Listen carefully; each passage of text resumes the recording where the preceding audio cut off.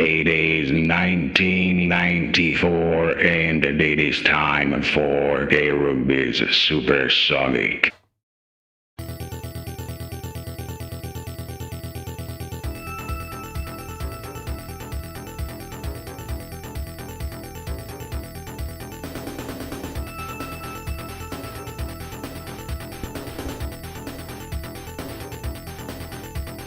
Video games. You probably know about action games, platformer games, side-scroller games, beat-em-up games, adventure games, RPG games, fighting games, puzzle games, competitive games, sports games, tennis, football, baseball, cricket, croquet, racing games, boxing games. But you know about business games.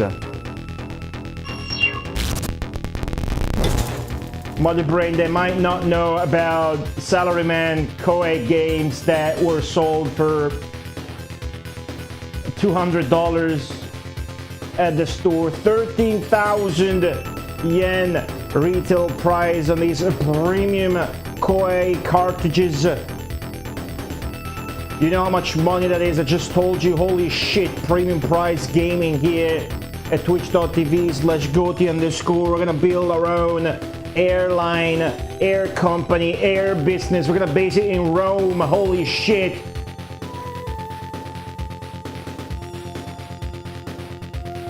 We're gonna get into futuristic supersonic air travel.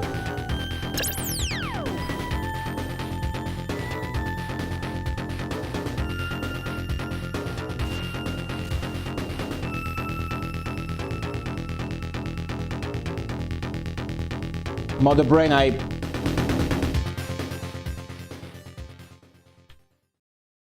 pressed the wrong button. Mayday. Mayday. Mother Brain, I pressed the wrong button here.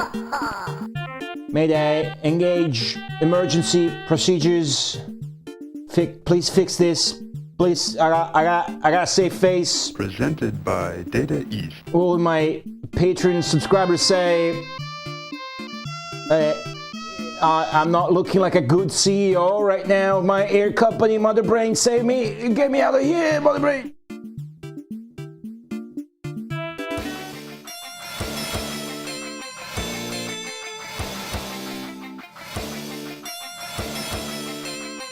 This is New York skyline, probably.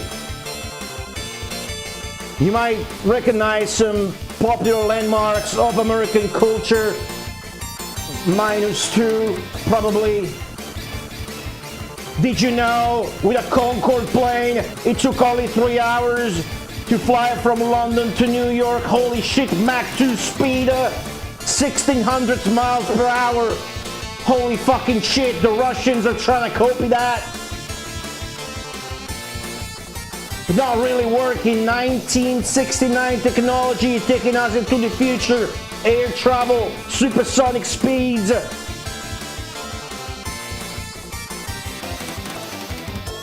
Now the year is 2025, that technology is long benched, no longer available. It wasn't reliable because the tires, that's right, the rubber tires were not strong enough. They had to bench that technology, but I'm here for you guys to bring the hype back, get that technology back in business. Holy shit, we're gonna do the I'm out of here.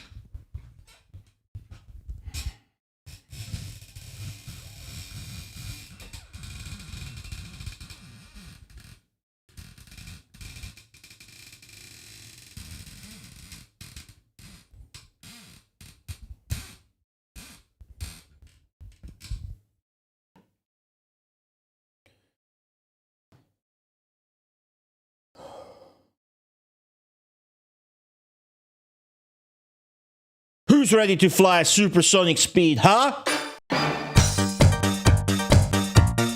Gonna do it, that's right. Let me hear it, cause I can't fucking hear you. Maybe it's cause your nickname's in chat. But I would like to hear you right now. Sonicus, Jack 93, Duck Admirer, Banana Churro with a 7-stream streak, Vet now, Mike WWM98.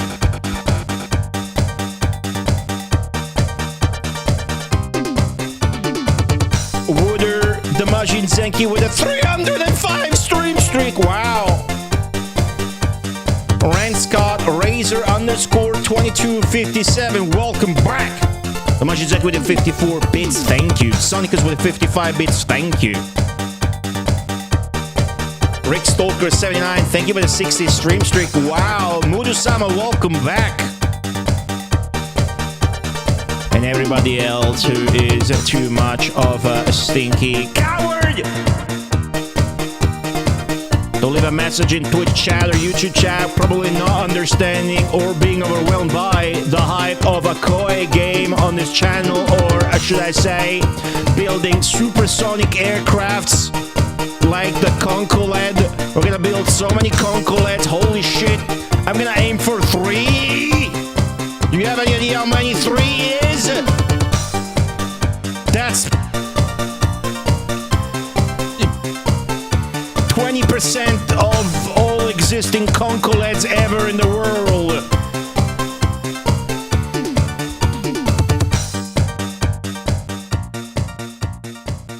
But for you to understand my hype and excitement for this game, you must understand why a Concorde plane is exciting. Maybe you don't know what a Concorde plane is. Maybe you've never heard of a Concorde plane. I wish to tell you about it. Now, I'm not an engineer or aviation buff or a nerd. My excitement for things stems out of games. Koukuuou is fast, but he cannot be trusted.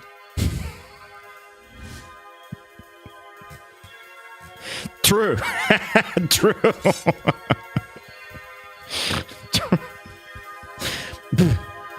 Thank you, Zenki, for the 110 bits.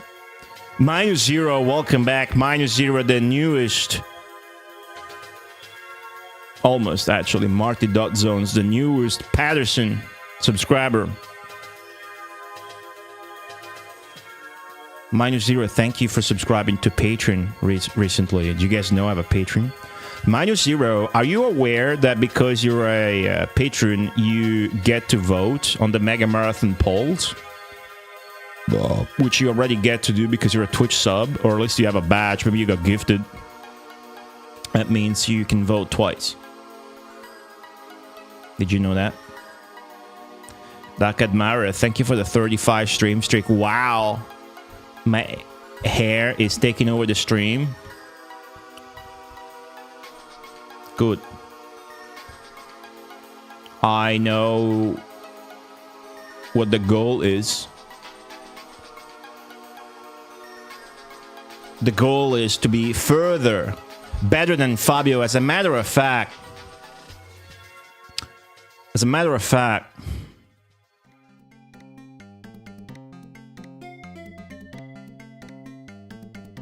we have a better picture for this.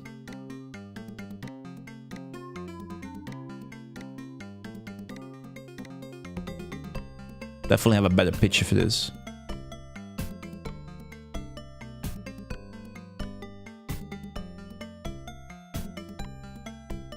You can definitely vote twice. Yes, of course. I love Patreon. I love my Patreon subscribers. Patreon is the best way to support the homeless streamers on Twitch, because I get all the Patreon money instead of 50%. So I try to put out for Pattersons. Do you guys know there's extra content on Patreon that you can watch for free? You just have to check it out. Check out Patreon. You don't have to subscribe. Yeah, I have to subscribe. Just check it out. There you go. Just check it out. Right there. Check it out. Later today, I'm gonna do an unboxing exclusively for Patreon, guys. I'm gonna gonna unbox the Super Mario cereal bowl I got for my birthday. I got it yesterday. I was out for dinner, pizza. I got pizza and cake. It was good. And I got this. Belated family celebrations and whatever. I'm gonna unbox this. I'm gonna unbox this later on Patreon, guys. Wow. And I'm gonna put it out for free. So you just gotta check it. If you wanna see the unboxing, you gotta check out the Patreon. It's free. Just fucking check out my Patreon, please.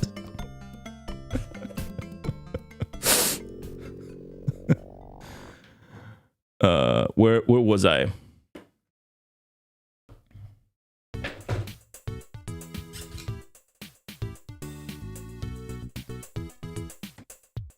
I was getting to something. It's probably about how hype a Concorde plane is. Wasn't it? Right, you guys know me. I like to research stuff about games. When games take this much from real life, like Koei shit, I end up looking into fucking Japanese history for Nobunaga games. Again, by the way, because I used to study that at the university a long time ago. When I had no beard and short hair. We studied Chinese history for enjoying Romance of the Three Kingdoms more. And this isn't the first time, because this is a sequel, for those of you that know. This is a sequel to Aerobiz Air Management 2. It's more obvious with the original title. It's a sequel to Air Management 1. So it's not my first time getting hyped about Concorde planes, right? Let's bring up the spreadsheet for the Megamarathon. I'll link it in chat as well. It's important to have a document when you... Well, what the fuck? Whoa, what the fuck is this? Don't click that link. Don't click that link. What the fuck is this shit here? Oh my god, there was like a preview or whatever. Did you see that? It brought up a preview. So that's a bad... Alright, I got do a new link. I don't like that shit. Why would it bring up a preview? Does it do it again? It does that again. What the fuck does it have to... Yeah, fuck off, dude. Fuck off. Change Megamarathon link. There you go. You've clicked. I'm sure it's fine. That's been a reliable link shortener for a decade or something. Yeah, URL shortener, because I don't want to fucking paste 3 lines of a fucking Google spreadsheet thing on... I got a new board here in front of on my desk, so I can hang it there, so then I remember to do it. URL shorteners are pretty handy when you don't want to have too much robot activity in your Twitch chat, Sonicus. They're pretty good. Right? So, when did we actually play Air Management 1, Aerobiz? There it is, simulation genre. 2018, April 24th.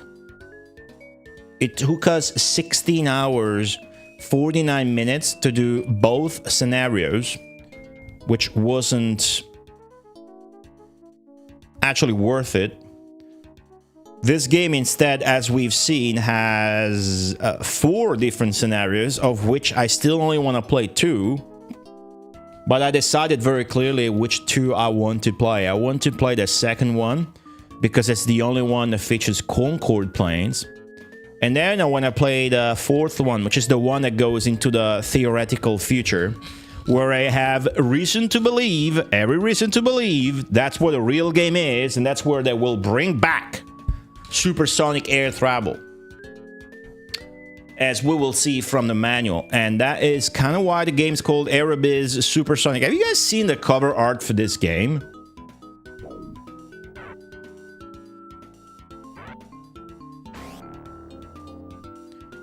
Now that's a cool cover art. Alright. Pretty much gets the gist of the game. You're a CEO with 2 trusted advisors that have swagger to them, and you are looking the part of like an American CEO, whatever, and you are sitting on a presidential chair in the fucking clouds. And then there is arrows going out of a globe on all sides, and a fucking airplane, which I'm sure is a real airplane. Maybe it's a Boeing at the very top. So then the logo as an airplane, and its trail is underlining rather the subtitle for the game. So the title here says Air Management 2, Air Management 2, and the subtitle is Koukuuou Mezase, aim to become an aviation king. Right, so this is the original cover art. I should have dressed up for this stream. I am almost sweating, and I'm wearing my comfiest shirt. I was gonna wear a Commodore 64 shirt for no reason. I was really comfy, but then it was smelling bad because it's been sitting in the closet for months. Like some of you are, you know. Oh, the fucking post-it. Oh, hold on, the post-it. I gotta pin the post-it. I can't just attach it to the board. I got these fucking things here. Let me use them. Put a pin on it. All right. Cool. Do you wanna see the board? Maybe it's gonna be on Patreon. You never know what's gonna be on Patreon. You never know. I used to do daily vlogs on Patreon. I don't do them anymore, but I still post consistently. I do offer 48-hour early access to podcast episodes on Patreon. And now let's start being more of a CEO and less of an advertiser on this channel. That'd be good. That'd be really fucking good.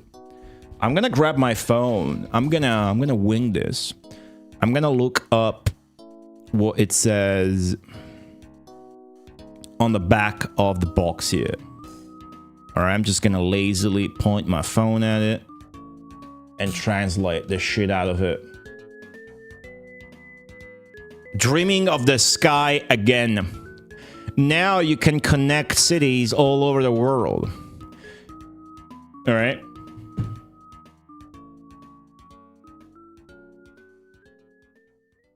Got the perfect song for this. It's called Sky or something. You are the president of an airline company. Your goal is to become the #1 airline in passenger numbers in all 7 regions of the world within your 20-year term. People around the world are eagerly awaiting the opening of new routes. Aim to become the world's aviation king. Producer, Shibusawa Ko. Do you guys know? Do you know who Ko Shibusawa is?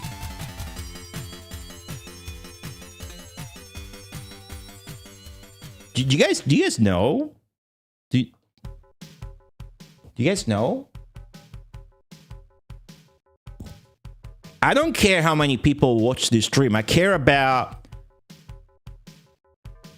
the fact that the people who do watch this stream know about what a Concorde plane is and who Ko Shibusawa is. If you know about these 2 things,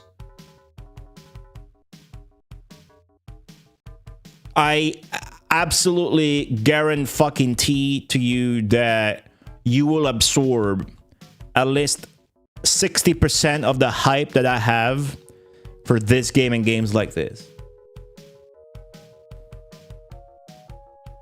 Okay? But I got your back. What's up, Nibbles? It's the Ko in Koei. Hell yeah. E-Witch, hello. Zingfinger, welcome back. Rosa Augustina, welcome back. He revealed his identity years ago.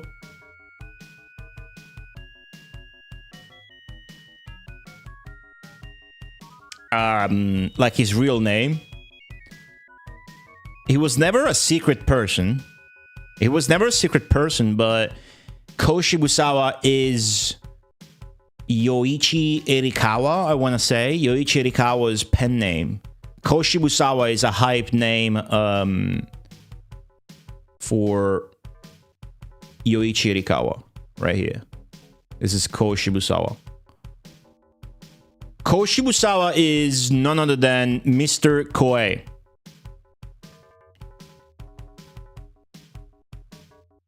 Is it the guy who did the Streets of Rage music? What's up, Nicola? Since you play as a CEO in this game, does that mean you can harass your female coworkers?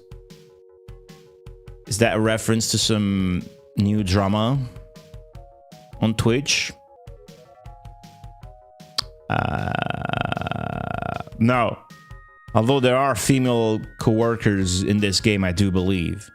But if they ain't got delta wings, no tail, and aren't able to get supersonic speed, we don't fucking care about these women. Do not care about these women. This is Mr. Koei. Okay, you know, Koei? You know this company, Koei? This is Mr. Koei. Alright? Now, Koei is absolutely one of the most important companies in the world of gaming, of course, by far.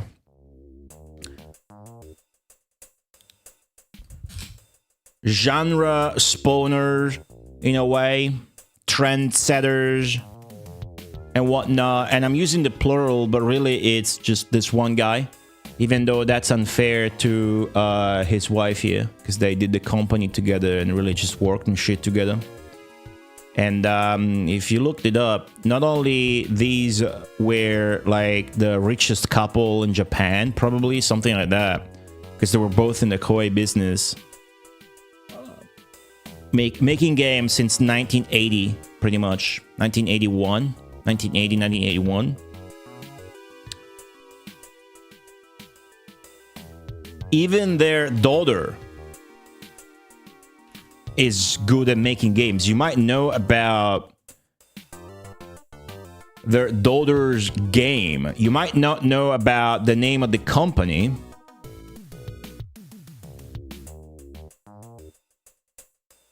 Or the name of the actual daughter. But some of you, no doubt, have heard before about the game and the series Angelique. And the genre weebs will know of otome games, which are basically dating games for girls where you date hot dudes, hot fantasy dudes. Angelique first came out on the Super Nintendo. It is an ultra cool fucking game with cool pixel art. Although the dating aspect of it and the actual progression of the game is busted as fuck. It's got insane presentation values and shit like that. It looks something like this when you play it. It's pretty good. It's like an ending.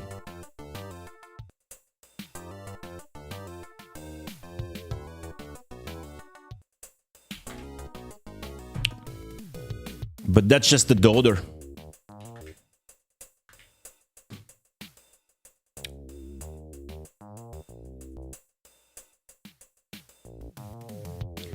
Because you might know about modern Koei stuff. You might know about old Koei stuff, like Romance of the Three Kingdoms and shit like that. But I bet you don't know about the classic game Combat. It looks like this. Bet you don't know about the classic game, their first, maybe the Battle of Kawanakajima, or whatever the fuck this was called. Although you guys are perverts, you might probably know about, well, I think it's their other 1981 release, which is Nightlife. I guess probably know about Nightlife because you guys are perverts.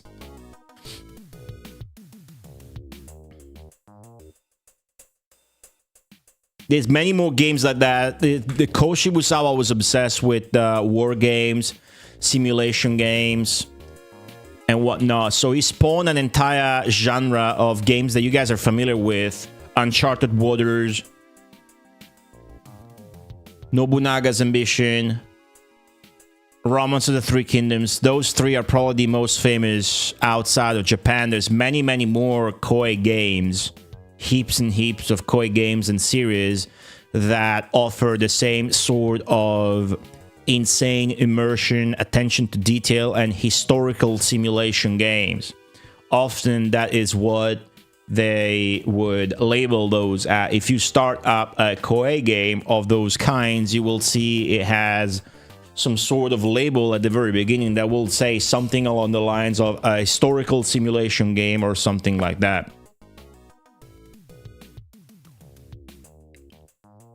Aerobiz is one of those. That's the first air management game here. Now, surprisingly, Aerobiz, this is Aerobiz 1, Japanese and American version of the covers. Surprisingly, Aerobiz and Aerobiz Supersonic, so Air Management 1 and Air Management 2, are not computer original games. They actually came out on the Super Nintendo first, which is very interesting and insane. Of course, they are best played and enjoyed on a PC 98 if you want to bother with Japanese, because you're going to have the insane resolution UI and extra cool artworks and cutscenes and whatnot that you wouldn't be able to replicate on a console.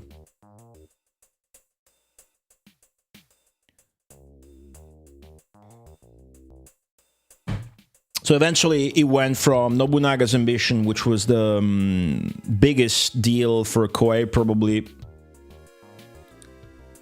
spawning genres and refining others, like the tactical RPG one probably, and the grand strategy one, to this, building planes and shit. Now, I like building planes. I don't care about planes normally. I don't care about trains and whatnot, but I care about games. And when I played Aerobiz 1, I learned about how exciting a Concorde plane is and why it is. This game let you build Concorde planes that were erroneously romanized in Japanese, visible on the PC 98 version of Air Management as Concoled.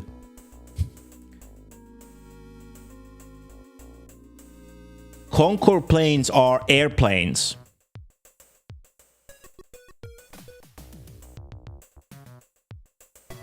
Able to reach supersonic speeds. And by the way, one final word about Ko Shibusawa and his wife. People in gaming, right? People in gaming. These two are among the highest tier, upper echelon, epic range of most important, famous, and successful people in gaming. And for those of you that like looking at women as well, not like that, you perverts. When it comes to Japanese female game developers, and you can kind of call her a game developer as well, it doesn't get any more famous and influential and important than this woman, and obviously Rieko Kodama, the Sega woman, right? That's in Japan. In the West, it would be, I guess, you would have like Roberta Williams. That's a famous woman in gaming. I forgot who else I used to mention, but recently there was I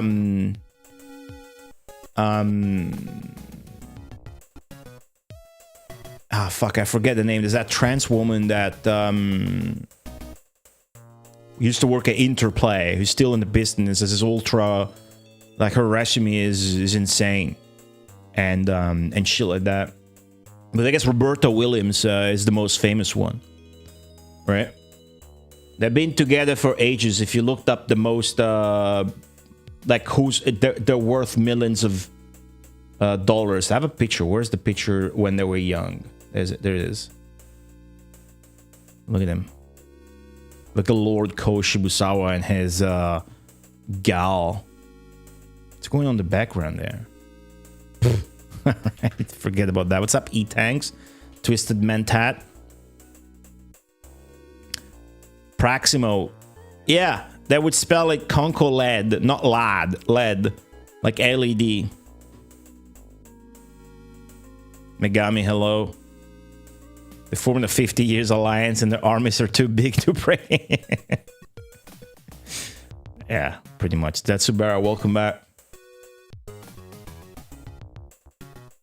So anyway, whenever I play a Koei game, I like to talk a little bit about the, you know, the character, the company and whatnot, without necessarily boring you guys every time with the details of how the company started in the 70s. She bought him a microcomputer that were actually, first it was a company that was in the business of dyes, like color dyes.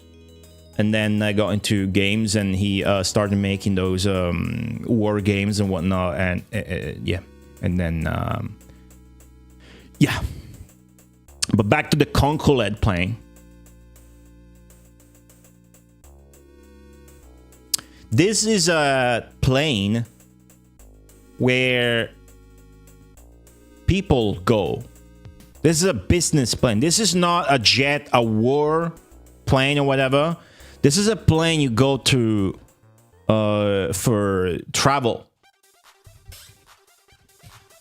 This is a plane without a tail with what are called delta wings. You see the peculiar shape of the wings? It has 4 Rolls-Royce engines that you can see there. 2 and 2 under the wings. And it's got a nose, a beak if you will, that tilts. See how the nose is modular? Because then it goes like... and it looks like a sad bird. You know how people like fucking idolize and humanize the weirdest shit as their waifus, which is already the weirdest shit, so it's double weirdest shit.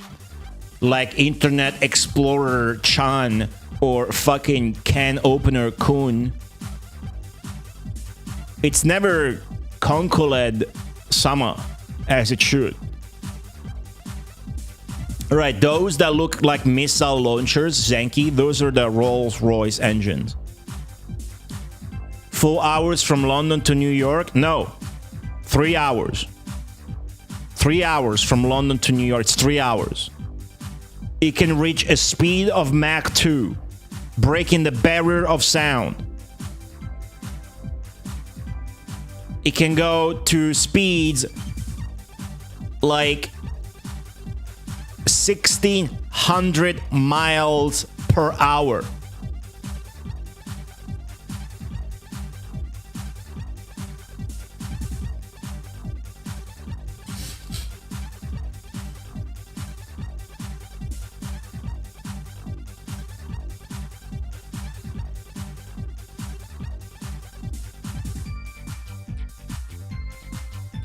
You will get into this thing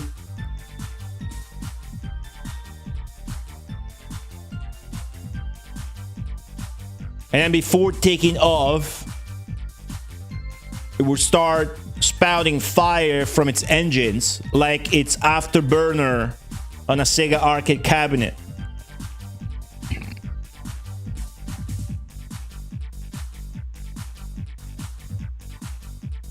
That is about the extent of what I know. I know a few more things,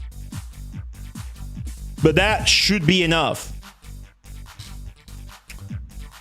to understand why that is cool. Now, let me put this in the context of a fucking Koei video game Okay? That's the real life shit. Now, let me put that in the context of a Koukuuou video game so that you can understand why this is cool.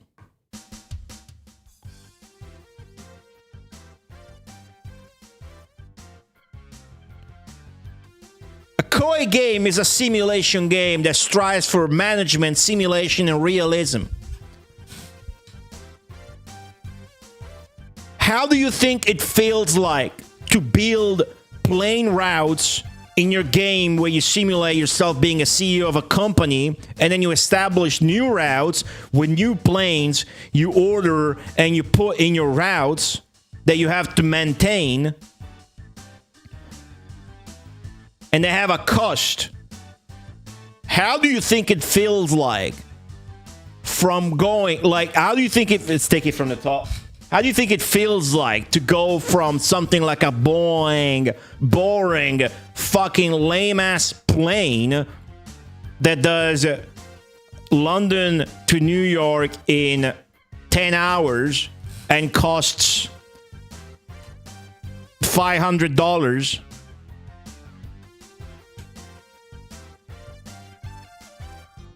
to go to putting a fucking Concorde on that shit route? And have it take 3 hours, but cost $5 million.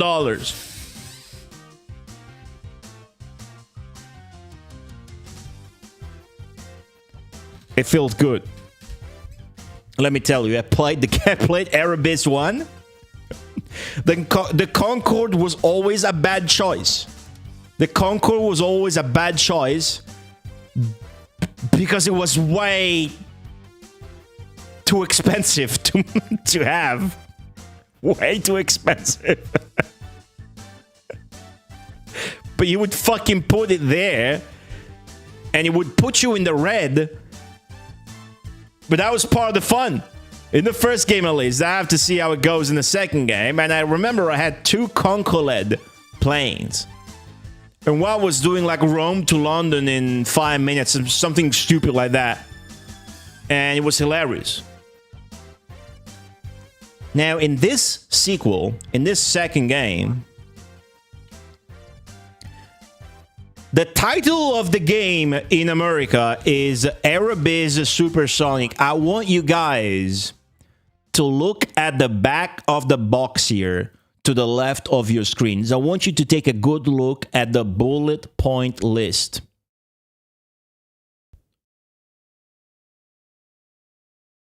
What do you see?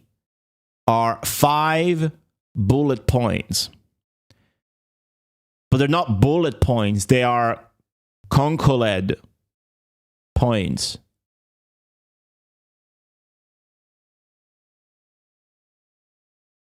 Right?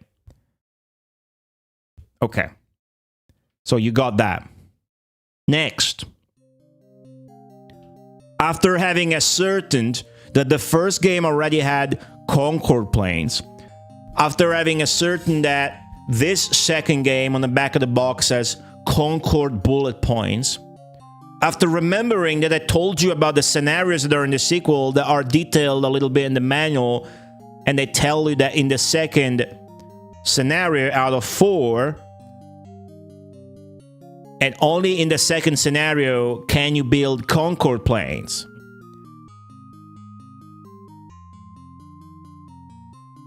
I need you to understand that on the front of this American version of the cover art, there's a CEO telling Samantha some shit there. But then there's this shit here. Do you see this?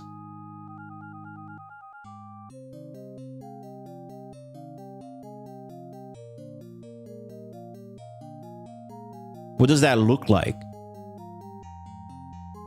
That's not quite a Concorde. But it's got the delta wings. It's got the downwards nose. You know what this means? First off, Koukuuou games, simulation games, realistic games. Have you ever seen anything like this? Not the plane, the fucking sci-fi projector thing. Other than on my screen, obviously, that looks like the Mother Brain hologram I have in my command center. No, you haven't. You know why? Because this is from the future. Lead your airline into the future.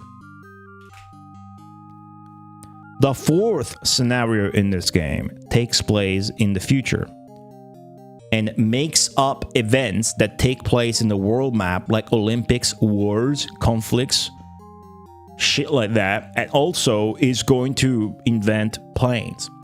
And it is my understanding, without having spoiled myself of anything, that supersonic air travel is gonna make a huge comeback in the future as of 1994.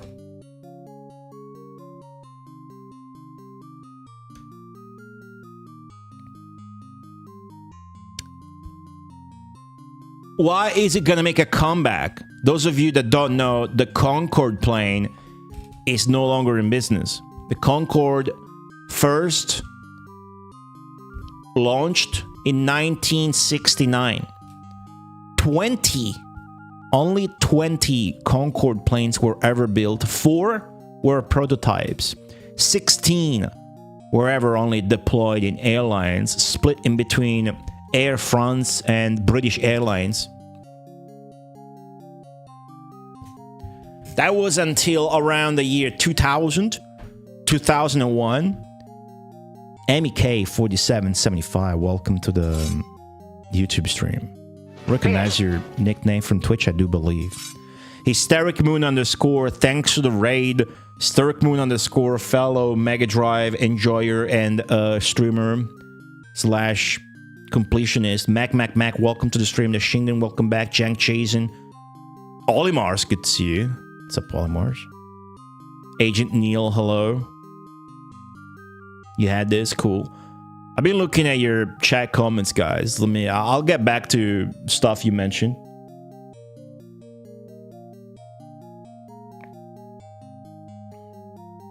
Did you ride a Concorde plane, Ranscott? Tell us more if you have, because I'll get back to it. You guys are giving great prompts where I don't need to regain access to my 7-year-old recess of memories or look at my notes. G to the next level, welcome to the stream. We are playing Aerobiz Supersonic today. Indeed, Air Management 2. Last I played Aerobiz was 2018, apparently. Thank you, Stark Moon _. I keep checking out on what you're playing. Sometimes I just don't click because I don't want to spoil myself, but I hope you had a great time on your stream. Have a good one. Thanks again. We like Koei games here. I've been hyping up Koei, Koshibusawa, and Concorde planes now. I'm gonna keep doing so, and then we're gonna get to the game eventually. Where was I? The Concorde, 1969, 20 ever, only 20 ever made, 4 of which prototypes. The 16 that did go in the routes were split between France and Britain lines, Air France and British Airlines, I do believe. And eventually, around the year 2000, 2001 or whenever, a big,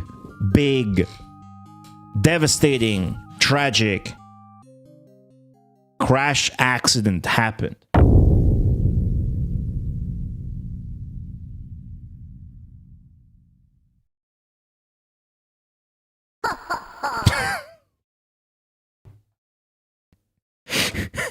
And everybody died.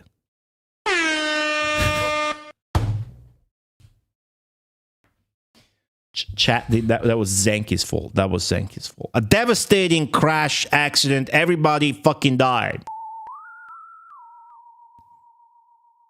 I didn't even know about this until last night when I started hyping myself up watching Concorde videos on YouTube. And I ran into a absurdly good YouTube channel for aviation fans.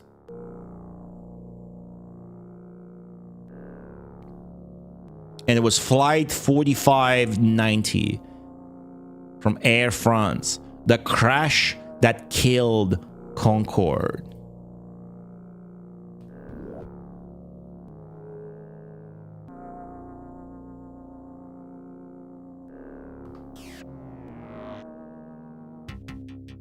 It's this beautifully made video with like 3D realistic graphics, and the guy that runs this huge channel is an actual pilot. So not only he knows what he's talking about in detail, and somehow still manages to make it accessible by explaining it in a super simple manner and whatnot, if you care about the actual crash mechanics and whatnot. But it's got these 3D graphics where you will see like the actual cockpit of a Concorde. Like this is what it would look like apparently and whatnot, like the actual things and whatnot. It's in 3D obviously, but the bottom line is everybody died.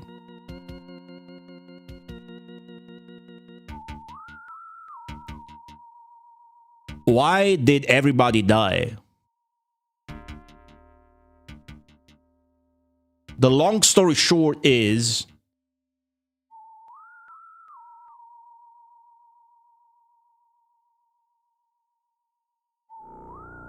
the Concorde had a notable issue with its tires. Its tires, believe it or not, its tires.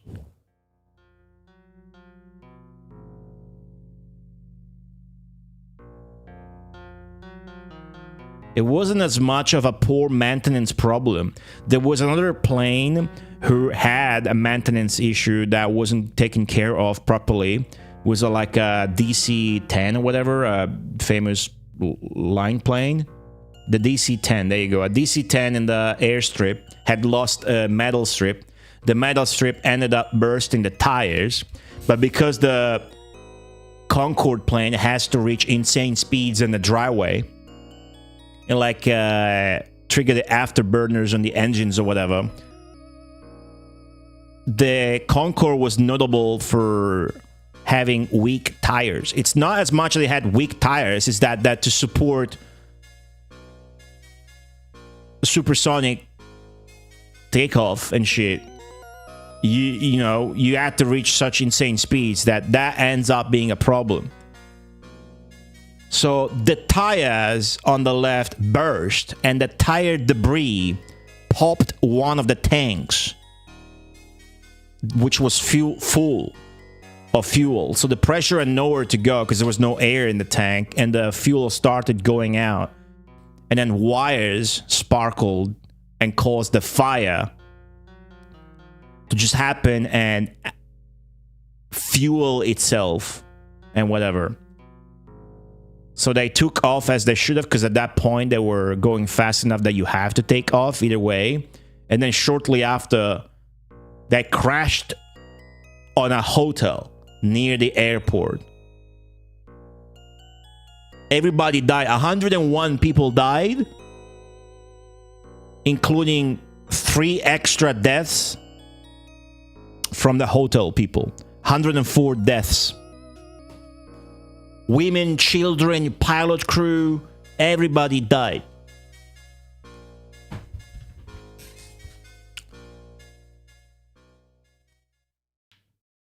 But then for 5 minutes, they were on a fucking Concorde, dude. That's cool. That's still cool. They still were on a Concorde for 5 minutes. They made it. Probably a better achievement than all of you in chat combined. They were on a Concorde plane. It looks sick. What does a Concorde plane look like? Let's see it. Let's see an actual Concorde plane.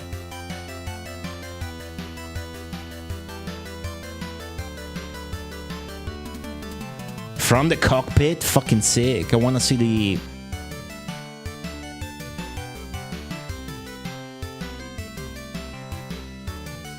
That's a good one, dude. This must be a good one. Hold on. Yeah, she's rocking. There's the smoke.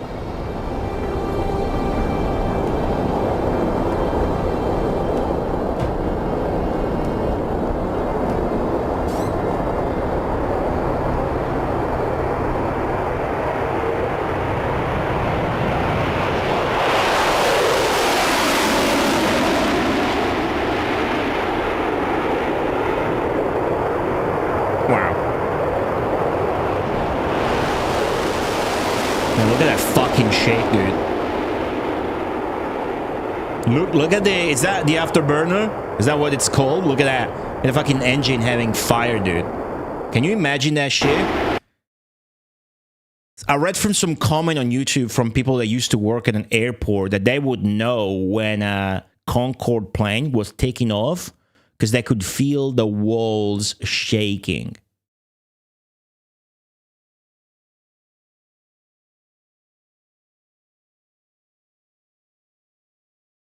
They could feel the walls shaking.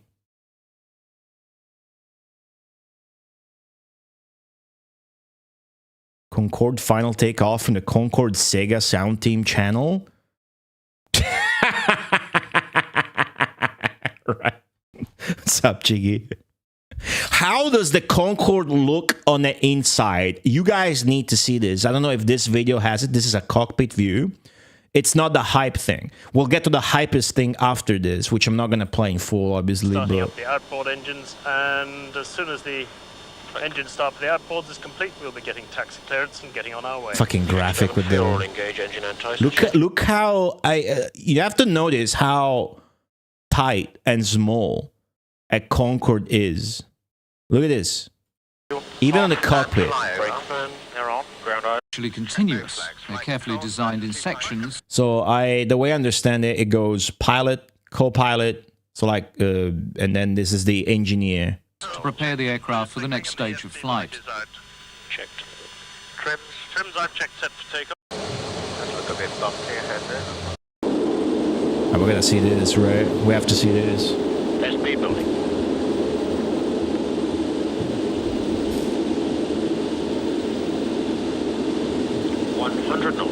My algorithm's gonna be fucked on YouTube now.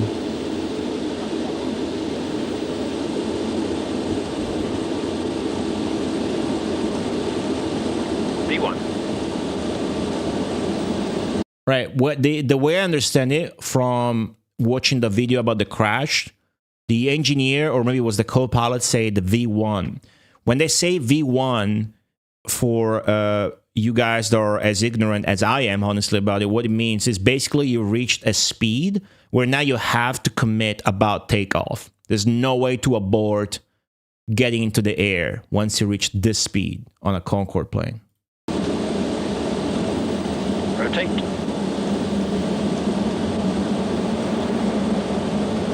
V2. Positive plane. Because then you would get off the airstrip and lose the plane because it would do insane damage. 240 knots.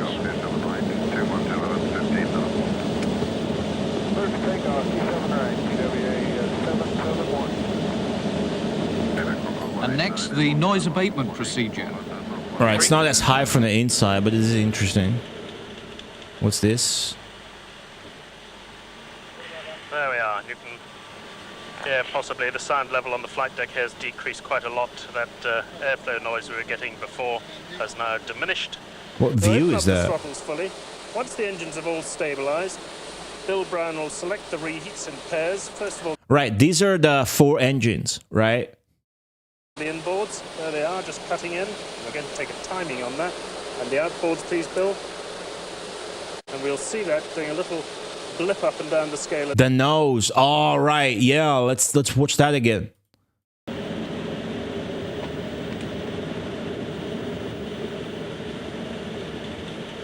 Ah, fucking sick. So that's the side cockpit view of sorts of the nose going up. I didn't realize the nose would be covering the front of the cockpit. But yeah, once you are that high, because the Concorde wouldn't just go faster than any other plane, it would go higher than any other plane. And what happens then, it's cold as shit. So on the outside, it'll be like freezing temperatures. But then the walls of the plane would be insulated, so you'll be comfortable on the inside, which is very unlike the Russian Famiclone of the Concorde that Ingvars was very nicely reminding me to talk about earlier in chat, and we'll get to that. There we are. You can... Yes. Oh, there's advisor. It's down to 5 degrees. Down to 5. Altimeters and the radio altimeters. Glide slope. That's the pilot view. Have the gear down, please. Speed's okay. That's the landing. Well, let's see the landing. It's a nice angle. They got a nice angle. Now watch the wingtips. The famous delta wing swirl. Stick forward, please. Sticks forward. Yes, sir. A real greaser. Man, the fucking look at the excitement in the co-pilot's face after the landing. Sticks forward. Yes, sir. A real He's fucking greaser. happy about that shit, huh? 100 knots. And he's probably done it fucking 100 a time. What's this world I want us to look at? 100 feet. 50, 40, 30, 20, 50. Now watch the wingtips. The famous delta wing swirl. Whatever, they're just flexible and going up and down. Cool. Stick forward, please. Sticks forward. Right. Yes, sir. A real greaser. What we want to see is the inside of the, like as a passenger. That's the hype thing. There you go. This thumbnail kind of says it all.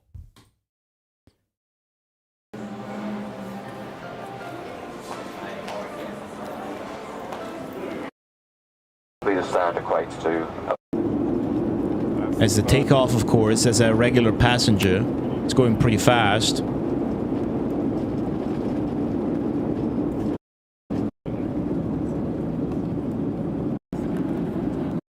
about 2,000 feet to Look at this.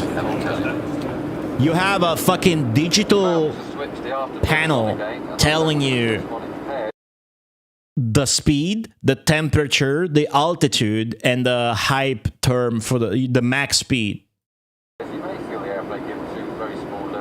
What's the sound barrier, by the way? Speed of sound in miles. Okay, we're about to switch them on now. There we go.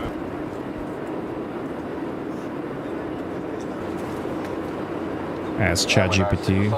That's 11 minutes after takeoff. You don't feel a thing, do you? Hello, Shilray. 767 miles per hour is the speed of sound in miles at sea level, because it varies with temperature and altitude. Right now, they broke the speed of sound already. They broke the speed of sound. It's kind of insane that this plane can go to 670 miles per hour. Oh, yeah? Oh, yeah? That's insane? Okay. Now it's 990, Nicholas. That's insane.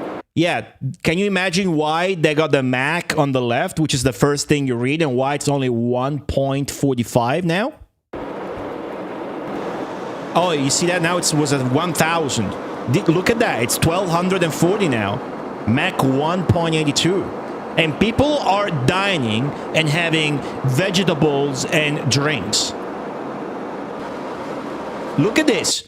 It's 1,300 miles per hour, and this girl just is walking and smiling. Not a care in the world. This is the future. That guy is reading a shit paper. Mach 2. Full-blown concoled, full dick erection, turgid veiny cock speed here. 1,340 miles per hour. This guy is eating shit on a platter. Meanwhile, 1,400 miles per hour flight. And this guy is eating dog steak with a side of vegetable and diarrhea. Well, this is something I didn't expect. We're at 53,000 feet. It's minus 56 degrees outside. And the window is really hot to the touch. You can't almost keep your hand on it. Okay, Stoughton, Chevron, I love this guy in this video. This guy looks like Like, it looks like one of those extras in the background of movies and whatnot.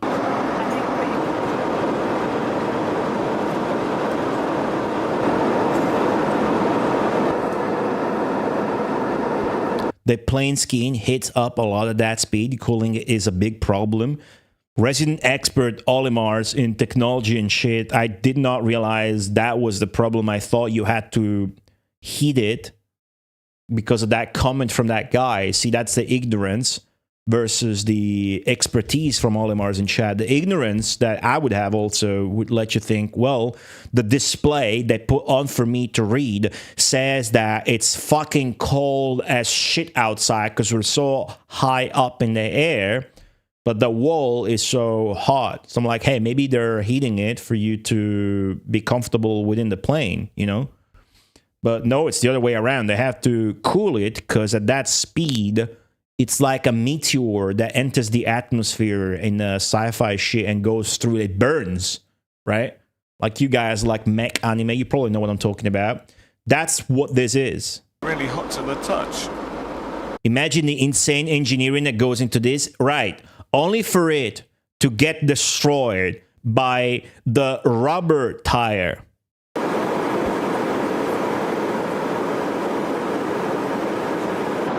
Hello, Space Mister and Bangle and Takada and Mendel and everybody else, and say hi to. Right below Supersonic because It went below Supersonic. That was the big deal, right? You go Supersonic. How many people you know that fucking went Supersonic? That's better than going Super Saiyan. If you go Supersonic, you're like, I'm not making this up. I'm not making this up. I saw a comment. Unironically, there was a comment in one of these videos. A guy was commenting and writing, I once flew a Concorde airplane.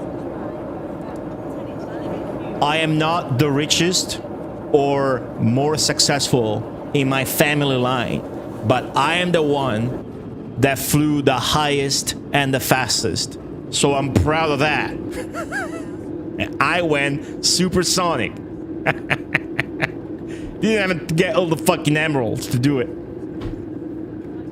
It's super tight in the cabin, as we've seen. It's super tight in the passenger space as well.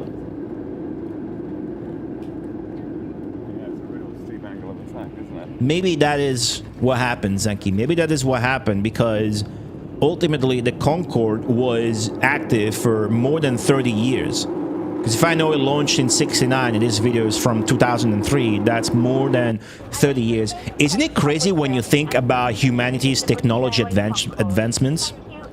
This plane was in 69. When was the moon landing? The 50s? Good 15 minutes ahead of schedule, even allowing for that. Landing on the moon with like with less of a megabyte computer space or whatever the fuck. I'm not a nerd. 69? Cool, I was close. I was close. 1969, you had the moon landing and the Concorde airplane.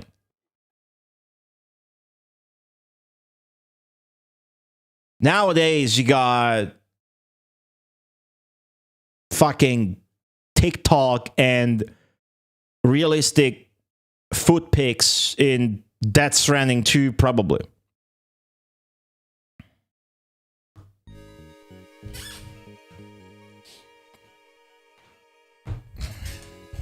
I have satisfied my need for showing off why the Concorde is a cool thing.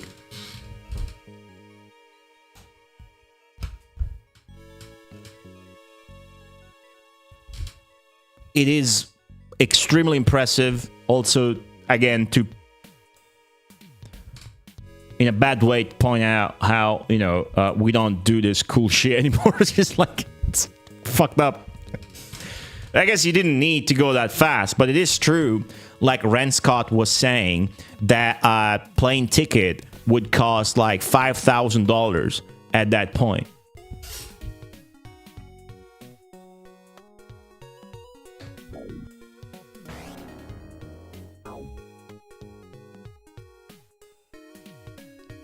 Thank you, Zenki, for the 54 bits, by the way. Would you still love me if I was a Concorde, Nicolas? I never loved you. There's that nice line from Baldur's Gate 1. If you have the best characters in your party, Montaron and Xar, you get the best voice lines in the game. They're always from Xar. And if Montaron dies, he goes like, Montaron, I never loved you. Can we watch some of the VOD of you playing Aerobiz in 2018, please? No.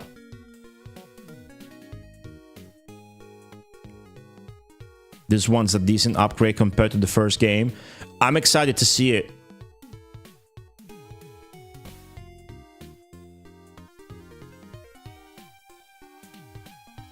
Steve Wozniak played a game of Tetris on the Concorde jet. Then Nintendo Power banned him from submitting high scores for it. I don't understand why they banned it. Steve Wozniak, the name's familiar. Who's that again?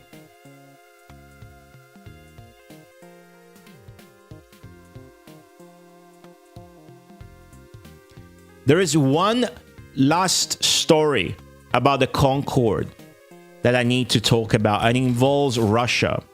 But first, I'm catching up with the chat messages I missed. Each plane had a Concorde cellar featuring a selection of fine wines and champagne.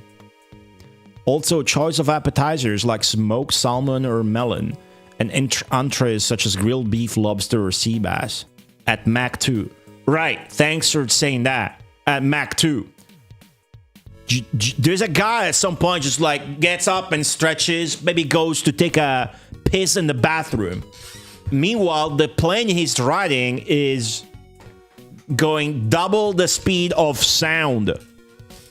I mean, I know it's physics and shit like that happens, but it is fucking crazy and impressive, right? But as we said, $5,000. $5,000 for a plane ticket. So, understanding the hype of a Concorde plane is essential to quintuplicate your fun in Aerobiz and Aerobiz Supersonic, no doubt. But you also have to understand how expensive it is, and it's not necessarily good for business. When I played with Concorde planes in the first game, they would not turn a profit for me. That was the fun part, though. I had to make it work. So, today's stream's goal is just to build one Concorde, and then next time we'll take it from there. Okay? As long as we get one Concorde plane, we're gonna be happy with it.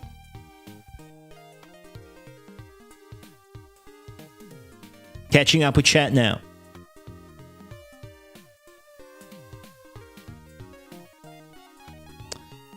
$1,600 kilometers per hour. No, it's 1,600 miles per hour, not kilometers.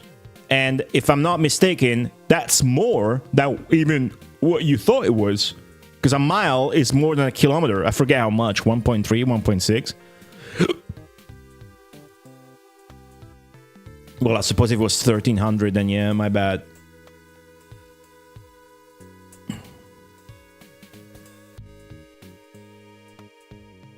But yeah, I've only looked into the crash. I didn't even know the crash was a thing. I just assumed it was too expensive and not worth to have it as an airline or whatever. But yeah, maybe that's why they stopped flying. When was the Concorde? When was the Concorde, the infamous Concorde crash? When did they retire Concorde planes? And why did they retire them? Crash happened July 25th, 2000. And the last flight we've seen it, or at least the video we've seen of the flight, was actually 3 years after that. Retirement 2003. Both from Air France and British Airways. Reasons: safety concerns after the 2000 crash, rising maintenance costs and aging fleet, falling passenger demand post 9/11. There you go. They didn't have enough passengers post 9/11. Lastly, economic unviability due to high fuel consumption and limited range. Limited range? Does that mean it couldn't go too far? Like you could do London, New York, but you couldn't do like fucking London, Sydney.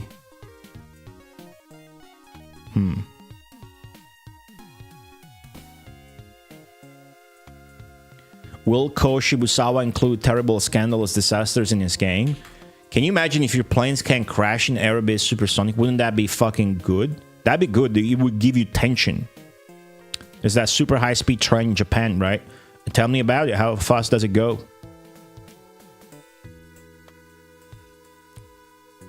Godi Kamo, where are your VODs we want to see? They're on my VODs channel.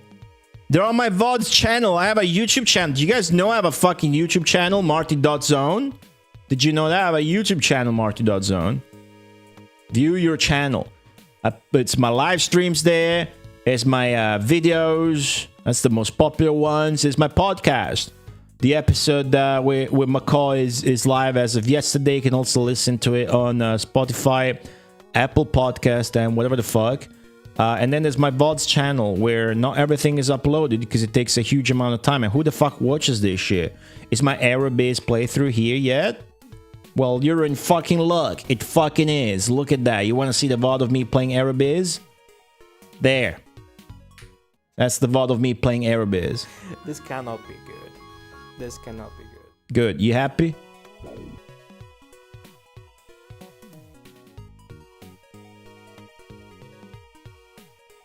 Cool. I would pay 5k to shit at the speed of sound. Fair.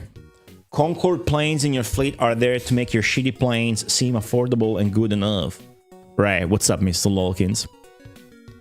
You should look up Steve Wozniak's homemade $2 bills. That name's familiar. Who that? Steve Wozniak. Oh, isn't that Star Trek? Isn't that a Star Trek guy?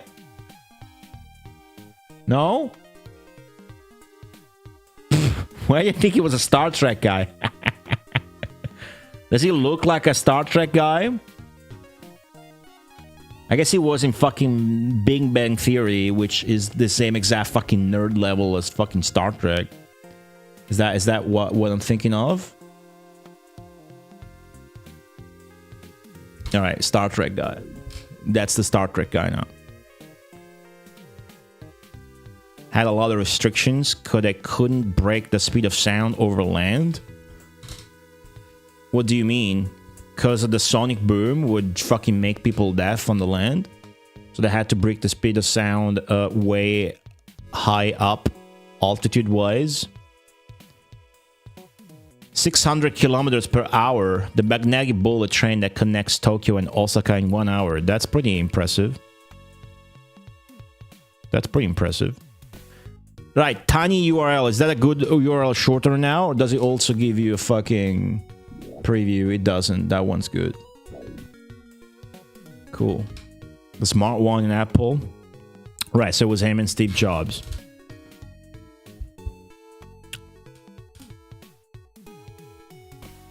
I could do that, Jiggy, but I can pretend I didn't do that. And then as I scroll down instead of up, I get more chat messages. Anyways, I'm answering to old messages. Never mind. Carl Lover, hello. Looks like Riker a bit, maybe. How safe are propeller compared to jet planes? I have no idea what that... Propeller? You mean the fucking... What? No idea. No sonic boom over land? Cool. I kind of wanted to hear a sonic boom. What's up, BVV? You missed a bunch of Concorde playing, hyping, talking a little bit about Koei and Ko Shibusawa, and just discussing the beauty of the Concorde plane that could break the speed of sound, and it would look insane from outside, inside, all around. It was crazy. And now we're going to talk about its Russian clone. No, I did get that guy co-founded Apple with Steve Jobs. Yeah. I used to know that, but I have a real... I actually have difficulties retaining information. Like, my memory is as people will know. I have my weaknesses. They usually have to go with, like, stat-wise, they have to go with orientation and memory, of course. And they affect me in games as well. Now, something I wanted to bring up other than the Russian clone, I kind of forgot. Oh yeah, the Sonic Boom. I kind of wanted to... Because something I didn't get from all this is a Sonic Boom, right? Hey, we gotta get a Sonic Boom. Concord Sonic Boom, right? That comes out. Right, we never got that. Please read the video description. 8 million views.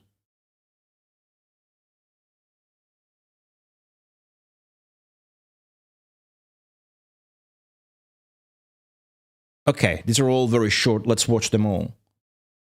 The longest one last. France. Concorde 001 climbed through a clear sky towards the rarefied air at 35,000 feet. The French half of the Anglo-French supersonic airliner project under the command of André Turcat was building up speed to successfully slip through the sound barrier for the first time. The test flight at 715 miles an hour went without a hitch.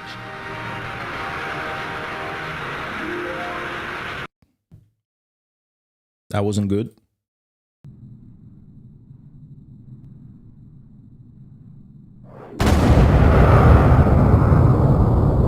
No fucking way! That's fake. That's gotta be fake.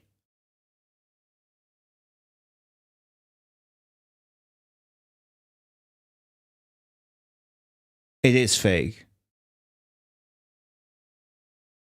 So if this wasn't fake, the glasses of the buildings would have shattered?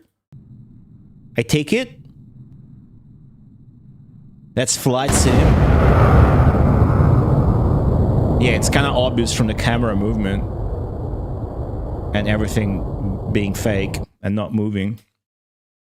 You heard a Concorde Sonic Boom when you flew over once? Hey, Hastemaker. Was it loud? I want to see a real one though, but maybe you can't get it unless it's from the inside, because as Olimars was saying, you can't have a Sonic Boom over land because it would, like, I understand it causes an impact or whatever. Concorde Sonic Boom, please read the video description before commenting. 2 different videos of 2 different flights. The first one is taking off, and the second one is a high altitude at supersonic speed. It says Sonic Boom, though, so if it doesn't have the actual Sonic Boom, I would like to dislike it, the video. But maybe there is a Sonic Boom video. The video seems to have a lot of likes. Just making sure we're not getting clickbaited by the title. Turn the volume way up if you dare. Oh, I like this guy. I like this guy uploading this and fucking testing me. Alright, 2016. Turn the volume way up if you dare.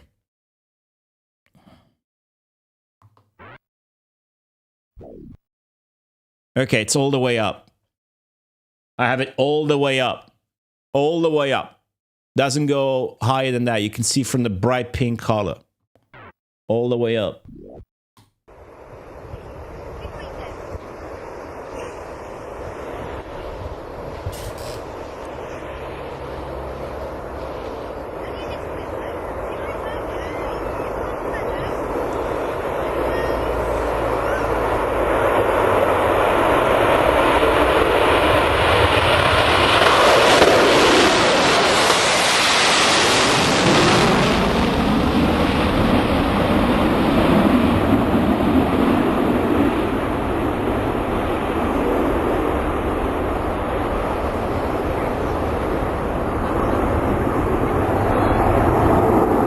That's cool.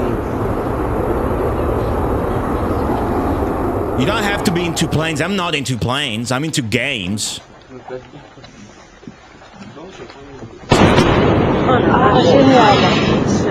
Fuck, I was gonna say, so this one's gonna have the Sonic Boom? Fuck.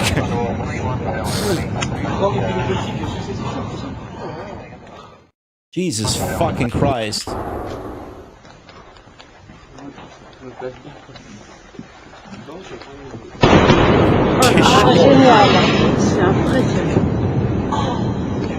This one's real, right? That was real. Good. I'm satisfied now. Extremely satisfied with the Concorde on-stream exploration we had together. Extremely satisfied. Now,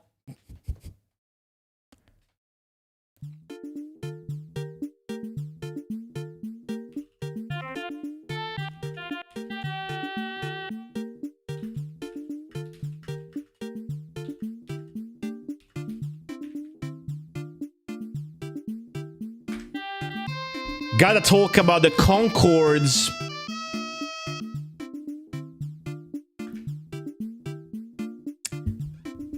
bootleg from Russia, the Tupolev, dubbed the Konkordsky.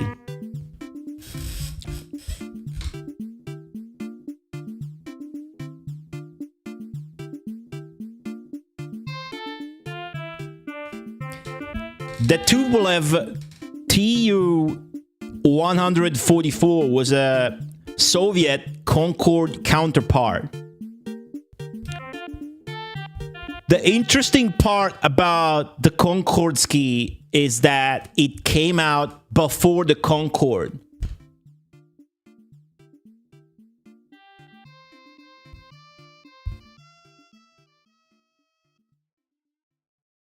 It came out before the Concorde not because it was made first, but because in a sort of a Cold War fashion, Russia just wanted to one-up the Concorde.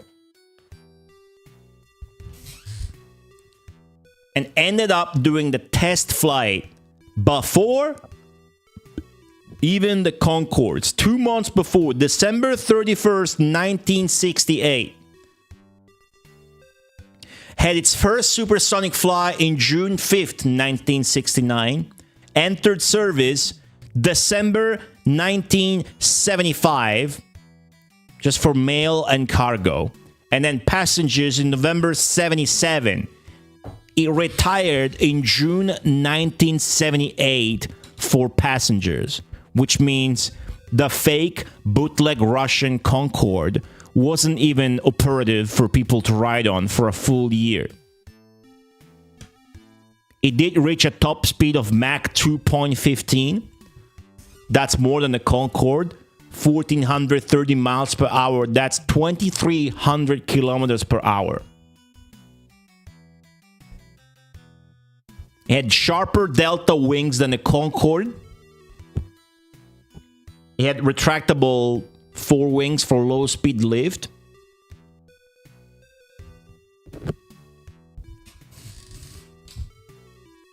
There was one major problem with it, though. It was rushed. You know, like video games get rushed? And then they come out with bugs? Or maybe they're not fun to play and shit like that? Right. The Tupolev Konkordsky was so bad that I remember reading its first, inauguration test flight was so bad that pieces of the plane were falling off from the inside. And reportedly, people who rode on the fake Concorde plane reported that, especially on the back of the plane, it was so loud that you couldn't hear yourself talking. Like if you were in a helicopter, maybe. I'm reading here, it seems that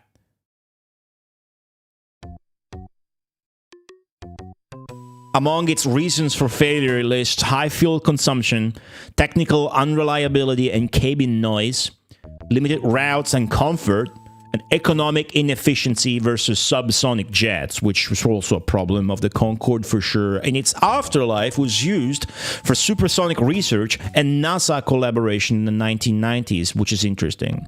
It also had a major accident. June 3rd, 1973. Paris Air Show crash. Killed 14 people. Damaged its reputation. Which is funny, because that's before it was launched. It was still getting into business after. That's the Concordski. And you will have Tupolev planes in the game as well. So we're going to be on the lookout for those.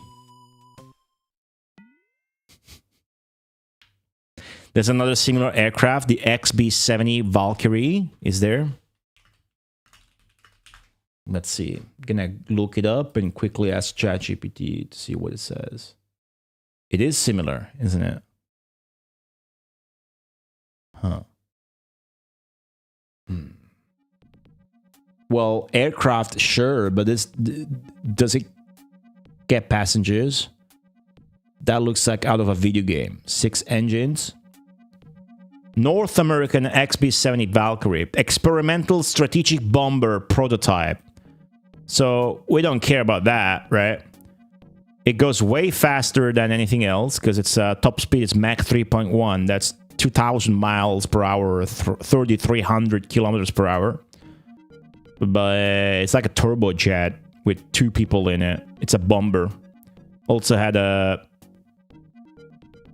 accident in 66, it looks like. That shit's interesting, but not pertaining to the stream and the Aerobiz hype.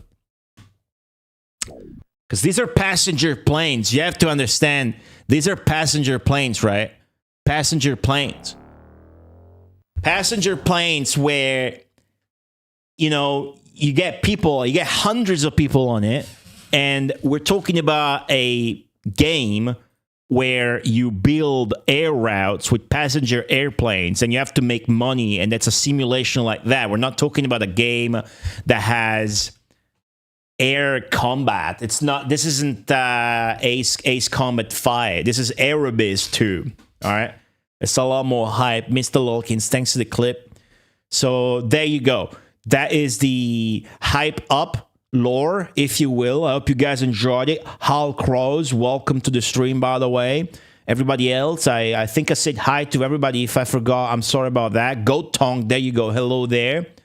And now is the time where we start playing the game. However,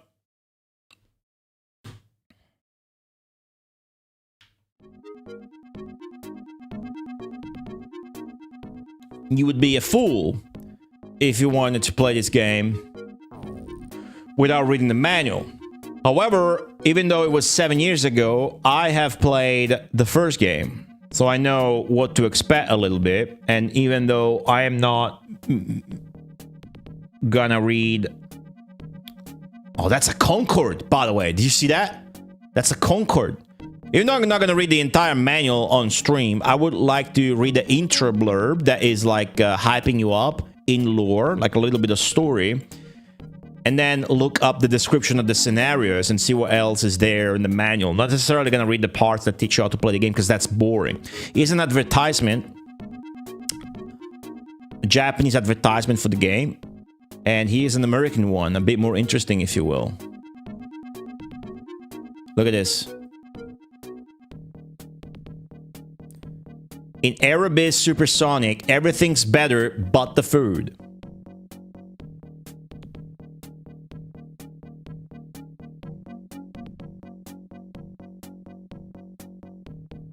I actually don't get it.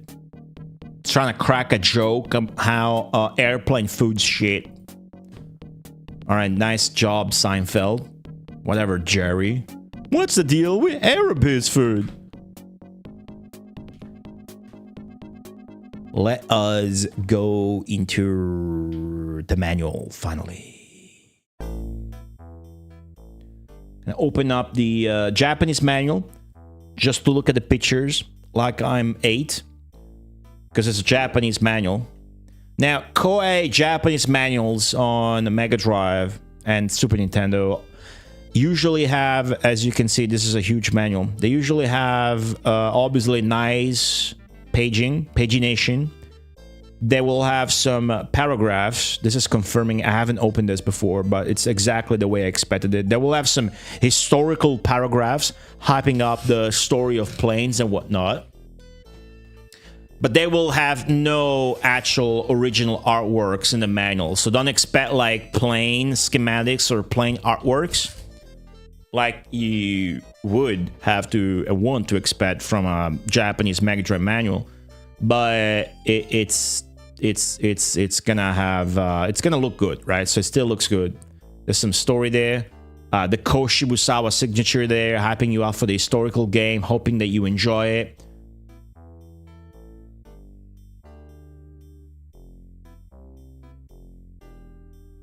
Some screenshots, of course, that are really high quality. These look like they're actually taken with capture cards. It might be. We get some cutscenes there. What's that? Ooh la la.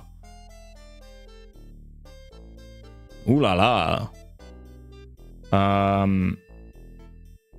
Service campaign. That's an advertisement for the air company. Cool. See, this is a huge manual. That's already 50 pages. 60 pages. Oh, this is cool. Look at this. This is a list of all the planes, right? That's a list of the planes, dudes. And then that's the Concorde. Concordo. And then it goes into question mark. Because the ones from the future that you have to... Oh my god! What are these numbers, dude? Oh, this plane from the future can carry 1,000 passengers.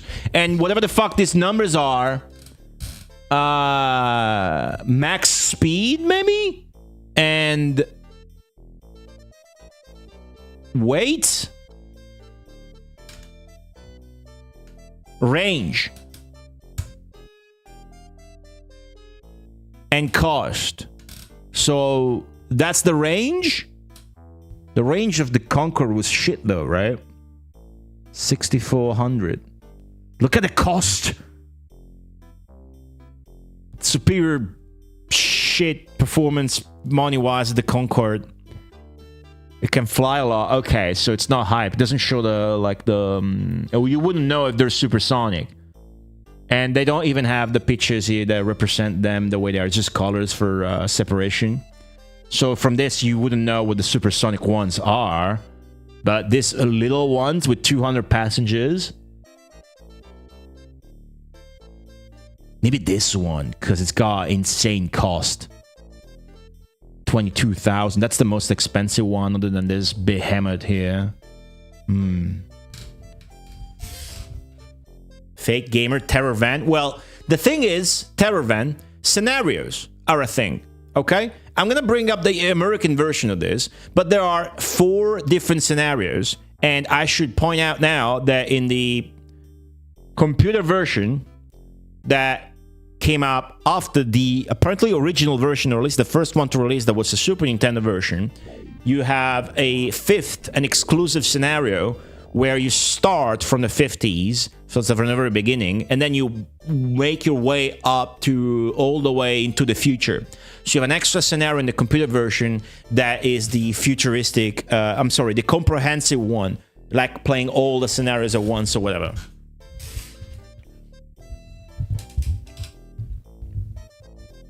Aerobiz Supersonic, obviously a Koei game. We're gonna play the Mega Drive version that released February 18th, 1994. Retailed at the usual for Koei, but still insane price of 12,800 yen. It is an 8 megabit cartridge, which is more than enough to contain one of these games. It's not huge for 94. It's not small either. Sound engines, the Koei Type 2 sound engine, all the Koei games except for the first like 3 or whatever had it. Composer is Taku Iwasaki, if you care. We're not going to talk about him, there's not a lot to say. But Taku Iwasaki is cool. Worked on some games with Hayato Matsuo, guy that did the Master of Monsters soundtracks using, I think, the Terpsichorean Hitoshi Sakimoto engine, together with, this is just what I know off the top of my head, together with the other bold, so there's 2 bold composers that studied under the legendary Dragon Quest composer, whose name eludes me, because again, I have shit memory. And the one is Ayato Matsuo. The other is the guy that made Shining Force music, Jewel Master music, and Landstalker music.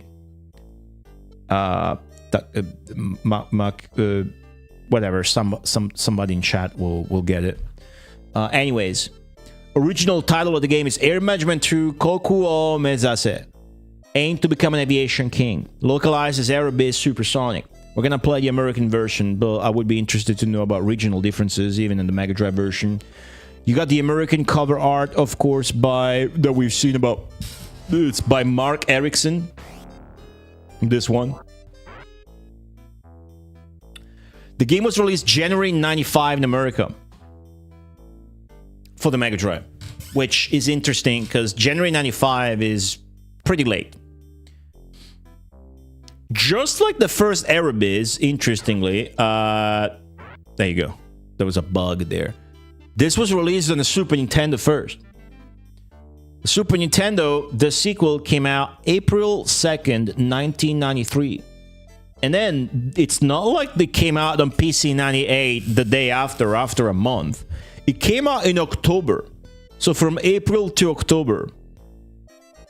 Koei is a computer developer and they just port their games to all the consoles. So to find out that one of these simulation games came out on the Super Nintendo first and by that many months is way more surprising than when I found out that Dinoland from Wolf Team was on both the Mega Drive and the X68000, but came out on the Mega Drive way before that, because you would expect it to be a computer original.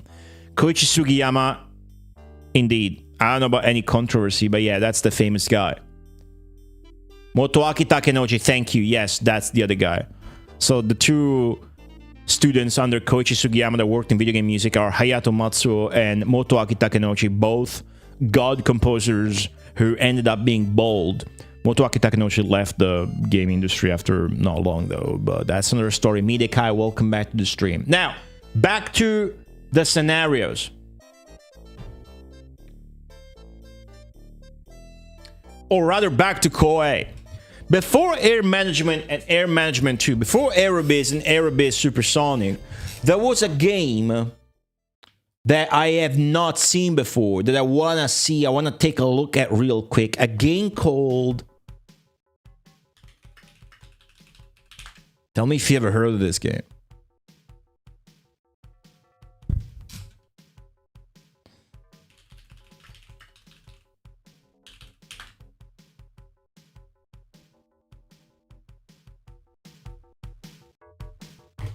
Top Management. Maybe you heard of it because it's got a Famicom version.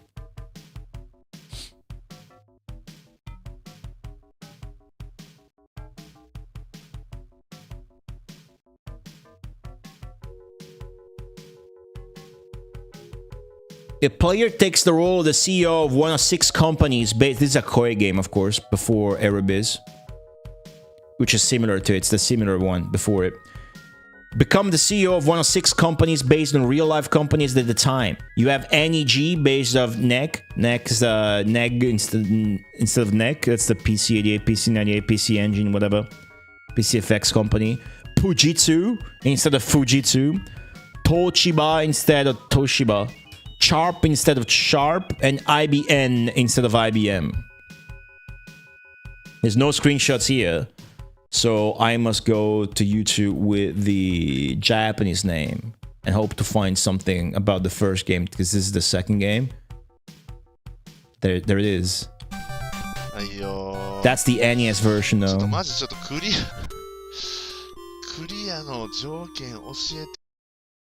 That's the Famicom version. You have a scene very much like this, by the way, in the full screen on the PC98 version of Aerobiz, Air Management 1, which is not in the console version, which is really cool.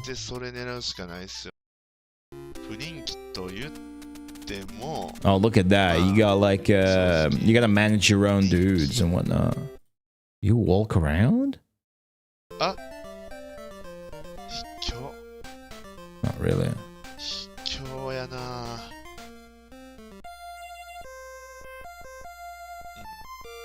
I really would like to find the PC88 version though. Actually, that's the wrong assumption that they came out for the PC88. Maybe it's the X1. No, it is PC88.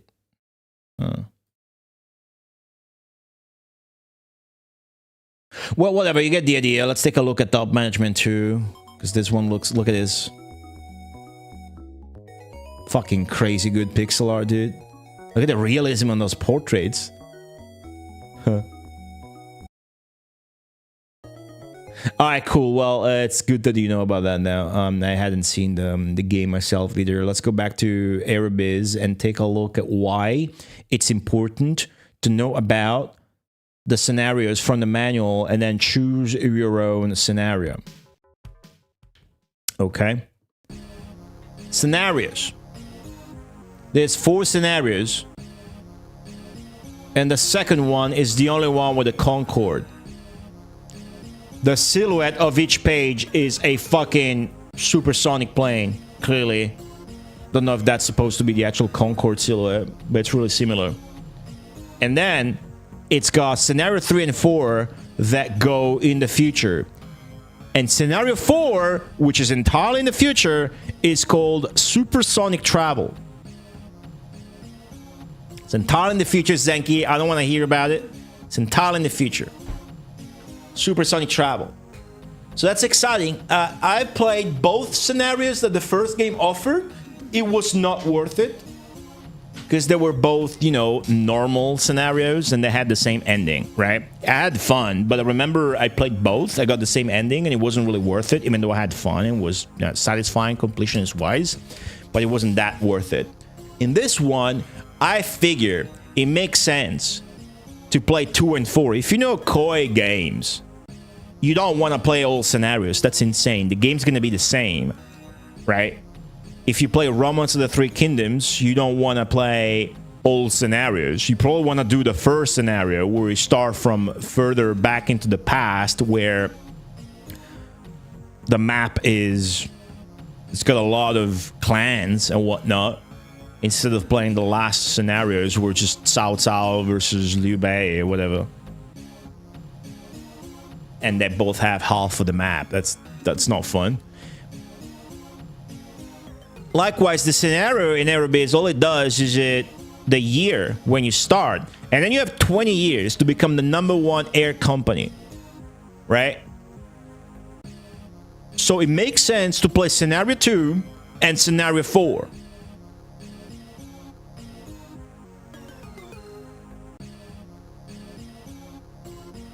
Another thing I want to look at in the manual, other than the lore at the beginning, if it has any, is the difficulty mode. Because there's 5 levels of difficulty, and it defaults to the first one.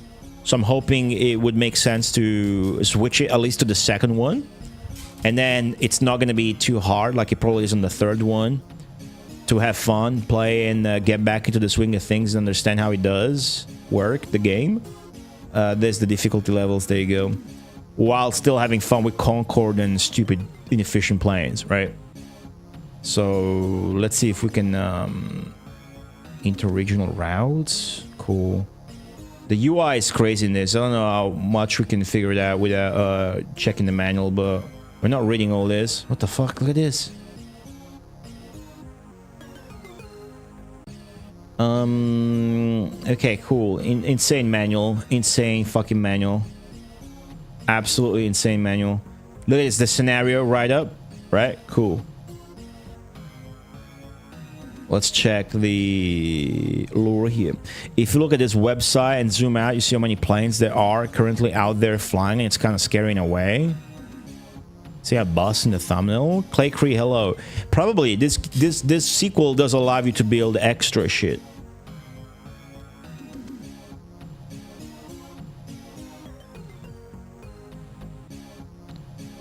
Damn, these are planes in the air in the world right now.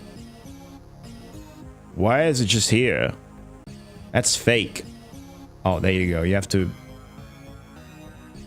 Oh, this one just turned. Oh, man. Is there a Concolad here? Can you imagine? Not available? What the fuck is this? What is that plane? Are they gonna fuck him up? It looks like they're trying to fuck him up. Man, it's in the street. Where is this? Mongolia? Country is that? Fuck, I don't want to miss it. That's probably like fucking, what's that? Viet Mongolianam? Vietnam it is. I just figured that from the names, not from the unidentified craft, dude. Not available. Ooh, Bombardier? Oh, shit. Business jet. Yeah, right.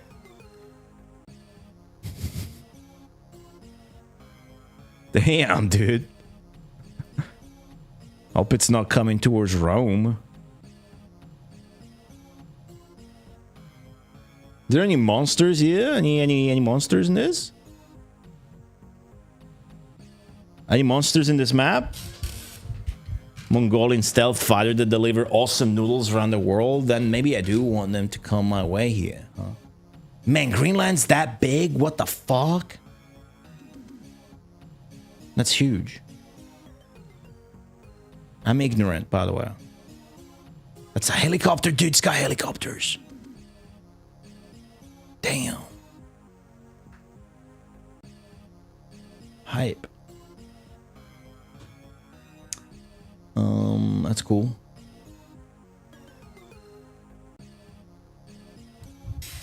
Right. What is Aerobiz Supersonic? Aerobiz Supersonic is a unique business simulation which lets you take part in the challenging world of global travel. The challenge extends from early...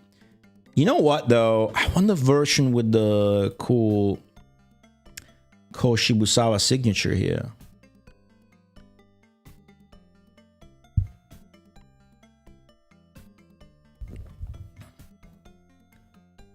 There you go. Running an airline has become increasingly difficult in recent times. Since the 90s, this has become particularly noticeable and surprising. As has been frequently reported in the past few years, well-known airlines have filed for corporate reorganization or gone bankrupt. Events that would have been unbelievable just a few years ago are now actually happening.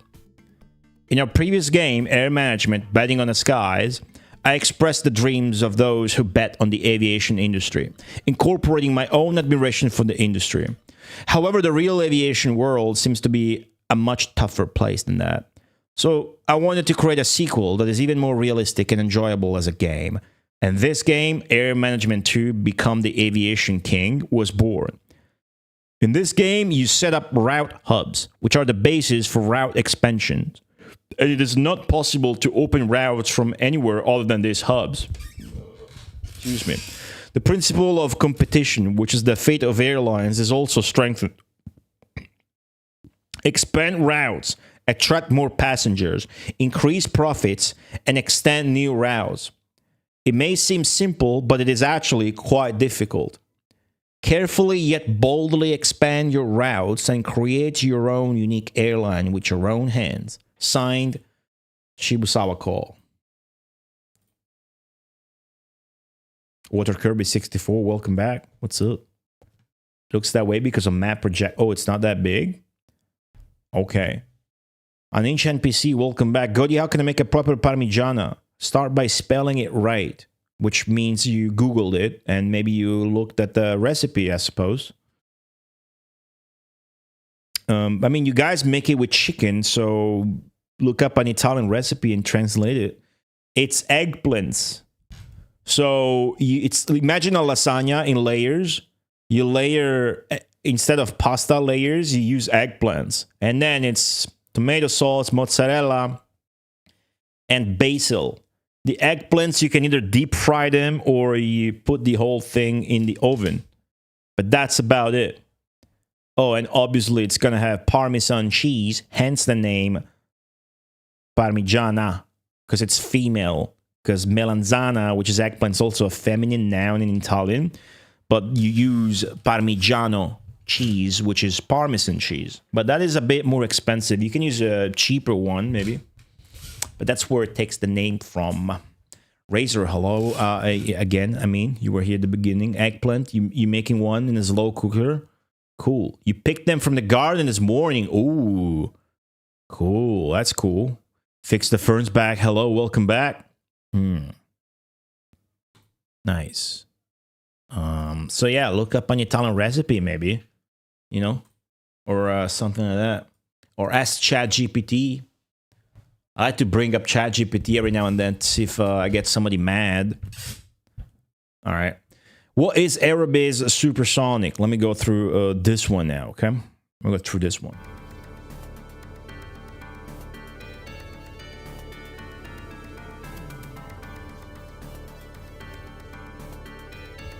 Aerobiz Supersonic is a unique business simulation which lets you take part in the challenging world of global travel. The challenge extends from early airline history into the coming supersonic era beyond the year 2000. Oh shit. Fuck yeah. The game features over 50 airplanes, including supersonic jets. And 89 worldwide cities for your air network. As a CEO, Chief Executive Officer, the future of your airline lies in your hands. You are responsible for capital, aircraft, executives, and air travelers who trust your service. While there is vast potential for growth, managing an airline is not an easy task. In our changing world, travelers' expectations are high, and your competitors are tough. Without well-balanced management skills and a keen vision of the future, you will have little chance of succeeding in this international industry. Aerobiz Supersonic is an exciting learning experience for all game players. You'll feel the excitement of air travel and learn about exotic cities around the world. Historical events will challenge your talents and guide you to new strategies. Enjoy Aerobiz Supersonic and satisfy your interest in both business and travel while building the world's #1 airline empire in history.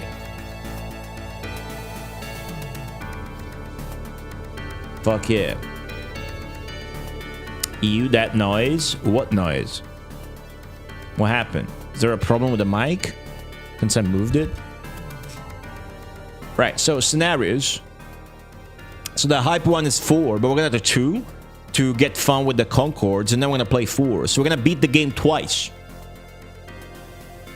This could take a number of hours. Subscribers and patron subscribers have estimated that it would take me about 12 hours and 45 minutes to do both scenarios. Again, the first game took me almost 17 hours. If you are a subscriber or a patron subscriber and you still want to put you in your estimate and you haven't, feel free to. That's kind of what it looks like insofar. You can do that as long as you let me know before I start the game, I suppose. Slurping really close to the mic. Well, have you seen what that says? It's be talking about supersonic planes and shit.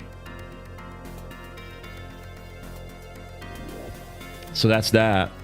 Victory and defeat. Yeah. All right. Oh, look at that. The difficulty. That's the difficulty. Your goal is to build the world's top airline company in 20 years. Your airline empire will be #1, I like how that's capitalized, in the world when the following conditions are met. Your airline is #1 in passenger totals in the target number of regions. Is that all there is to the difficulty?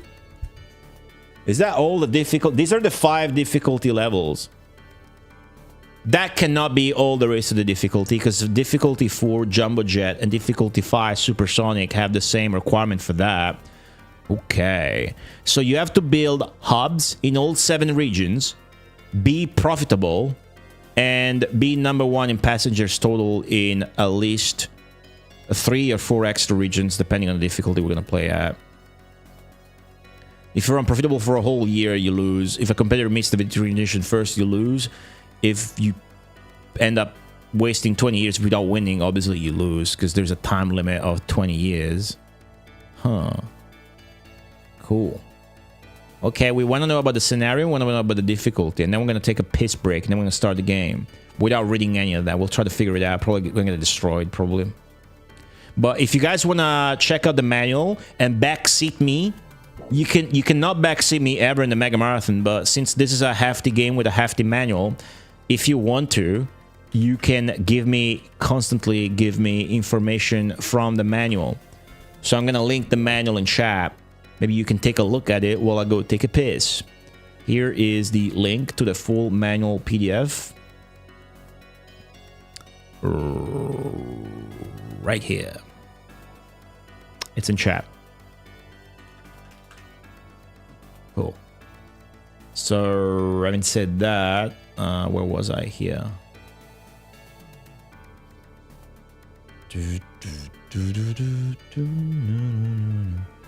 Orchard's business, main commands. Does it mention the difficulty at all?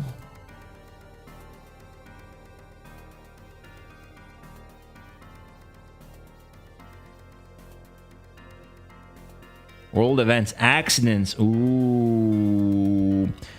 When airplanes are not serviced properly and the planes are overworked, accidents or breakdowns are more likely to occur. If your airline has an accident, it will damage your good reputation as well as the levels of repair, advertising, and service.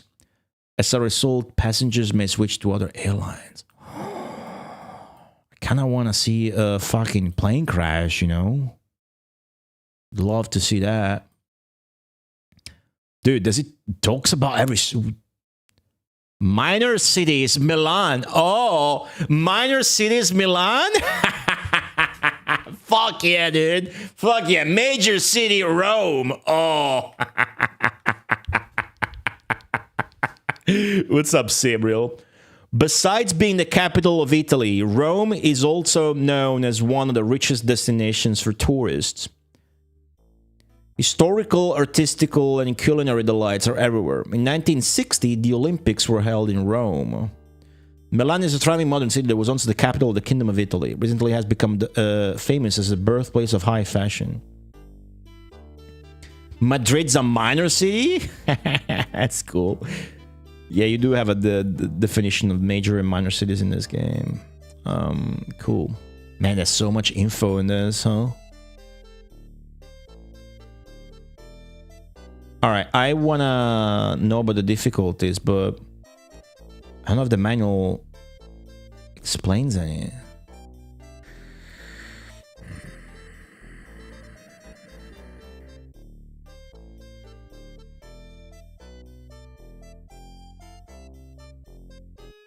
Do you guys know?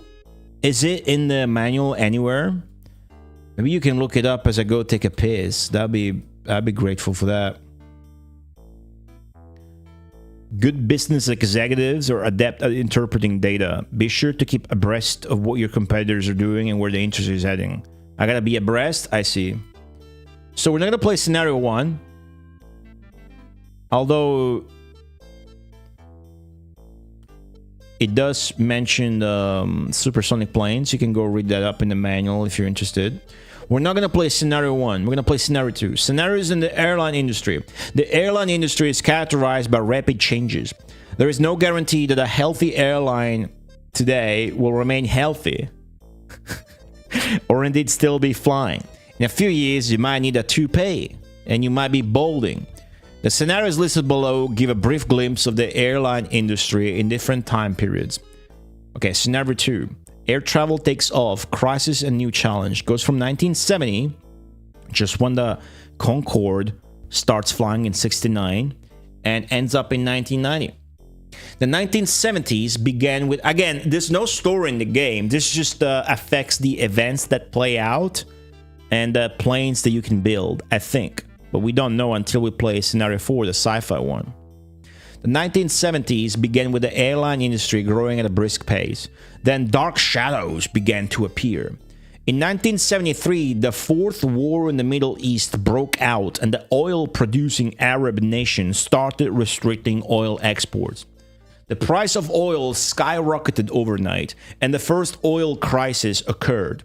Since the price of fuel is a major expense for airlines, they suffered a double whammy as passenger loads and revenues fell while fuel expenses rose to ever-increasing heights.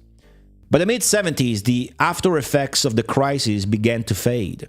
However, American airlines began to struggle with a new problem. Convinced that the cause of stagflation was overregulation, the US government decided to abolish many of the regulations that control major industries. The airline industry, considered an industry in which overregulation contributed to a loss of competition, became a target of deregulation. The Airline Deregulation Act of 1978 was signed by then-President Carter. Under the old system, the Civil Aeronautic Board had to give approval to fare increases as little as 5%. Not only did the airlines not need to get approval for fare adjustment, in addition, US airlines no longer had to get permission before they could begin flying to new destinations. It was hoped that this would lower fares and increase competition. At the same time, the system of charter carriers, domestic carriers, and international carriers was also abolished. In fact, competition increased dramatically. Small airlines quickly shot into large regions and began to make trouble for the larger airlines. Fare wars broke out on major routes flown by many airlines, and some airlines began to fly for as little as half of the previous fares. As for the supersonic transportation that held so much promise in the 60s, the British-French consortium's Concorde SST made its maiden flight in January of 1976. It did? I thought it was 69. The gradual expansion of its routes was curtailed by the second oil crisis in 1978. By 1979, the high price of fuel had proved fatal. That's the scenario we are going to play and get excited by. And then we're going to read scenario 4 whenever that's the case. That's not over. The Soviet-made SST, the Tupolev 144, the bootleg we've looked at, was so much like the Concorde that it was called the Concordsky. It had its maiden flight in November 1974, but it crashed in June 1978 and was withdrawn from service. The US was also involved in supersonic travel research, but funding was cut off in 1971 due to environmental concerns. Some of the great dreams of the 60s did come true, but others ended with a disappointing fall of the curtain.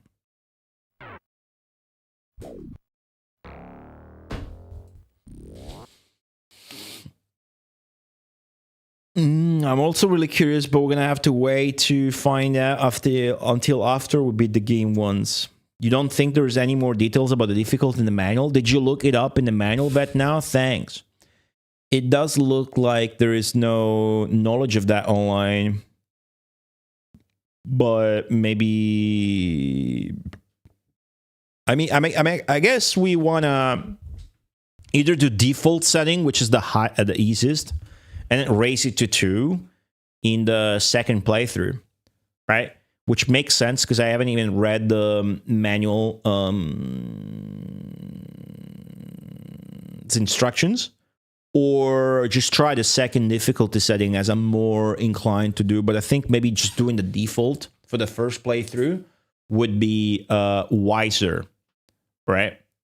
Thank you, Vet. Now, thank you. Feel free to help during the playthrough with exclusively just pointing out stuff that it says in the manual. That's how I like to do it, because otherwise, no hints, no help, no nothing, of course. This doesn't play here, but that's fine. All right, I need to go use the restroom and whatnot. So 2 hours, 20 minutes in, after explaining the hype around the Concorde plane and Koshibusawa and Koei and this game in general, as a sequel and as a standalone game, I'm gonna take a break. When we're back, of course, we're gonna play the game immediately. In the meantime, check out the subscriber poll reel that obviously has not updated the database info that it draws from, because Rise of the Robots is not a Koei video game.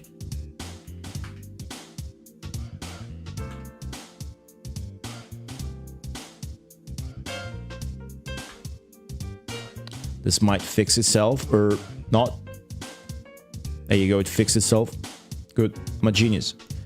You can vote if you're a subscriber on Twitch or a subscriber on Patreon. Those votes are cumulative. Whatever you want to do, you can do that. If you're a patron, you just have to say that you want to add the vote and tag me on Discord usually, or here works as well, whatever you want to do. That's cool. In the meantime, I will remember that you can check out the Patreon for free and watch a bunch of stupid shit. That's a good idea for you to do. And I will go to the bathroom and take a little short break. Give me a letter of the alphabet, anyone. And I will play music from a game that starts with that letter. Terror Band, don't know if I said hi before. Hi. Oh, you should see the American one, Fix the Ferns Back. That's really good as well. Mr. Fui, hello. Dawn, 2300 with the letter Z.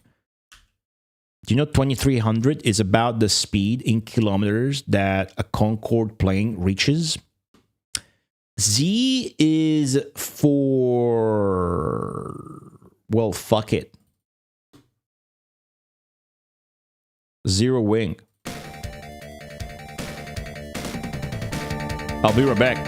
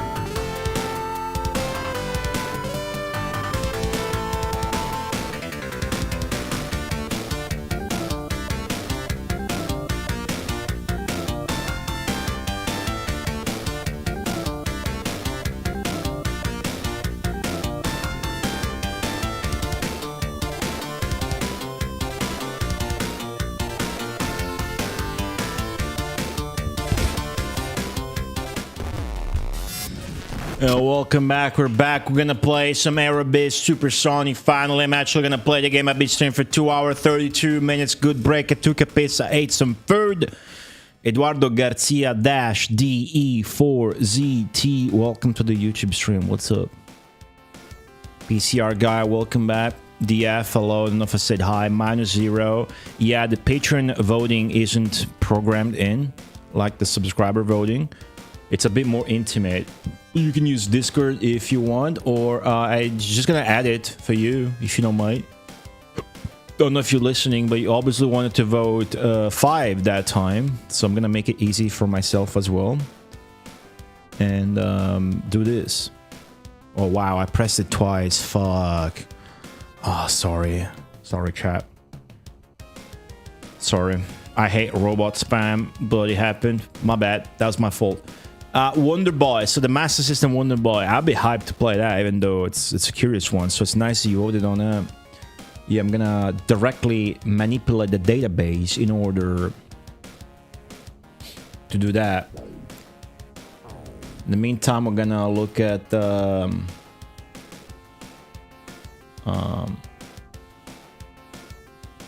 wait, I'm getting cock blocked from this. My session is timed out. There you go. Maybe as I put the vote there, a monster will spawn.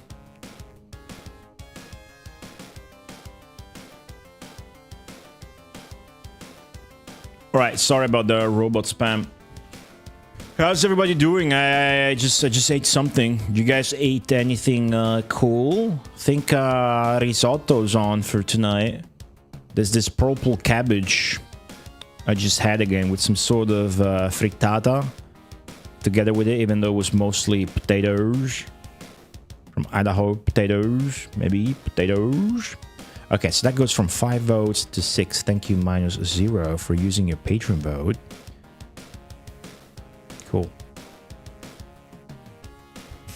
Oh. Yeah! Alright. It's time to play the game of Aerobiz Supersonic. I'm gonna do scenario 2, where we can build Concorde planes. Hello, Totoro's layer. We're in Nagoya right now. And you had Ankake spaghetti. That does sound like it would give me an aneurysm. However, I'm not exactly sure what that even...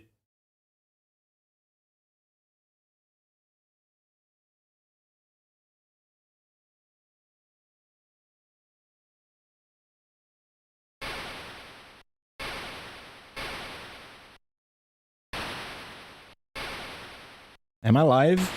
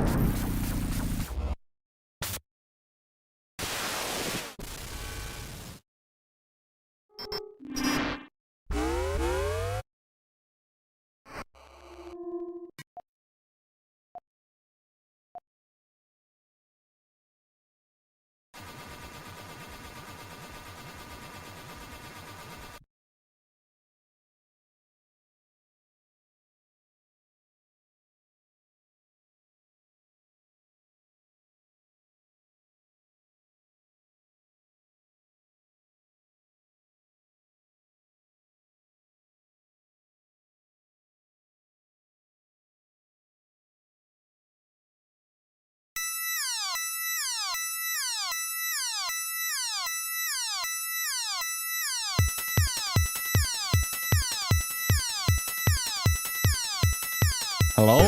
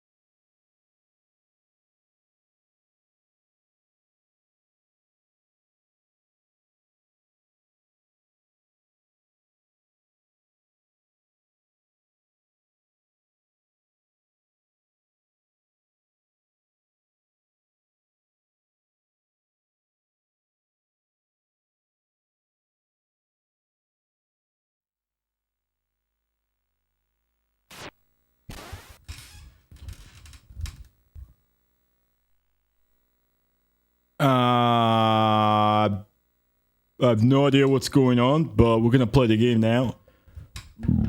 I think I'm live. Oh, look at the intro.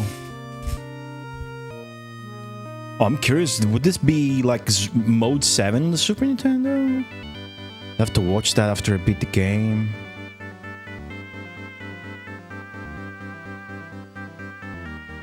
Okay.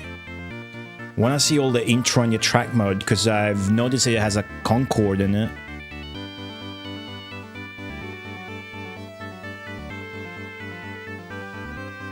Oh, there it is!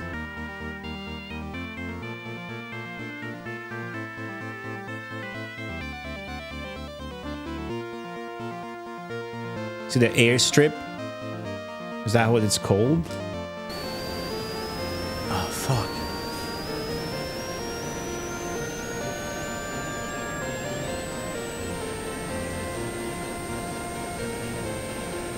It looks so goofy.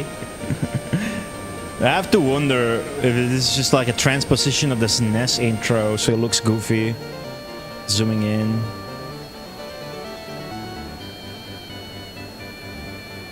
Still cool. Aerobiz Supersonic. Push start. Well, I will push start.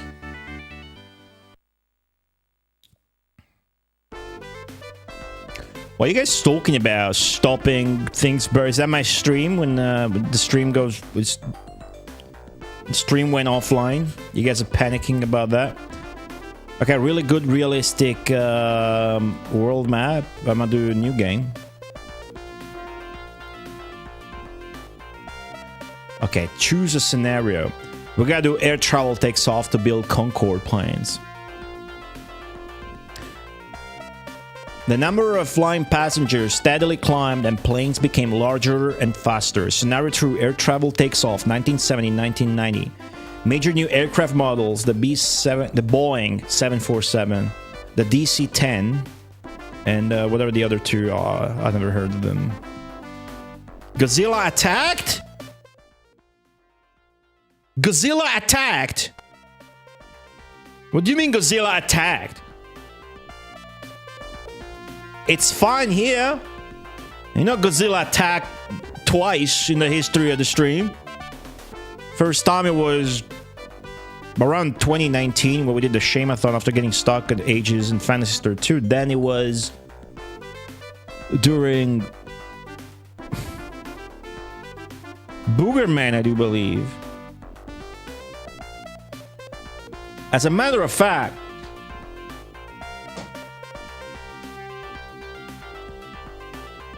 I've hired a team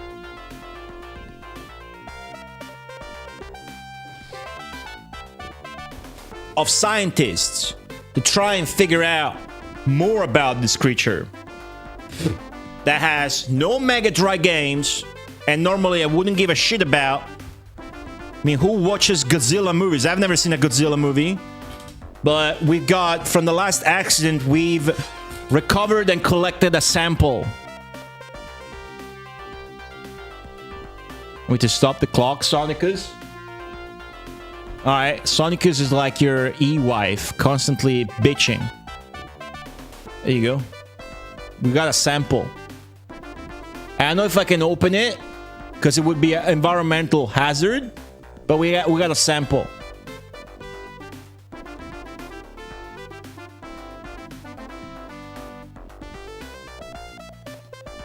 Maybe with this we can tap into whatever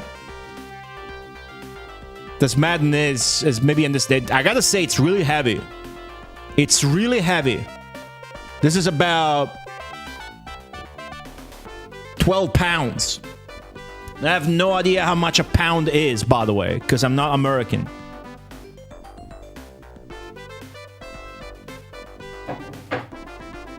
I'm actually gonna go put that shit back in the fridge because it's disgusting, right? I'm gonna go put that shit back in the fridge.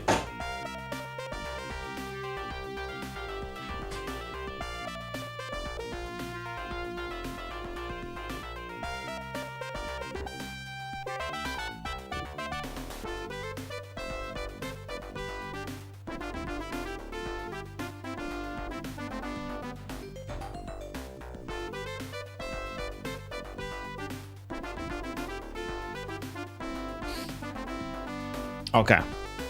Hello, Wu Chang.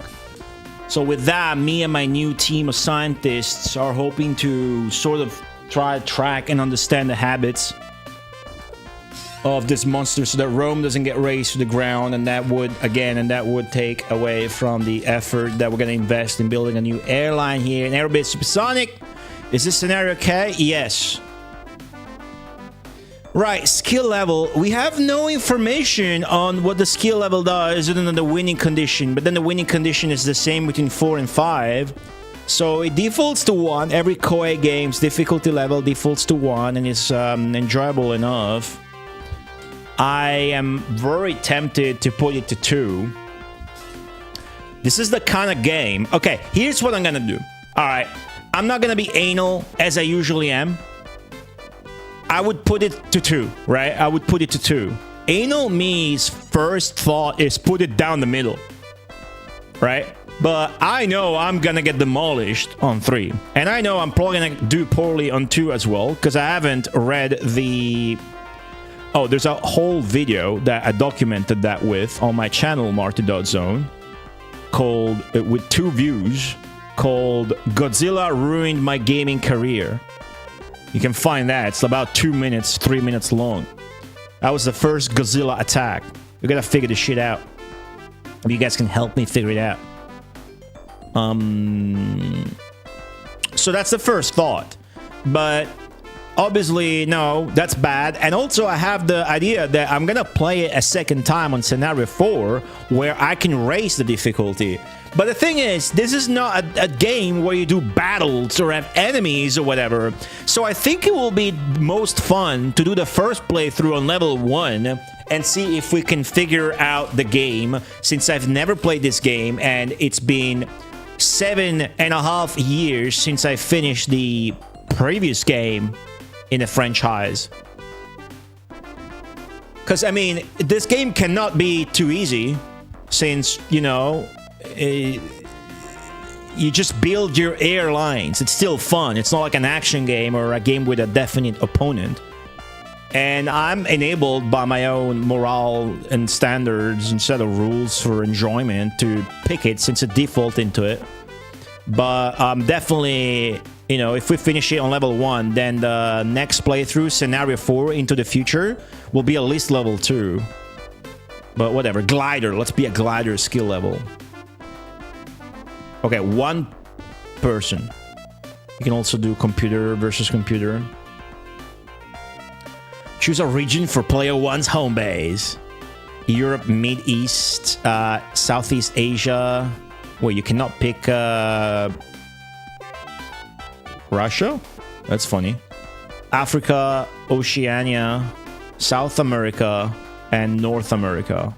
Wait, that's weird. That's a weird representation of the world. Man, America on the right? Why is that? Africa? No, I gotta be in Rome. I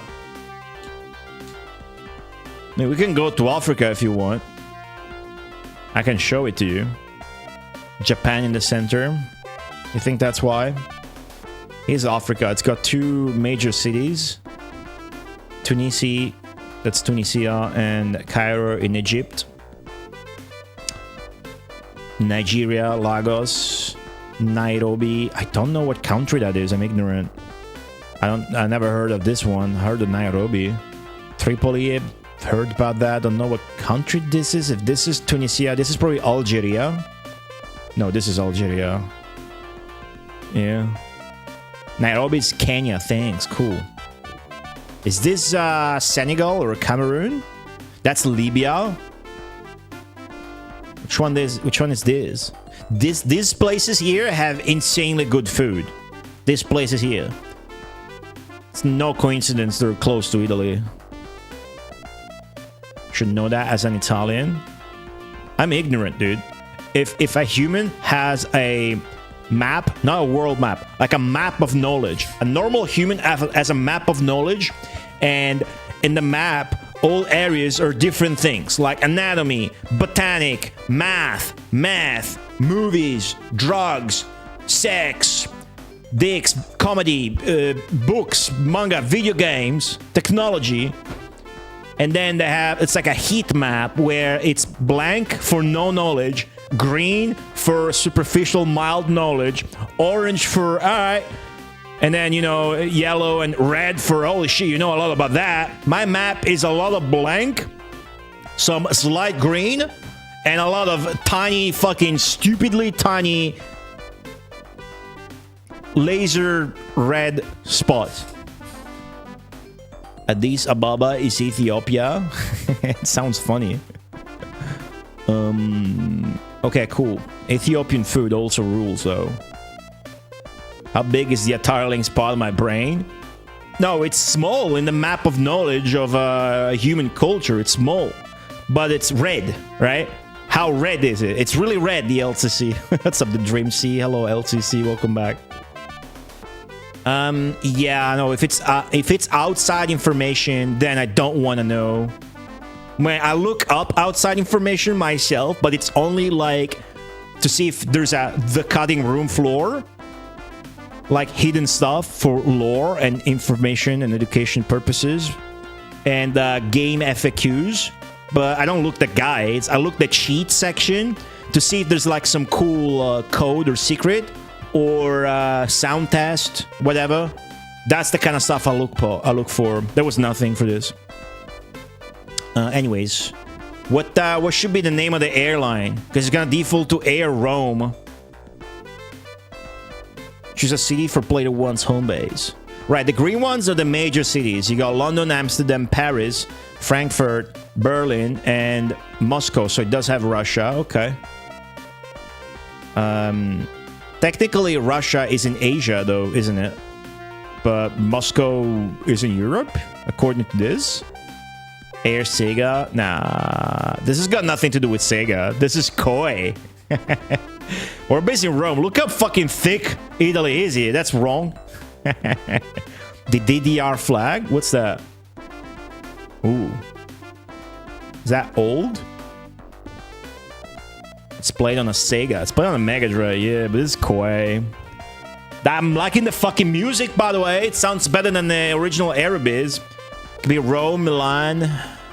Obviously, we're gonna be Rome. And this elves, by the way, this is gonna make the game a bit easier because you're gonna have more resources because it's a major city. Boop. Is Rome okay? Fuck yeah. Italy is Europe's boot. Europa is not miscuffed it. Yep. Customize each company. Customize each company's name. Yeah. I can't change the color. I'm gonna be red. But how many characters? 1, 2, 3, 4, 5, 6, 7.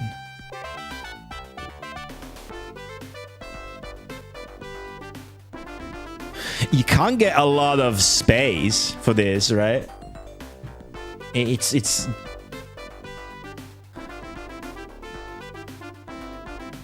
man, we're up against Bangkok, Siberia, and Windy. Fucking Windy from Chicago.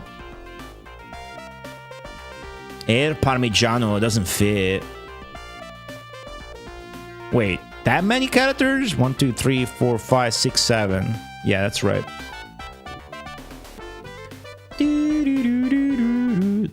Deutsche Demokratische Republik. East Germany. Oh wow, it does have Berlin and Frankfurt. Oh right, because we are pre... I mean, the game came out after the fall of the Wall of Berlin in 1989. Man, I sound like I know stuff, but that's like the one date. I don't even know when America was discovered. Fuck you, Americans, checkmate. But the scenario is set before the fall of the Wall of Berlin. Oh, that makes sense, right. Yeah, this is 1970. Cool. So when we play the game, around the end of the scenario, 1 year before the end of the scenario in 1989, the game is going to play the fall of the Wall of Berlin for us as an event. You get more with lowercase now. You can tell by the existing companies. Right. Was it 1492? Discovery of America? Well, by Columbus, not by the Norse explorer, Ericsson, whatever, I forgot his name. Air Goat's cringe. No, call it Air Aroma is pretty good.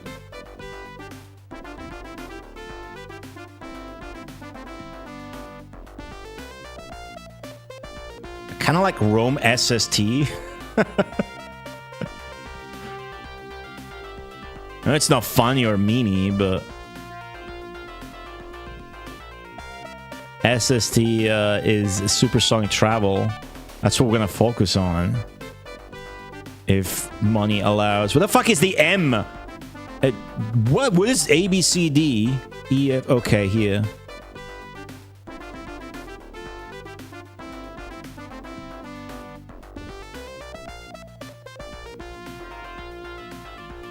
That's cool. Alright. We're taking the game seriously. No memes. This is a serious game for businessmen that come back home after a 10-hour shift. On a good day, on their day off, 10-hour shift, and then they chain smoke cigarettes and play koi games. No memes allowed. We're gonna leave these. These are funny. We're ready to begin. Is everything in order? Yes. Oh, I'm excited. I don't know the UI or how the game works, but... Oh, okay, cool. Sberra opened a new route between Moscow and Zurich. They entered in negotiations with other cities. They purchased a city hotel. This is important because I have to mimic them to understand the game. So you want to open a new route. First thing, you need to open a route. And then they purchase the hotel. They all do. And they enter negotiations with other cities. See? Windy isn't opening a route. That's weird. Weak. Okay. Man, we got 1 million. 12 million. No? Oh my god, how much money is that? Fucking Japanese numbering with the K at the end like it's mon. They have a stupid way of counting money in Japan. Or numbers, I should say. I'm loaded. Yeah, thanks to the bits. So that's 1,000. That means... How many millions is that? Is that 1,000, 10,000, 100,000, million, 10 million? That's a billion? That's $1 billion and 290 million? Do I have $1 billion? Alright guys, thanks for watching. Cool.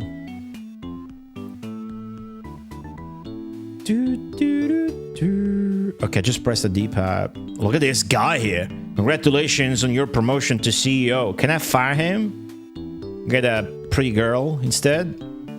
Our goal is to expand operations to every region and gain the #1 market share in 4 regions within 20 years. Right, that's including the home region though. We know that from the manual.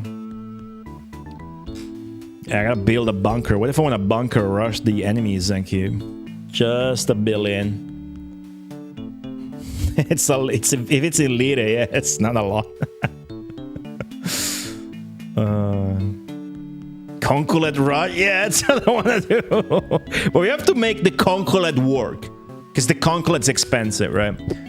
Our goal is to expand operations to every region again. Okay, cool. Be careful, if financial losses continue for a year, you'll go bankrupt and lose the game. Let's go get him. We'll be the best airline in... I'm sorry. Let's take it from the top. Let's go get him. We'll be the best airline in no time at all.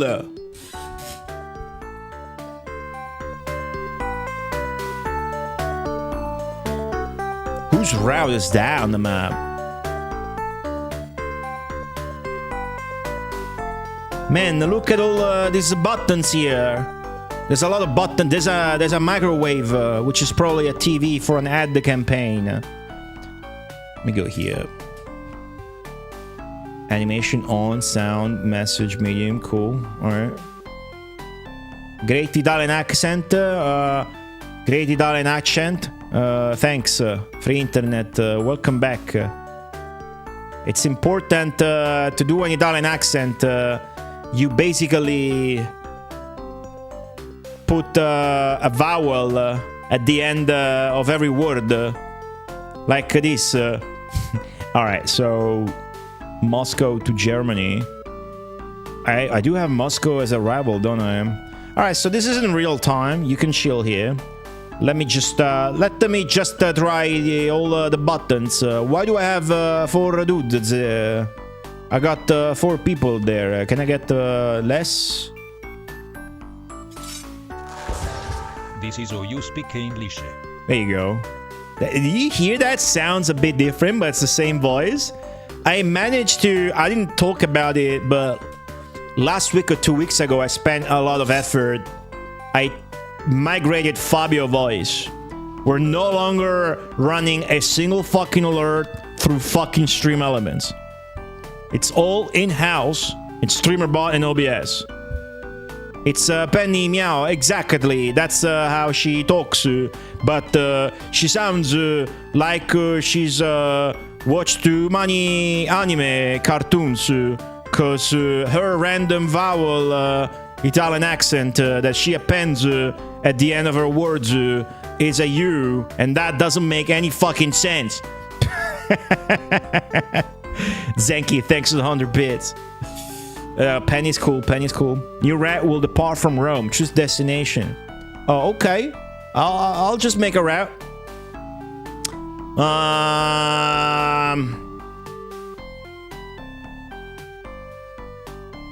Ooh, there's a cost.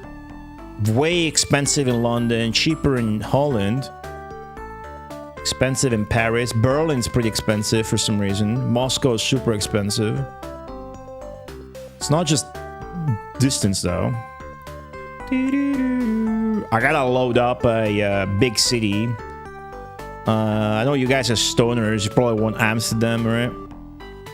Let me go Berlin first. Let me get my European friends linked up here. We don't have any slots in Berlin. You can negotiate with Berlin for slots. This game seems like it's really easy for the player without reading a manual. Alright, I gotta negotiate with Berlin for slots. Good. This one says 1. Does it mean I have slots in Brussels? Apparently I do. Type of plane will you use on the route? Ooh. Boeing 727. I have that. Apparently, but it says 0, so maybe I don't. Well, there's 2 of these. Let me keep... Before I open a route, since it's not real time, it doesn't matter. Let me explore the rest of the UI. So that's opening a route, the map. This plane icon, it would be difficult to change a route. So you change a route. Cool. What about... Oh, look at these. I like these. I like these. What's that do? Who will you send to bid for... I got employees. Man, that's such a kawaii fucking portrait, this guy. I like this guy. I like this fucking guy, dude. That's such a fucking coy portrait, dude. I like the girls too. This one with the glasses reminds me of... Alright, never mind. The other two got makeup. Man, that's uncanny. Anyways. President, the air anus is leaking.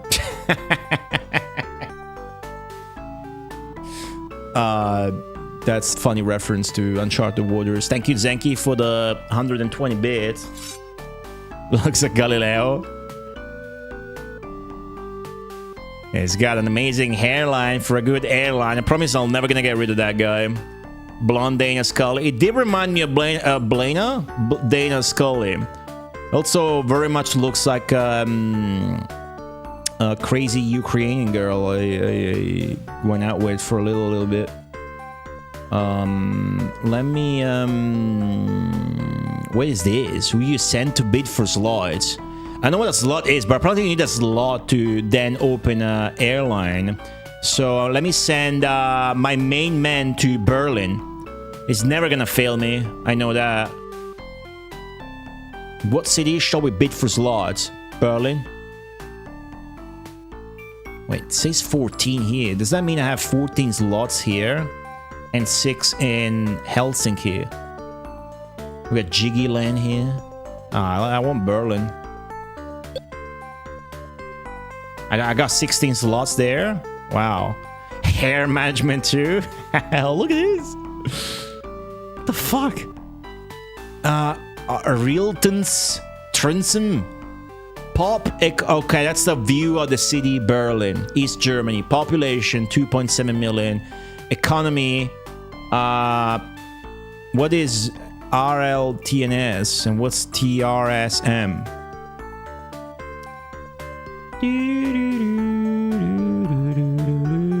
Total slots.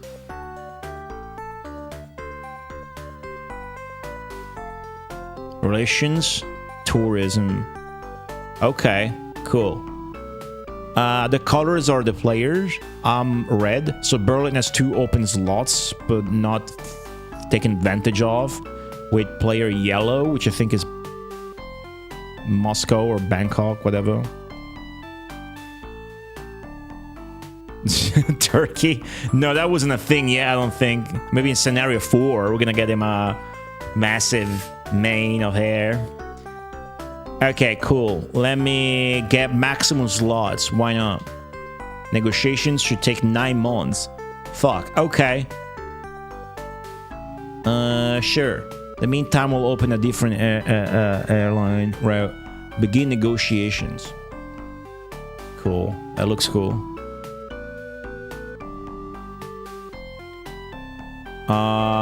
That's probably enough. Wait, no, let me send more. The AI sent more. I'ma send this one, so nobody's gonna take this one seriously. Let me send blonde earring, blue makeup girl. Oh, you can send your fucking guy to her? Your advisor? No. Send her. I should do Rome Milan and Rome Munich since I already got slots, right? I know why there's multiple slots or how they work, but we're gonna figure that out. Well, Terror Van knows the game and what's in the manual, so if it's stuff from the manual, you guys can tell me. Otherwise, no tips, please. Shadowplay, welcome back. So we're doing Berlin. Let's also try and get another major city, like Paris, because it's popular. It's got relations and tourism. Is that bad relations with Rome? Is this game that realistic? Oh man, the pictures are different. There's like cooks in France and the monument and the actual Eiffel Tower and the Arc. Jesus fucking, it's gonna have one of those for all cities or just major cities? Damn. Alright, go get him. Okay. Cautiously shaking hands, huh? Alright, that's enough for now. Does Helsinki show the cathedral? I don't know. We'll find out. What's the airplane icon? Ooh. Oh, yeah, it's the best shit in the game here. Alright, so which manufacturer, excuse me, would you like to visit? MDC. Which part of the world is this? Oh, Italy's there. So this is America. Boeing. World Lease. Wait, these are sellers. World Lease is the buyer. Tupolev. And a Japanese planes, maybe? Illusion, whatever.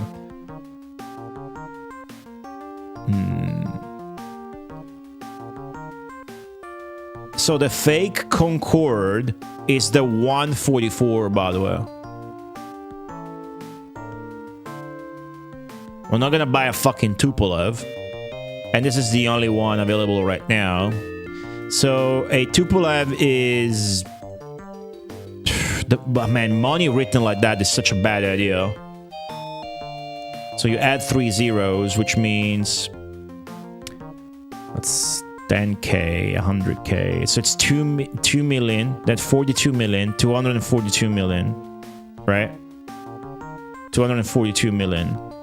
So read like this, basically, just to try and get used to it. The way to read it in millions is that after this, it's million. So this is $2 million. This is 42 million. It's $242 million.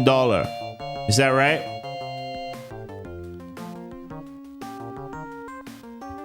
It's Soviet? Ilyushin? Really? Huh. Oh, it's 24 million? Alright. Makes sense.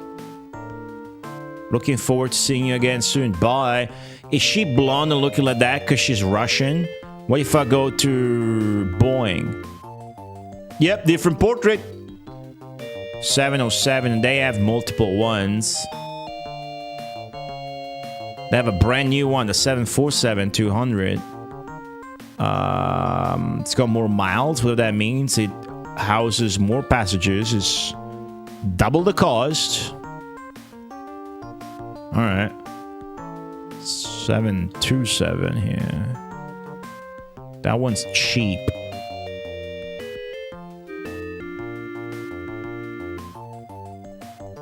Okay, they got 4 different planes, and they got a big-ass Boeing 747, which is still around to this day. So, maybe since we have Rome and a lot of cash, just get the 747. But what else is in the market? I don't really know what the stats mean. NDC. So... wow, her bangs look fucking horrible. So can you guys tell me what these stats are? I understand. I don't even know if I understand the miles. Right? What's 1,500 miles? Was that the range? So you can't do longer routes, right? That's the range, probably. That's the number of passengers, obviously. And I have no idea about these. That's the fuel efficiency. The higher the better. And that's probably like maintenance. But is it cost? So is it the higher the better or the higher the worse? Okay, higher fuel value, better. Oh, the DC-10 is the one that caused the Concorde crash that we were talking about. Well, eventually you want the big planes for the big routes, but we should focus on the small ones now. We have no need for the big ones unless we open a big route. Planes in air and planes in storage. Right, so that's my stash. Okay, I don't understand the wrench icon though. And the game is dark. Check this one. Oh man, she looks like something, alright. That's the only one I sell. Really bad fuel efficiency. Maintenance score. The higher the better. The ruler on the map before you buy planes? Right.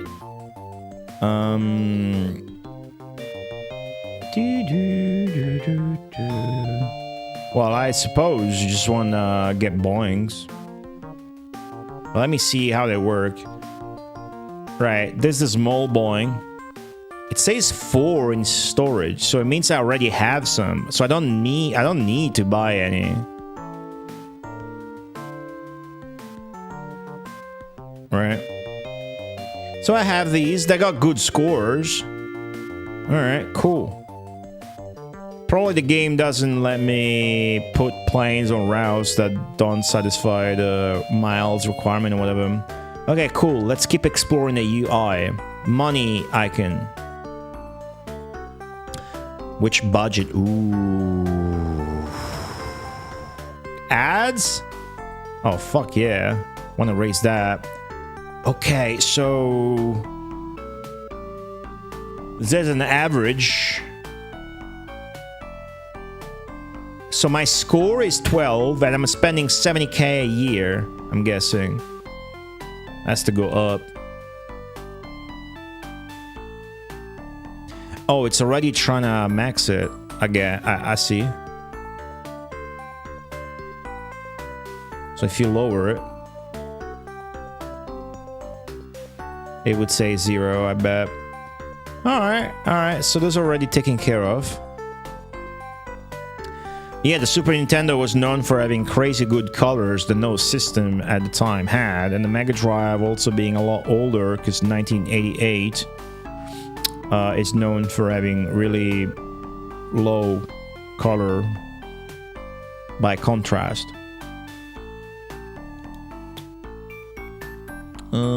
Let's do this. So that's the budget. Business possibilities.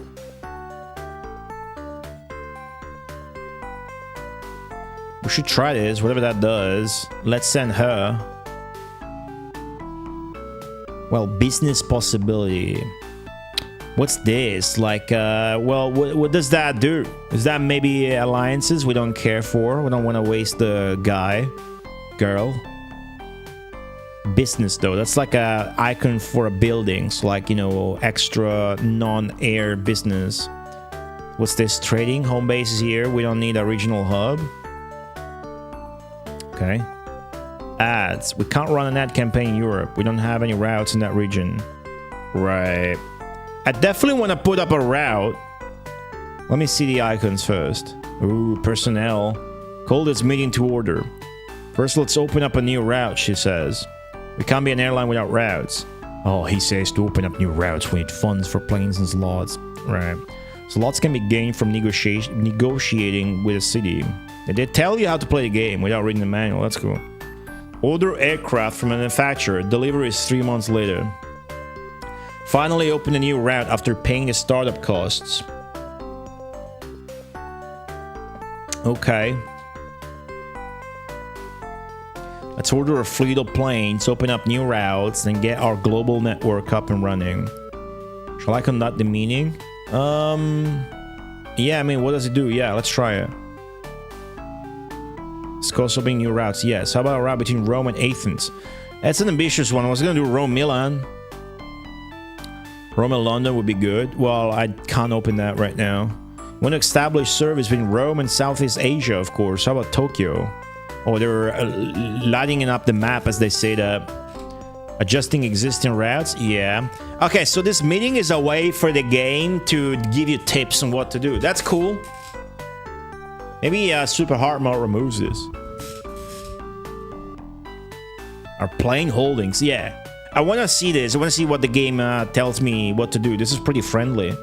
The first game didn't have anything like this. We have 7 planes in reserve. Okay, I'm understanding a lot more of the game by just fucking around without reading the manual than I thought I would.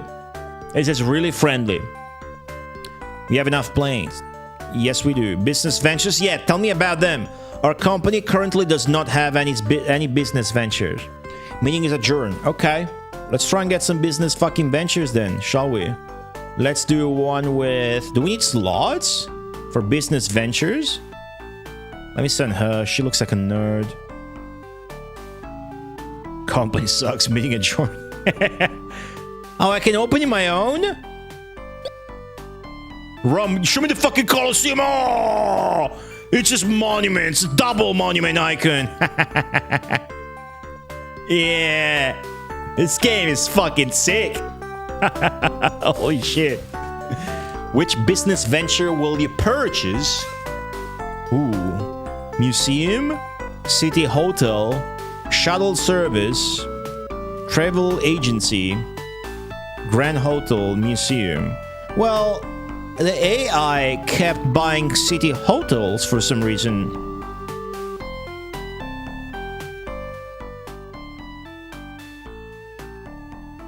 So I'm just gonna copy the AI and get a city hotel, not even a grand hotel. Let's negotiate with the city to purchase the city hotel. It will take 3 months. Is this okay? Yes. I will begin negotiations with the city to purchase the business. It's a pretty good fucking localization, guys. So the bars, was that the fucking... Why is it... I mean, it's obviously... I can't read the bars, the red and blue below the agents. Obviously, business girl is only taking 3 months. That's why hers is shorter. But why is it like that? I don't get it. Anyway, cool. Airport slot, business purchase. But should I buy them in my own city? Is that a good idea? Okay, let's check what else you can do in the UI before we buy more business ventures. Which was this button. Then this was fucking... I forgot what this was. Original hub, right. Then the ad campaign, and this was a meeting. And what's this? The info tab. Can't click this. I can click this though. Okay, that's the status of your people. Well, maybe you can click them and show something else. No? No, okay, cool. Nice. So I have the 727, which has got 2600 mile, and the 737 that has, my bad, that got out. Oh, the 737 is the smaller one, so I can get that for small routes. They got the same efficiency and whatnot, so that's cool. All right, I'm hyped, dude. Want to get the Concorde. What's this? The economy graph? Right. Okay, we're even. It's the economy shit. What's this? Businesses? Cultural facilities. Oh, probably doesn't matter about the city as long as it's in... It's just per region.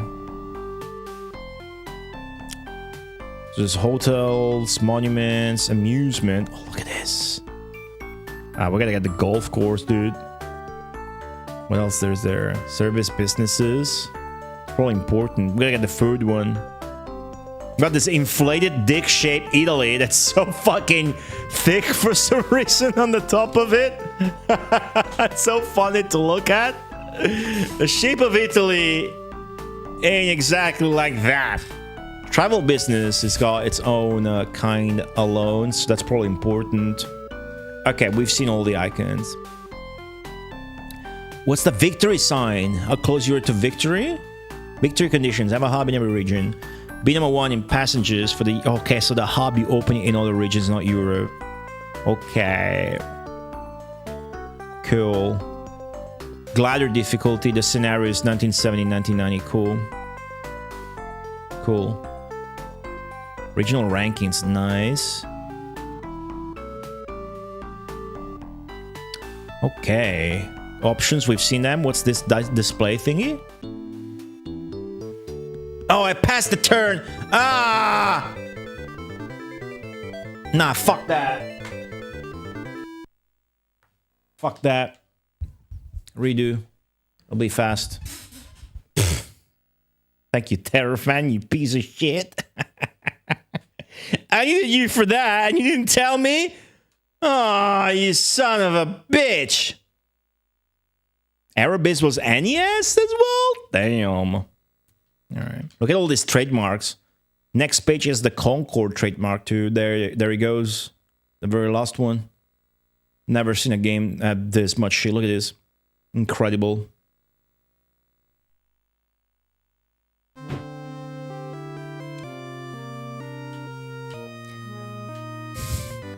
So happy pushing all the buttons, of course. I want to get to whatever the year is. What's the year where I'm going to be able to use a Concorde? 74? 76? I didn't save. I got a new game. I didn't do anything much, so it's fine. I hope we still get a bald guy. If it changes the people that you have. Rome's okay. We're gonna be Roma SST.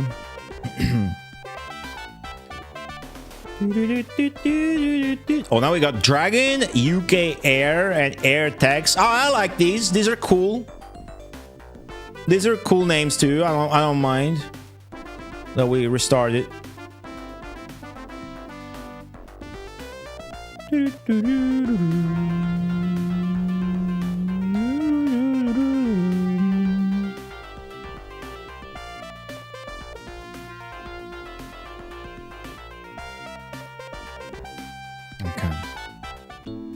The aroma smell.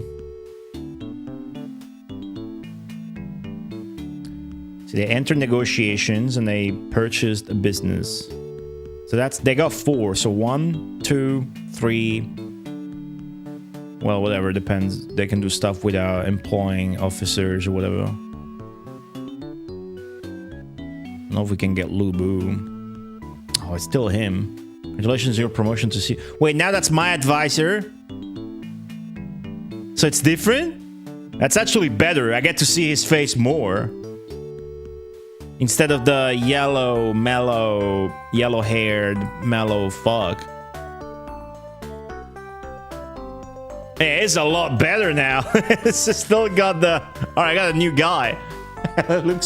He's got a... Look at the neck on him. Alright, whatever. Didn't mean to open a meeting. Whoa. What's this? Adjust rates. Oh, that's routes. Shall we adjourn? Yes. Yes, I want to leave. Okay, so the slots are kind of random. They're a bit different, I see. So, negotiate for new slots. I think it's this button. Yes. So I'll send my my man here to Berlin. No doubt they'll take him serious there.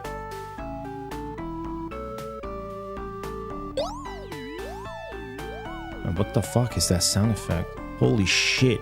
It's still playing, you hear it? It's still playing. It must be a bug. It's a cool one. Adamantium, welcome. What's up? How many slots? As many as it lets me. Months is a lot, but...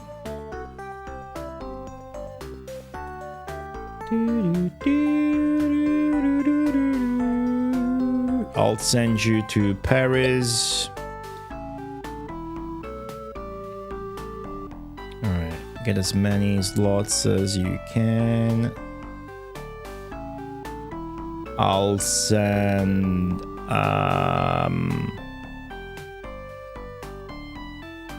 you. Sorry, I'm busy making... Oh, my bad. I'll send you to fucking London. Look at the Big Ben.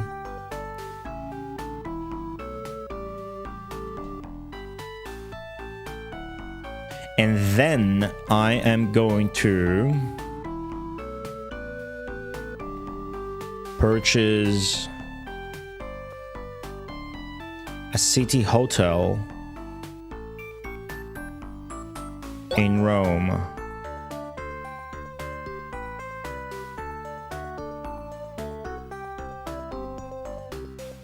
Great. Now that we sent them all out, let's establish our first routes. Well, we already have slots. So, well, I got 7 in Frankfurt. Why not try and get one there since it's a major city? Then we can think about Milan. We can get the Roma Francoforte route. If it lets me use the small PP Boeing, I'll use the small PP Boeing. How many? Whoa. Oh, that's so fucking cool. Oh, yeah, dude. Fits. Sales, load, fare, fleets? Yo, what's that one? Fleets? It's going up and then no more going up. So do I want 1 or 2? Flights? So you can have a bit more flights if you put 2 planes, but not so many that it's cost effective. So probably just 1 plane, but it's Frankfurt. It's the only major city I got, so maybe I want to max it. Let's do 1. How many flights per week? Oh, there you go. Well. Oh, I can't do more than 7 with just 1 plane. I see. Okay, then definitely do 2 planes. I still can't do more than 7. What the fuck? I got 36. Oh, I only got 7 slots there. Ah, so that's what the slots do. 1 slot equals 1 flight per week. Okay, so it's pointless to have 2 planes in there. And 1 plane can do 10 flights per week. This is intuitive.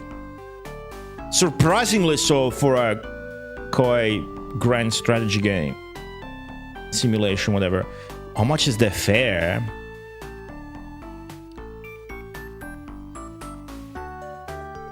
You probably don't care about having more or less.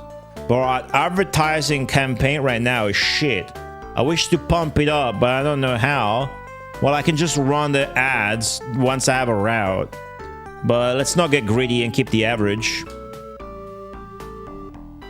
Open the routes. New route. Oh!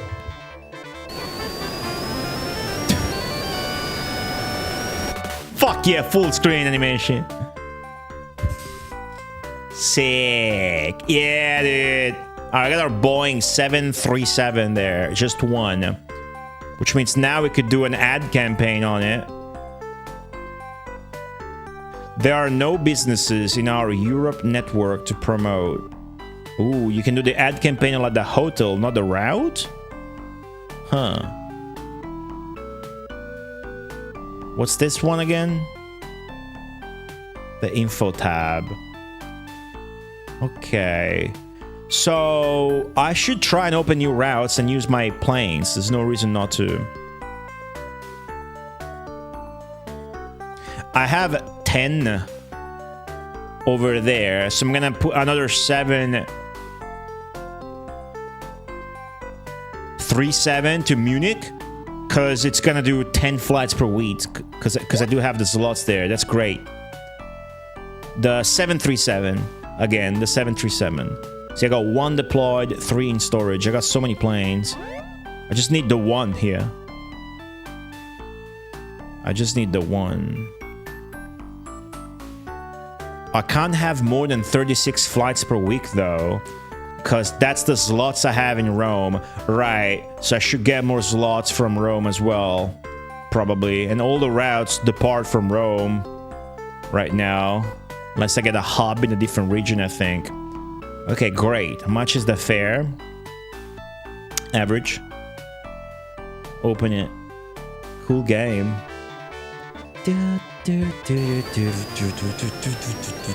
The colors are shit, but I don't know what the Super Nintendo version looks like. It's probably just brighter. Version you want to look at is the PC98 one, no doubt. Okay, let's open more routes. The more the merrier. Should really get more slots in Rome. They would suggest Athens. Let's do Athens with the other 7. Well, let's put a 737 here and a 737 there. Man, Athens is more expensive, huh? Still.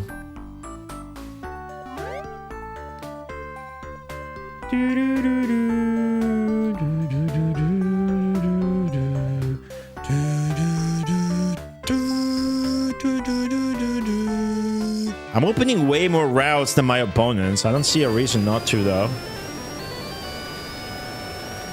I'm gonna maximize my plane usage, of course. Right? Yeah, why wouldn't I? Let's put another one to Milan.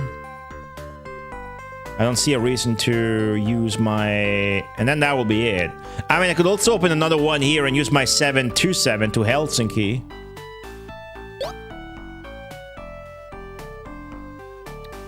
So Sonicus can see the fucking monument they got there. But it's not a major city. I don't think they're gonna do that. Major cities. For minor cities. Right, 737. That's the last of them. Cool.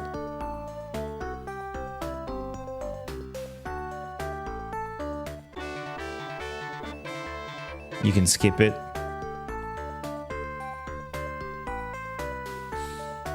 Right, so to see the monuments, you'd have to do this. They're all busy, but you can send your main guy, looks like.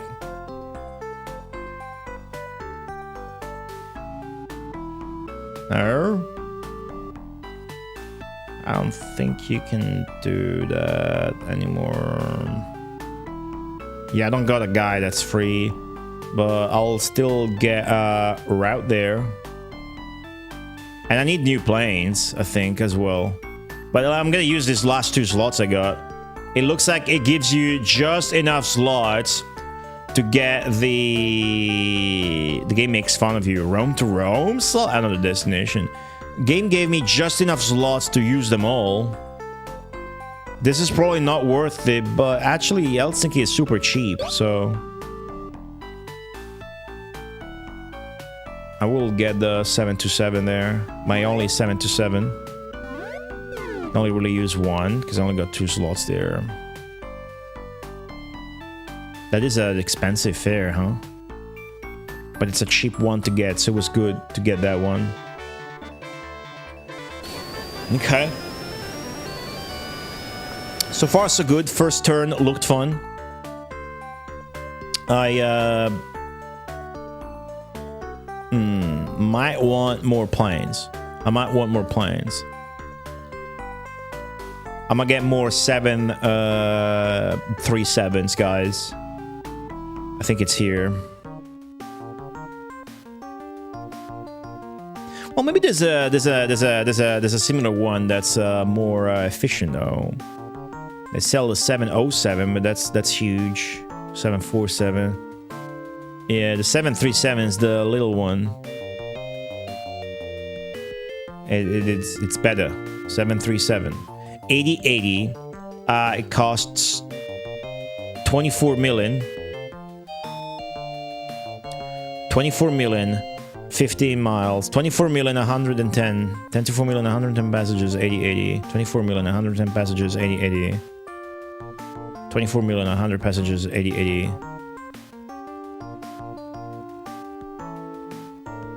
26 million 120 passengers, 8080. The same mile edge, that's just slightly better. With the seats, at least. Let's go to the east. To the Russians. This one's 2,000 miles. I don't need that one.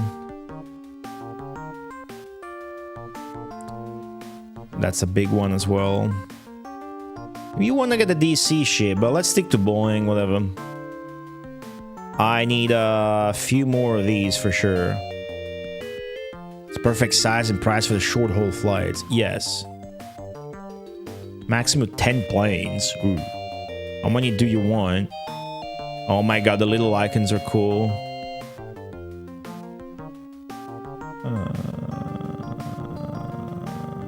Let's get 5? Maximize the short routes, maybe. This might have been a bad idea, but I don't want to think too much about it. 3 months only for delivery? Cool. Alright, and now we passed the turn. We're gonna save.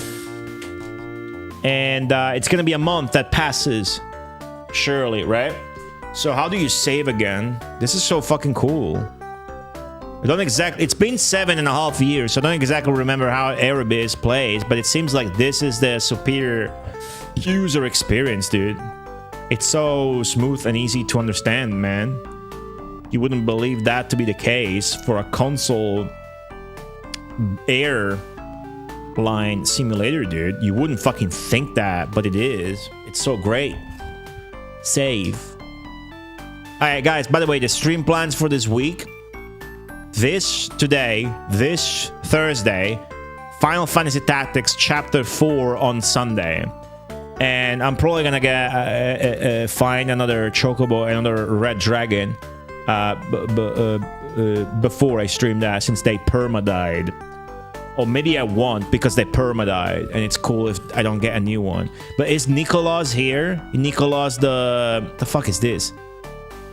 Nicolas the...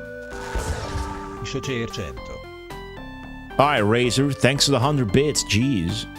Thank you very much. It didn't say GTI Cheer 100 when Zenki attached text to it. So that's cool. It only says that if it's empty. Cool. Thank you very much, Razor, for the 100 bits. Appreciate that.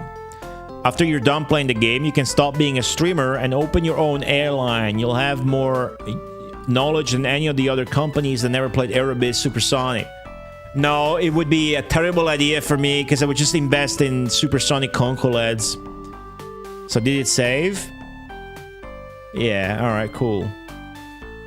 Alright. Let's pass the month, see what happens. Still got $1 billion. Okay, new routes, negotiations with Tehran and whatnot. How did I enter negotiations? What the fuck is that? Tourists in Cebu. Ooh, that's a hot location. Man, that place, look at that place. It's got the Ark, the Statue of Liberty, the Sphinx, and whatever the fuck the other thing on the left is. And it's got mountain and waterfalls.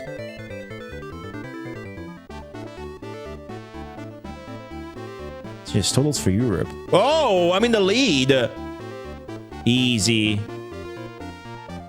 Easy.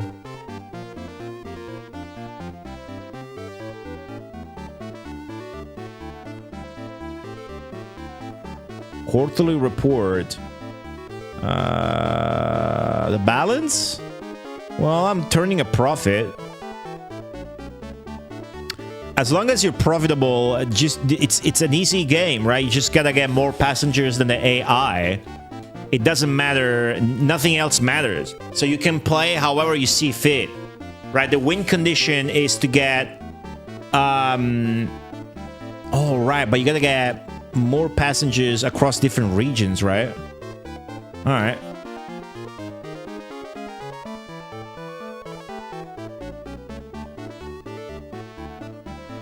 All right, this is the main metric, but you gotta turn a profit or you will game over, obviously. Net regional rankings, right? We gotta So in hard mode, right? In hard mode, you gotta get them all. In easy mode, the default one we're doing the first playthrough on the scenario 2 in before playing future scenario 4. I think it's enough to do 2 or 3 more regions. Which one is it again? Let me bring up the manual.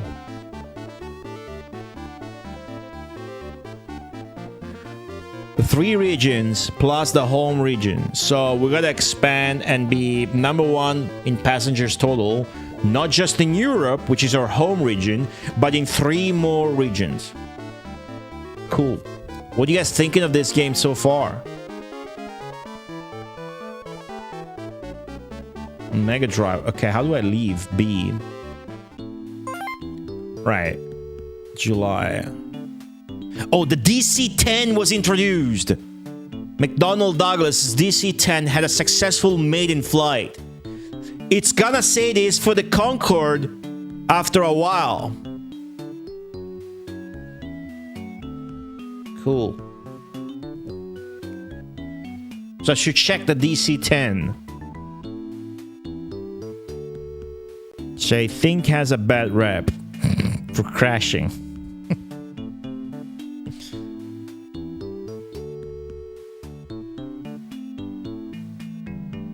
Okay, my turn.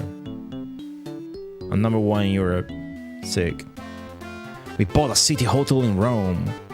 So that was meant to take 3 months. It was 1 month? That jingle was fucking good, by the way. Passengers from our hotel and on connecting flights will give us a boost. Nice.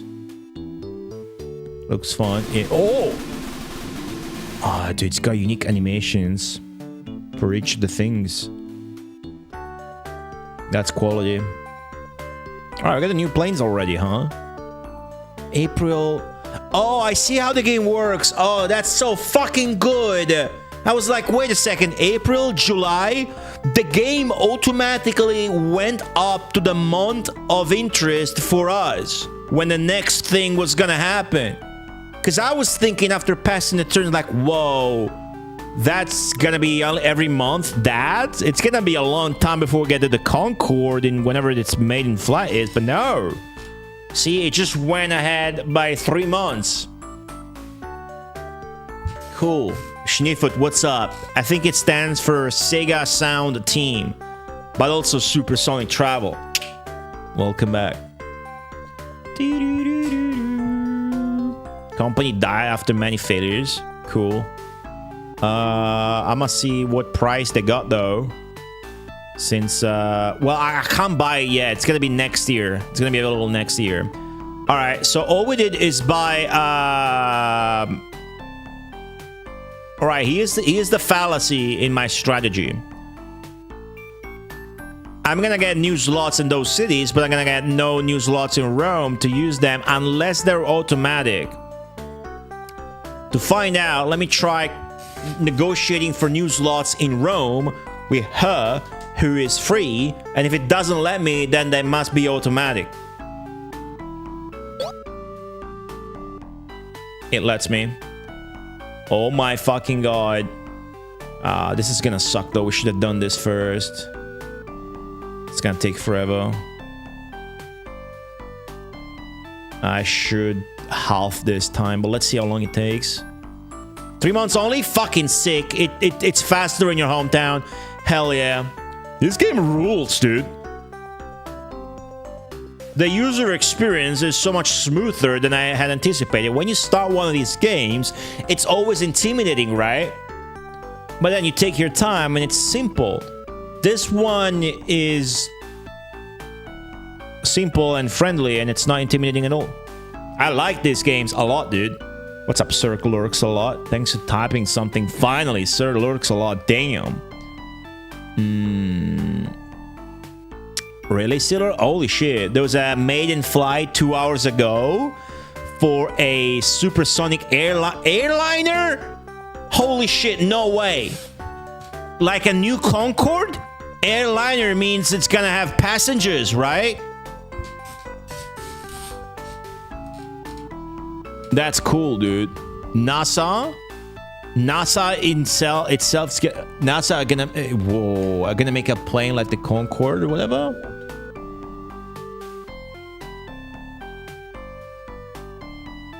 Look at that Quest with Qui SST.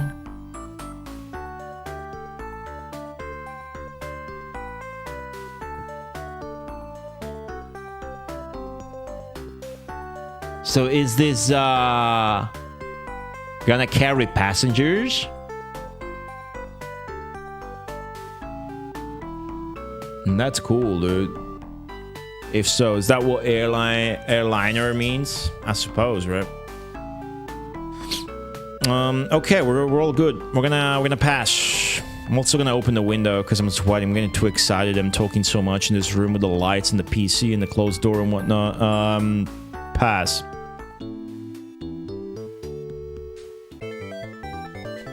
World Expo in Osaka, huh? Cool. Dude, Toplan, no fucking politics, dude. Come on, man. Be cool, man. Be fucking cool. Don't be cringe in chat.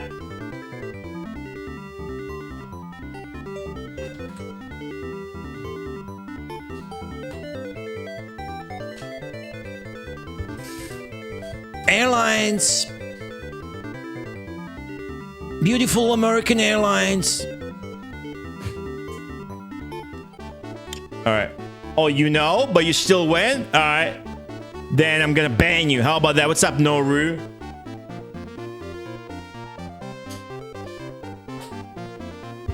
Alright.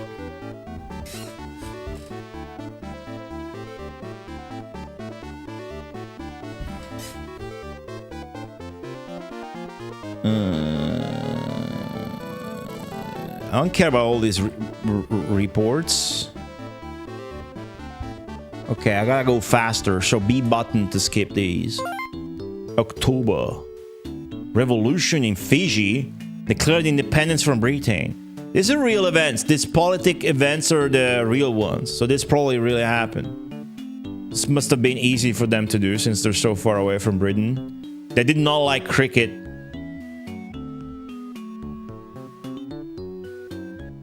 Okay, skip. 14 slots in Rome. Fucking great job and timing. I think I got like 12 to 15 slots total, so this is gonna be enough.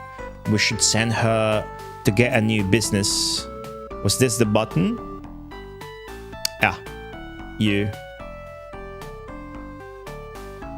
Which city? Let me check Helsinki. Yeah, there's no monuments in the minor cities in the little icon, but major cities will have custom monuments, graphics. So fuck that. Alright, I should also improve my slots in some of the other cities, to be honest, but I'll try and let's get more shit in Rome, right? 18 months left for what? Work in progress? What's that? Oh, before you can buy new slots, huh? I see. I see.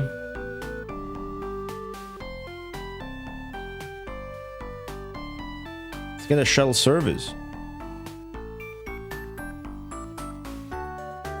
Sounds like a good idea, right?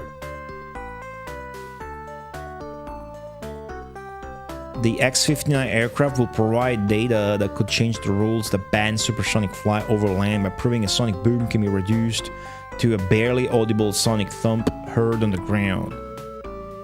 Okay.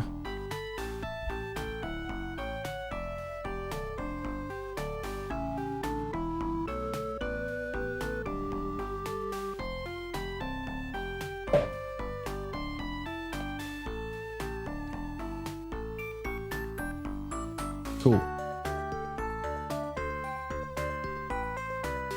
So we're gonna get passengers in that bitch, right? That's cool. All right, so this is good. This is like Koei stuff, right? Where like in Romance of the Three Kingdoms, like you gotta use your generals to do stuff. Here you got 4 dudes, and it's always gonna be 4 dudes, so that's cool.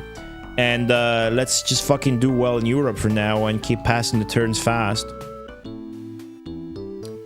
I really air text open or whatever. That's what the AI is doing. It's interesting to see. Right, so America, the American one's getting into negotiations with London. That's interesting. We should do that too. We should try a longer route. I don't know that our Boeing 727. Ooh, that's good for us. I know that the Boeing said there's fuck all to see in Milan, by the way. Such an ugly city. There's literally nothing to see in Milan. There's 0 things to see in Milan. But we should try and get to Japan. Dragon is pulling up to us passengers-wise. That particular one will not carry passengers. But I mean, it's an airliner, the other guy said, so maybe. Well. 71, so now we can look into buying a DC-10, I was gonna say. Cool. They're buying 747. Dude, air tax is going big. Holy shit.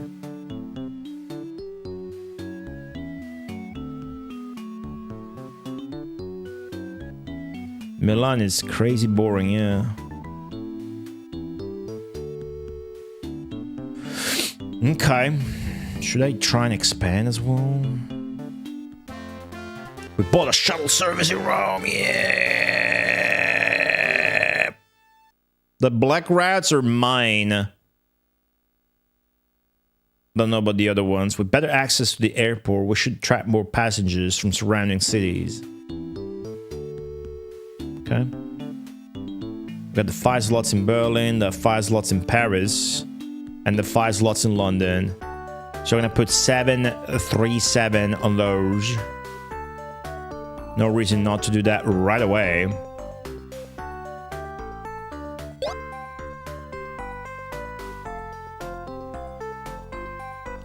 I got 5 new 737s.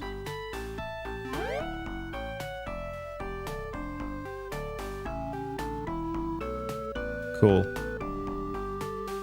You're in London? I'm in Rome.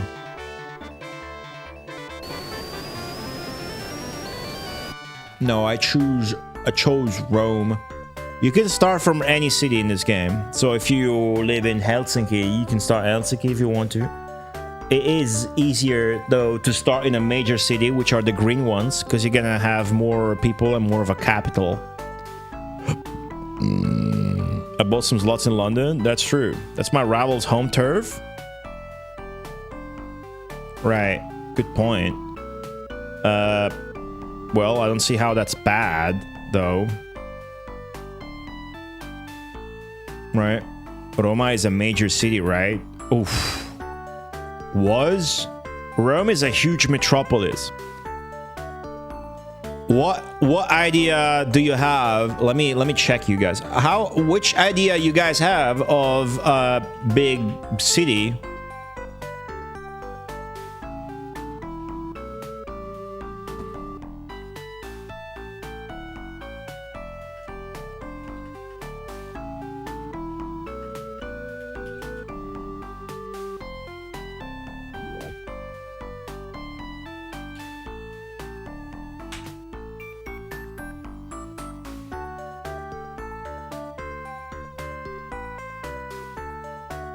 Oh, there you go. Fucking same population as Chicago's metro area. Same land area as Los Angeles city limits. Didn't know that.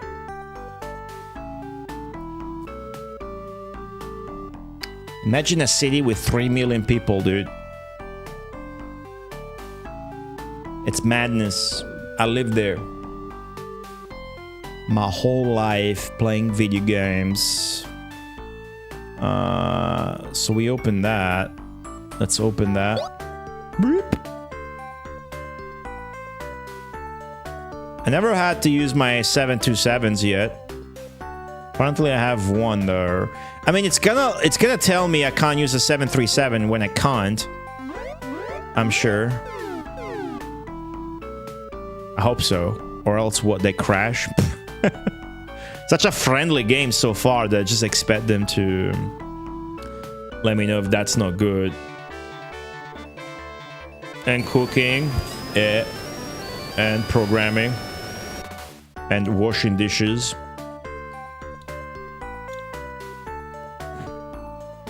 Right, last but not least, Razer. I went to Napoli a couple years ago, yeah.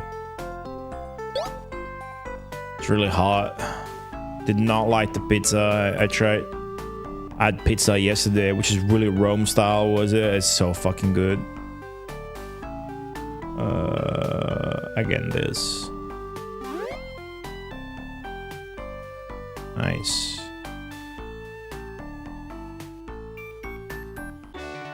Half your family is from there, huh? Where do you live?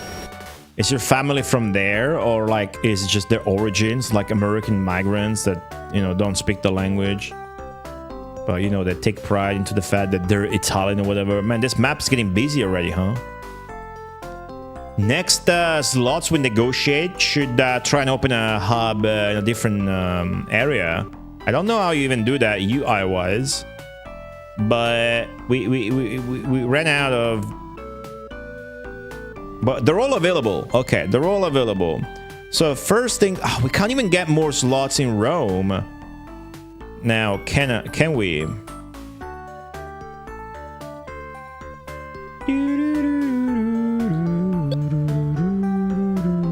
Grandpa's in New York. I see, that's cool. Oh, we can, but only 4. Jeez, that's probably gonna take 1 month. 3 months? 15 months left for what? It says 15 months left there, like a pickaxe, like work in progress for or something. We don't know what that is though. I wanna go to Asia and Osaka in particular. Can I just no? How do you?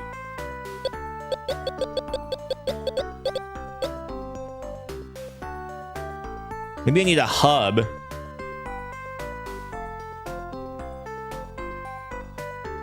Oh, I can do an ad campaign, dude. I forgot. Ad campaign, get her. She looks hot. That's necessary for the ad campaign. Ooh.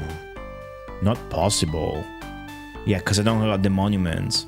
I can only do travel network. That's cool though. Do that. How much money is that? Is that $1 million?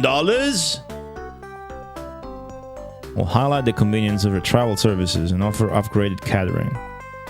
Is this worth doing when you only got one of those things? I'll try it. Average chance for success. High. Very high. That's the maximum. Man, this is like gambling. How much money is this again? 4,000. That's easy. Do that, max. Yeah, I'm sure. Do it. Oh, look at that! Look at the photo shoot. Looks cool. It's really like simple graphics, right? They don't need to be detailed. The woman's, because it's a tiny window. It's got low colors, you know. But it doesn't have anything particularly good, this pixel art. It's got like low highlights and shadings. But it's got a hell of a character. It's got a lot of character. And then every shot, it's got some sort of perspective, which I like. Like the guy on the right is more in the foreground and the guy holding the light reflector on the left. But I'm a big fan of these because they are full of heart and character that transcends the quality of the artwork here, so I like it a lot. Yeah, that 2DF, of course, I agree. Completely agree. Who will you send to conduct an ad campaign? That's enough ad campaigns. I want to learn how to get a hub outside of... I should get a meeting. That's it. Okay, so this is to open a new route. This is to change a route.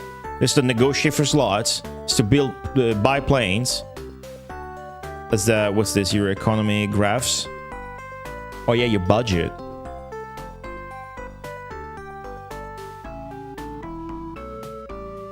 Start button. Ooh, thank you. There you go. Fucking cool.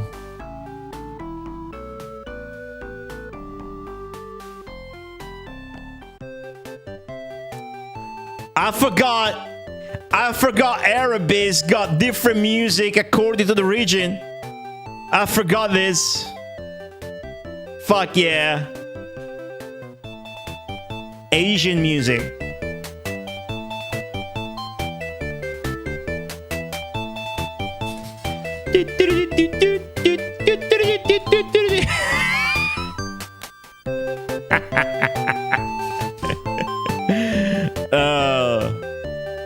I'm glad when you're in Europe though, the Asian music in Aerobiz gets old. The Aerobiz Supersonic one doesn't seem to be any different. What's up, NES Atlas? Alright, so let's try and get some, see if it lets us... well, we don't have slots. We don't have a regional hub either. Let's build a regional hub. The reason I'm picking this region is because it said Osaka was becoming a center of tourism. They got a lot of major cities too, so that are closer, you know, whatever. How do you... Probably here. We can't open a regional hub in Southeast Asia. We don't have any flights going there yet. Are you stupid? But if I try to get a flight there, it says I don't have a regional hub. It's a conundrum.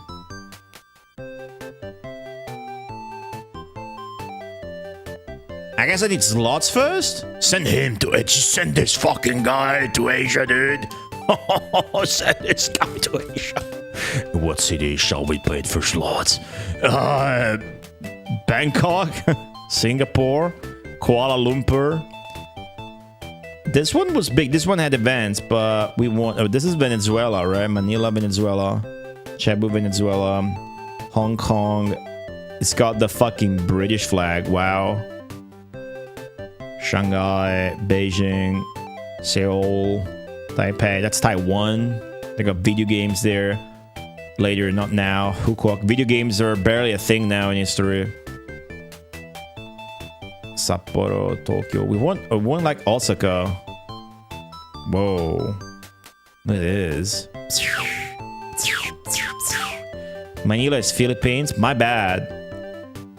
This is the Philippines flag. That makes a lot of sense. Venezuela is in a different continent, dude. That's South America. My bad. My bad. Manila sounded Venezuelan. One person knew. Already else thought I was a genius. I mean, said Osaka was good, so let's go with Osaka. Let's follow the trend of the game. Let's get these fucking 5 slots. It might take forever since... Tourism 29. I guess it's becoming a tourism thing.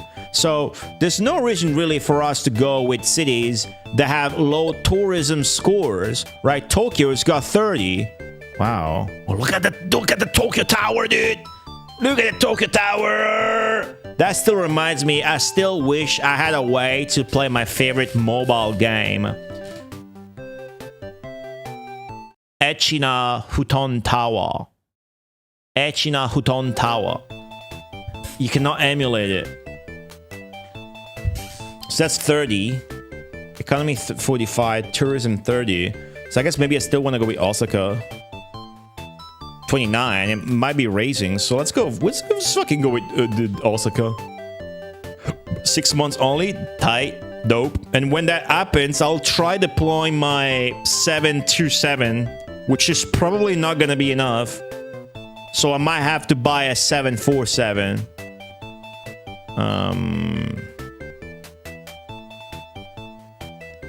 Let's take it easy though. The game doesn't tell you though, does it? The distance to your homeland. Let's see what the meeting says. I got one extra dude I can deploy. Let's see. Let's have a meeting. Shall you conduct the meeting?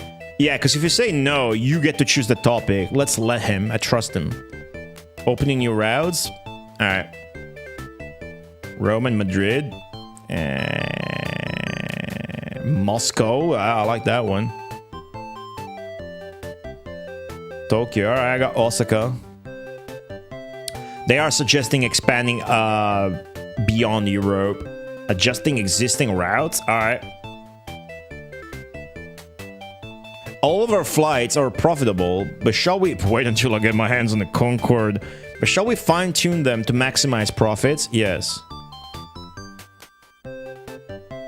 Flights between Rome and London have just started. I'm sure we'll carry lots of passengers. Flights between Rome and Paris have just started. I'm sure we'll carry lots of passengers. The route between Rome and Frankfurt is running... that much? $18 million in the black? What does it mean in the black? That means it's good. It's not in the red. We're profitable right now. We shouldn't mess with success. None there to risk. Yo, Black Sheila John, hello. I can't wait until I get my hands on the Concorde. Flights between Rome and Berlin and just blah, blah, blah. Ooh, blah, blah, blah. That one's good. We're probably right now should mess with success. We could change over to a larger plane, such as the 707. Well, but the thing is, those planes are good for longer routes, and I can just add more tiny planes instead. Maybe that's a better idea.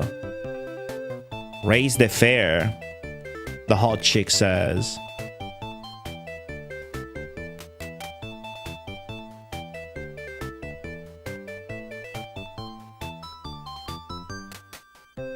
So the way I interpret this, I might be wrong, but the way I interpret this is once it's profitable, you can try to be even more profitable by either using a larger plane or making the fare more expensive. Which I doubt will necessarily be bad, but they're suggesting, the hot chick suggesting that, and the short hair chick is saying that we can just try a bigger plane. She would say that. I don't trust her. Smaller plane? She's the one that's thinking about size. Plane holdings, okay. More 737s. I agree, but we need more slots to do that. The 737 is the small aircraft I'm using, the Boeing 737. And then I have some 727s that have longer range. But if I get that route opened up in Osaka, I might be gonna need something bigger than even a 727. I'm gonna need a 747 probably.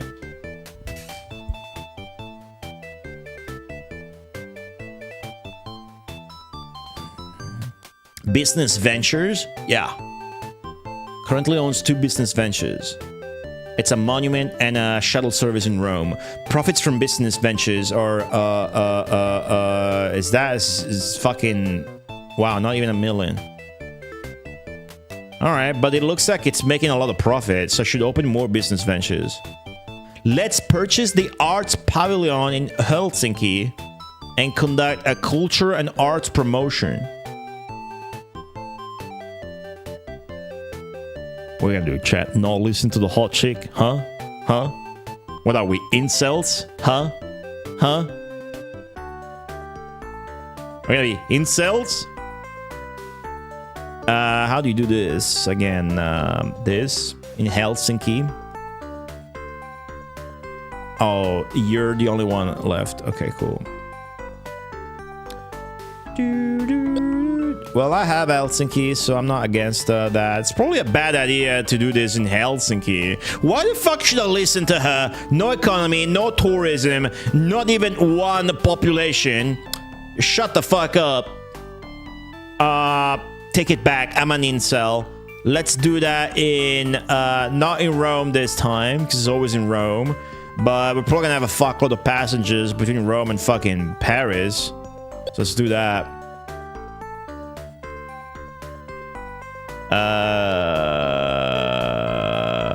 Man, this shit's expensive, huh? I mean, we're already working on the service stuff, so we could get a catering service. That's so expensive. But let's do the arts and pavilion shit, which is the least expensive thing, and then turn a profit.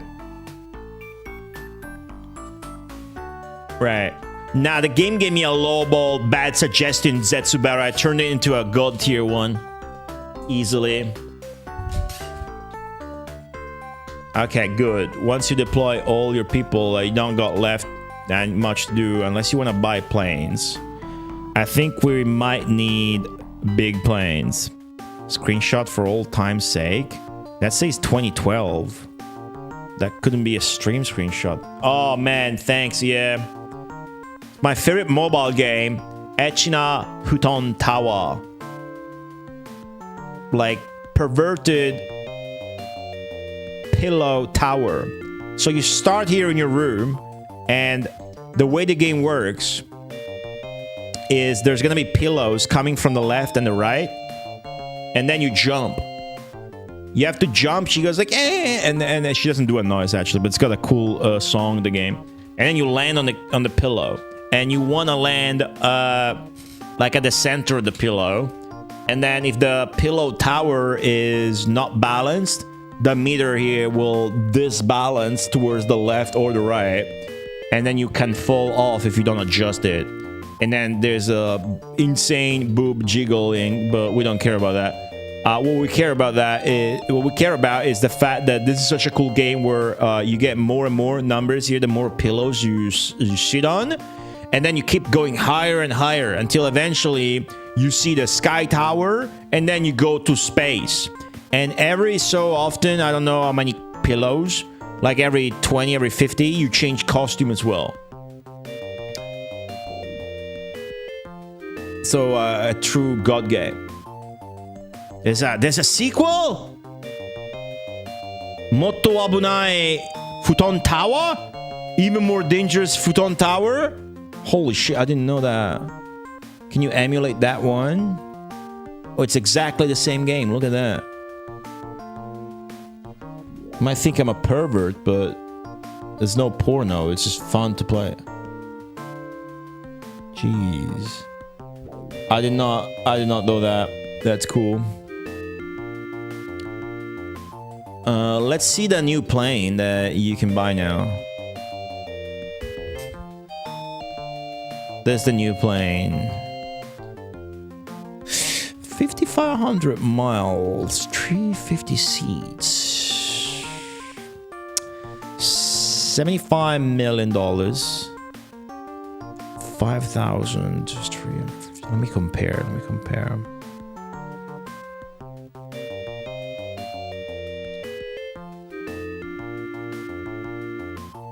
Ooh, the D10 is better than this. I mean, this is less expensive, but that one's got double the passengers. So for long routes, ooh, 747, huh? Let's just keep our fealty to Boeing, whatever. Oh, this fucking Boeing is expensive. But the 747 is still around for a reason, and its capacity is so good. It's got way more mileage than the other, and its fuel and range efficiency is only slightly lower than the DC-10. Fuck the DC-10. Let's get the jumbo jet. It's the best plane for long-haul flights, yeah. Maximum 8? I can barely afford that. Man. This is 100. This is so expensive. I will get 2. No, I don't think so, Schneefert. But I don't have an interest in the other manufacturers right now. If you compare, there's not that much of an advantage. I want to keep it simple for my brain right now. And then I'm going to go crazy on the Concorde. Boing. I might have just spent a fuckload of money. They just introduced the 747, by the way. Started production in 1970. So we do want to make use of them and go on different regions.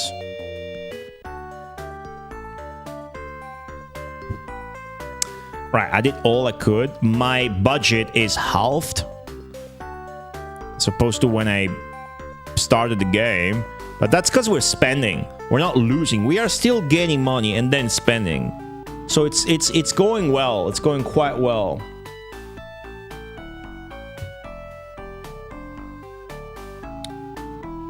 Pass.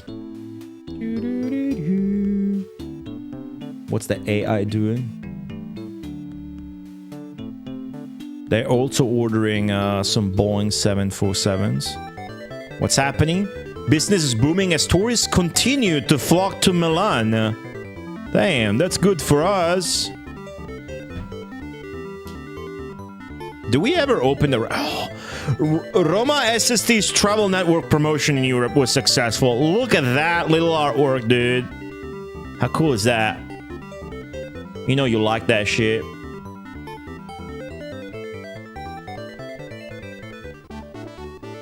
What else? Okay, cool. Interregional flights. Man, we're not even winning in Europe, huh? UK Air is winning. Wow. We're not doing that well, maybe.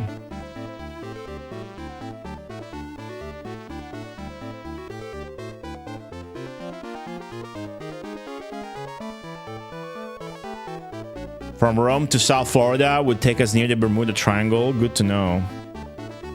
I have the most cities, so maybe I'm gearing up for later success. But UK Air is winning. I should learn something from them.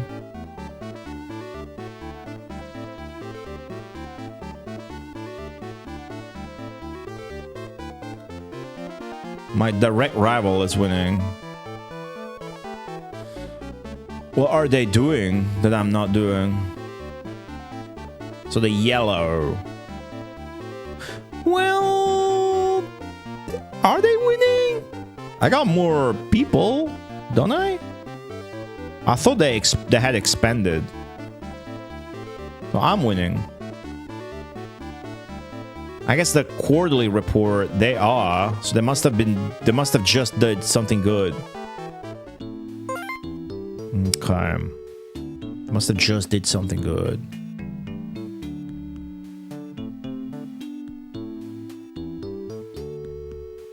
Man, they just negotiating slots everywhere. Okay, my turn. I mean, they're catching up. We bought an arts pavilion in Paris. think we can now expect more passengers in our flights to the city. Should strengthen that ramp, maybe. We have 4 extra slots in Rome. That's a huge boy. The graphics are accurate. That's what a Boeing 747 looks like. I got 2. We're gonna bring one of them to Osaka whenever we get slots there. Okay, I need to pee. I'll take a second break of the stream. 4 hours, 20 minutes in. That's pretty good. We're probably gonna play for another hour or so. Right? I don't think we're actually gonna get to the Concorde, but I'll do my best. In the meantime, I will leave you guys with the subscriber poll reel. For subscribers and Patreon supporters to vote on. I do have a Patreon. You can check it out for free. You don't need to subscribe. Check it out for free and see a lot of stuff for free. And also, that's where I distribute my podcast early. I have a podcast. It's called Gods of Retro. You can listen to it everywhere. You can also watch it on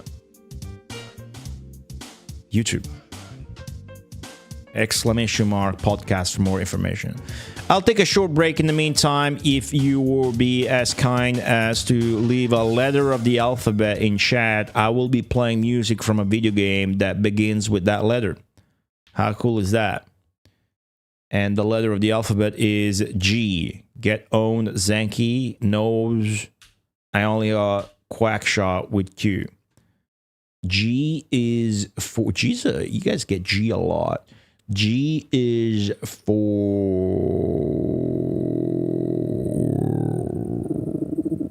many cool and good ones.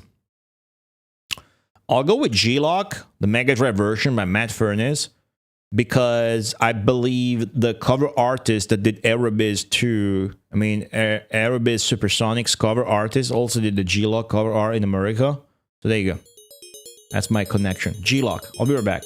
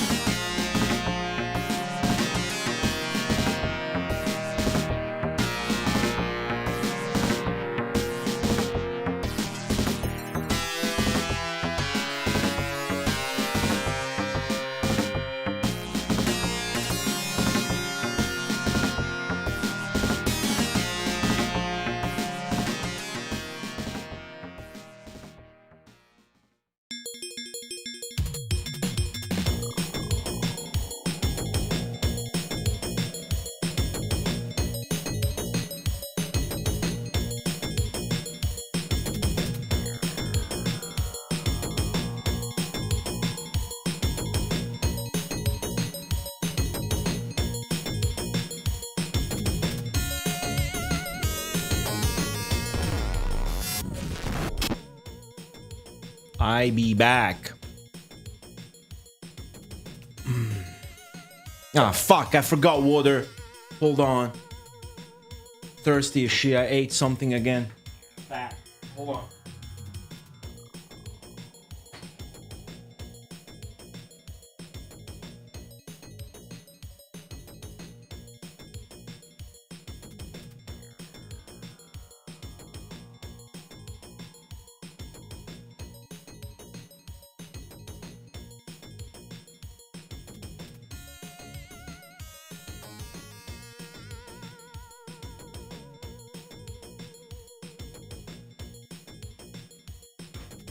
Okay. Got it.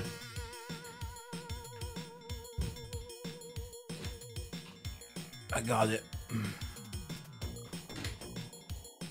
Don't spill it. Oh.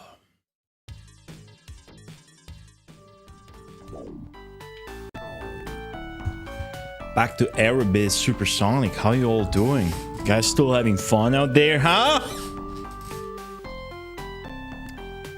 April 71, we barely went 1 year in game. Actually, it's exactly 1 year now. So we gotta speed this up, huh?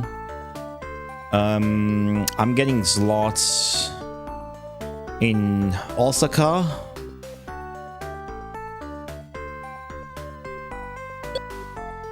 Can I get extra slots now in Rome?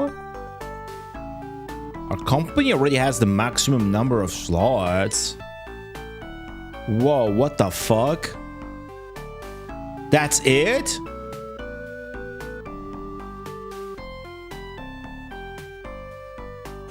Wait. Huh? What do you mean? I can't get more routes than this? That's weird.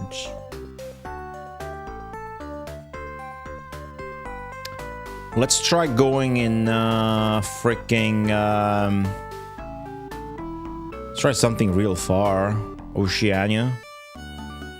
Ooh. Man, this is fucked. There's nothing here. Perth, Auckland, Sydney, Melbourne, Adelaide, Brisbane. What's France? Nando. And alright. That's weird. We should get Sydney.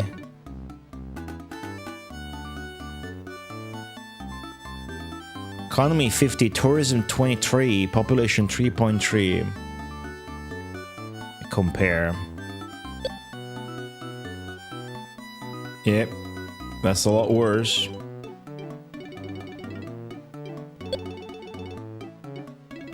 Of course.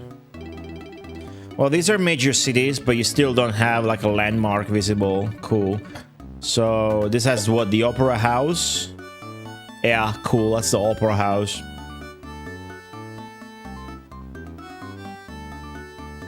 Let's get 5 slots there. 9 months. Wow. Might be worth it. Tourism shit there, but we need the region. It's my last one available, it looks like, so I'll play it like that. Wait, no, this is wrong. Hold on. We got enough slots. Let's get because I got everybody on slots, whereas we should try and get businesses probably. It also raise the fares. I want to just try raising fares, as they were saying. Business venture, Paris, Rome, Paris, Rome, Paris, Rome. Let's just keep doing Rome stuff. Travel agency, Grand Hotel.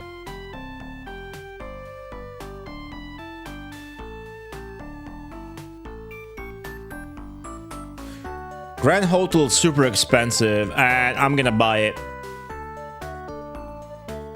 Fuck it. And then we're gonna start another ad campaign when that's done. Good. Now, let me raise the prices on my shit.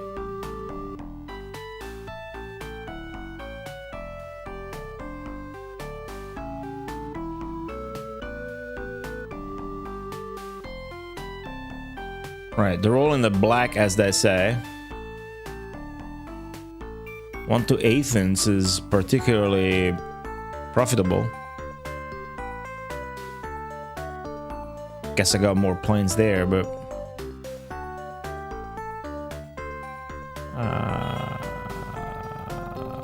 what's before?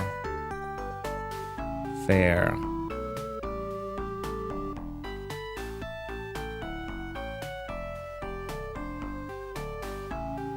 Let's get that.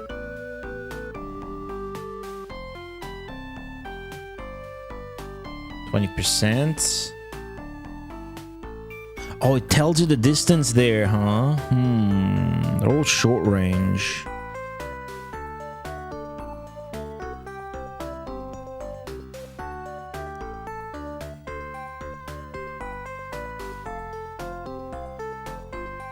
Okay.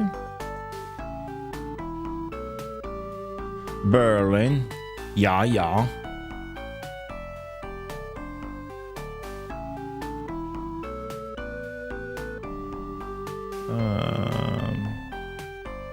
Munich. Yeah. Getting more monies.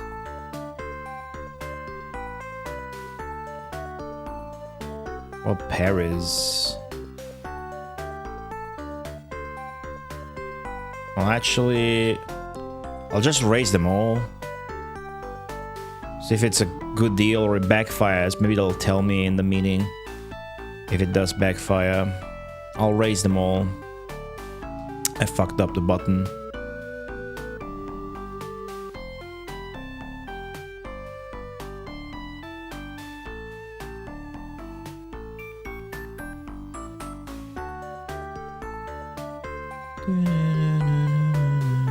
Here's Paris.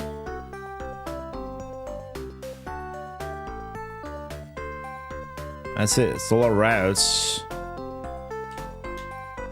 Made the price steeper. Now we can go. See what happens next.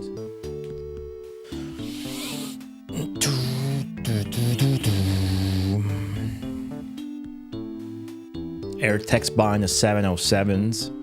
Okay.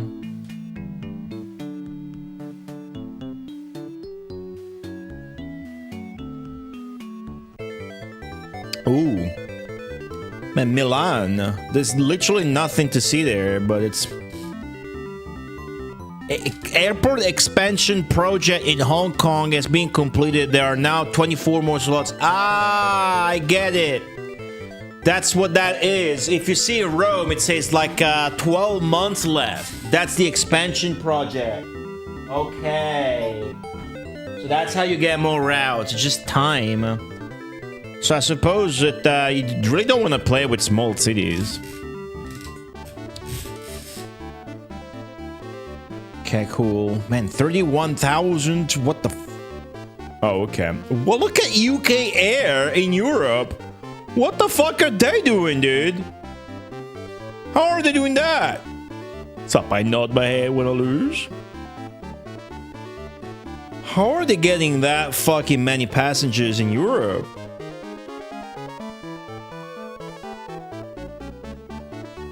I'm getting owned. I guess they're just using the small PP planes and they're using the big boys. Maybe that's what's happening.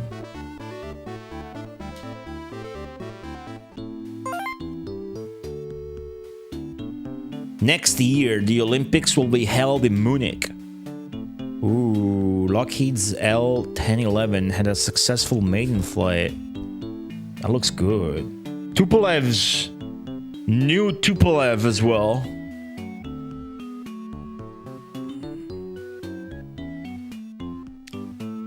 Alright. What's going on here? Cool.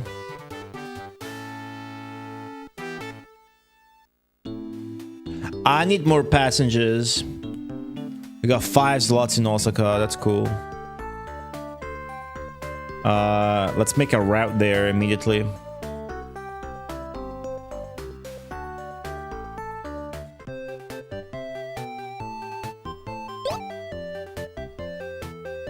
Fuck! Fuck! Fuck! Don't I have the fucking 747s I bought? Oh. Interregional flights can't stop in minor cities. Wait. Huh?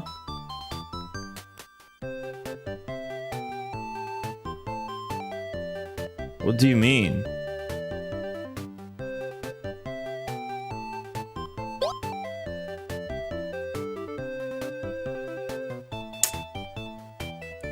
I guess we fucked up. Do we have maybe slots open?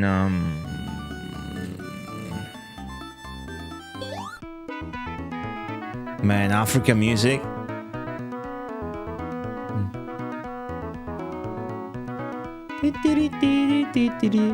What about North American music?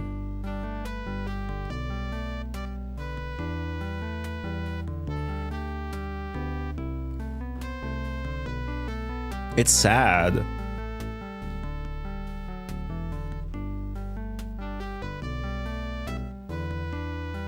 It's an actual song? From what?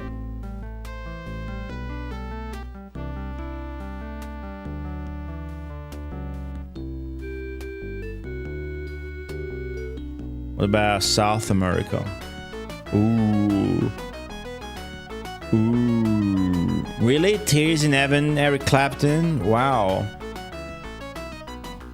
I'm gonna note it down.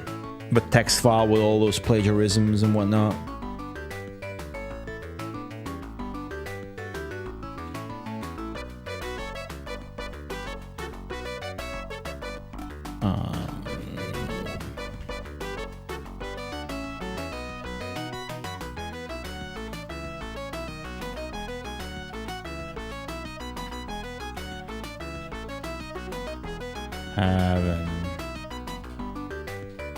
Okay, cool.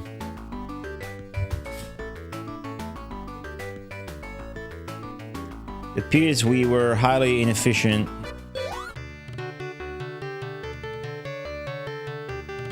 Ooh, Middle East song is cool. Pyramid Magic music. This isn't looking too hot, guys, but need more slots to let me check. Can you just check on, let me check on Milan.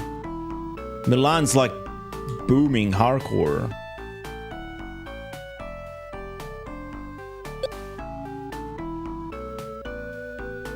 Whoa, economy and tourism 100? Jeez.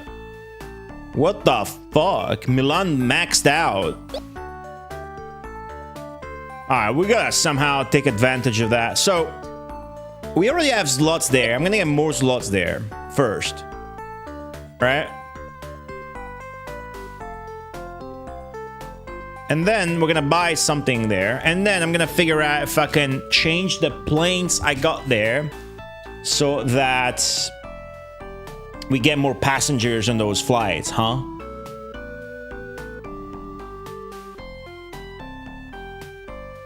Milan. Sound effect bugging out. I'm gonna lower the audio. Museum, Arts Pavilion, Concert Hall, City Hotel. Start with a hotel.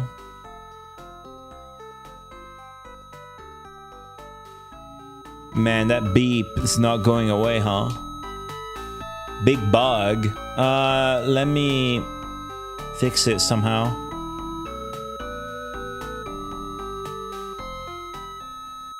Oh, jeez. Oh, jeez.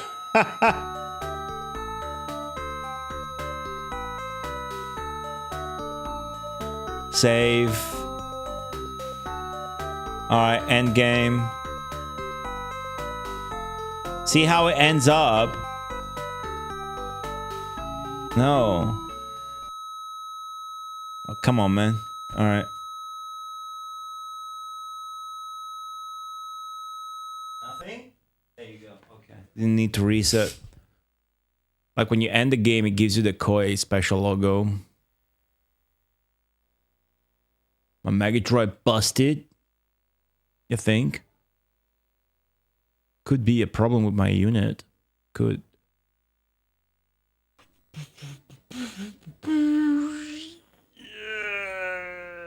Oh.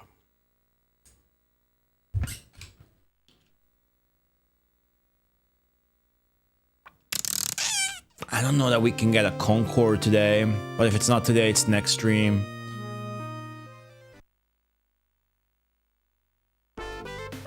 I gotta improve my routes with bigger planes. I think we should try that as well. We're not doing good. I mean, looks like we're doing fine, but if I look at UK, they're owning me. Right? So we did all we wanted to do, and now we dingaloo. Let's change a route. Is that like a plane that's short range but big? That would be good, right? We don't need range, we need seats. But the two seems to go hand in hand. Except this fucking thing here. We want seats.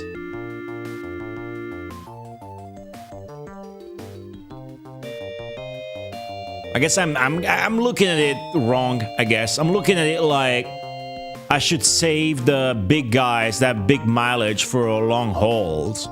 But the way you gotta look at it is the more passengers, the better. Period.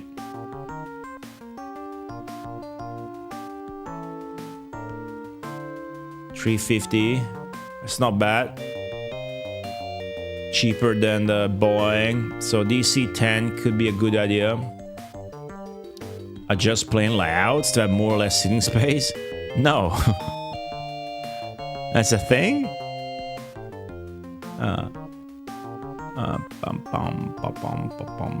They only got this one. What about Tupolevs? Man, that's all you got?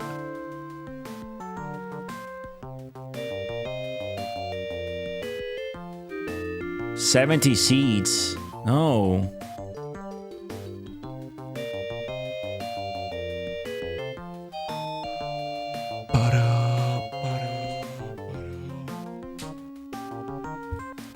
Right, this is the highest capacity plane, and I do have some of them. I think the increase in numbers is worth the inefficiency in fuel, probably. It's 40, 47, and then you can get a DC-10 if you want to, because that one's hella expensive otherwise.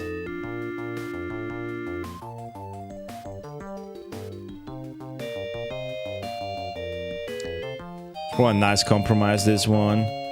High volume routes. There you go. Put some on your main routes. Oh, I'll get a couple. We'll get 2 of these infamous plane that crashed a lot in history. And then we're gonna pass. I wouldn't say advanced. It's like it's not that complex, right? You want to keep it simple. Why would it be fun or good or add to the simulation or strategy experience if you could customize every single plane, seat, balance? This ain't Armored Core, right? I may bankrupt.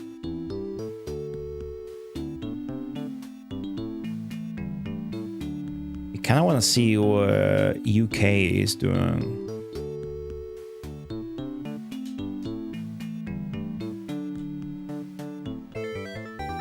The emergency landing has occurred at Dragonfly from Hong Kong to London. Ooh, you can crash in this, huh? Let's hope UK Air crashes. What the fuck is that? Is that animated? Is that flickering on the stream? It's not flickering on... Oh, it is flickering. Ooh, there's like a graphical flicker that's more obvious on the OBS preview, maybe. What the fuck? Yeah, it's kind of like flickery. Milan is already max, somehow, whatever. Oh, London's expansion's complete. Mine isn't yet.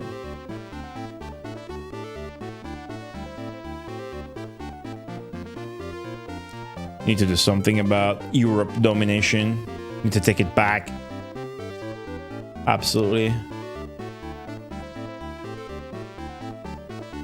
Gotta take it back, dude.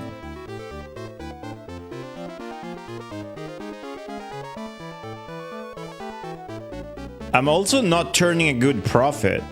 I think I just made a bunch of small plane routes. And I even bought more of those planes, and that wasn't a great idea. Because basically, I am wasting slots by putting small PP planes on them that can only carry so many passengers. Yeah, but more passengers, more money, more passengers, more score, more everything, more rank. Alright, may not be too late to save the playthrough. Oh, excuse me. Ate a slice of bread, salt and olive oil,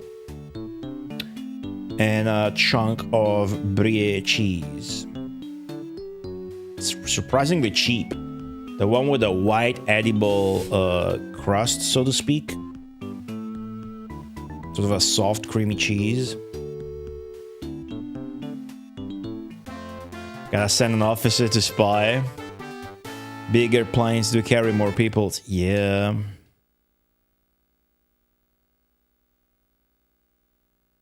Okay. 6 slots in Milan. Right. I'ma put a DC-10 there.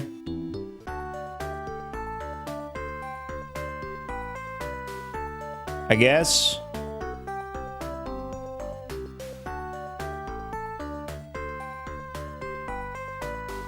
Not much of a good idea this is, but right, sales have gone up, it looks like, since I've raised the fares.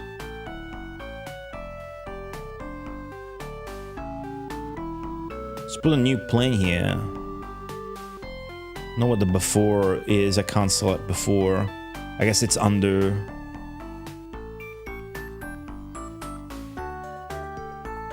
There you go. 350 seater.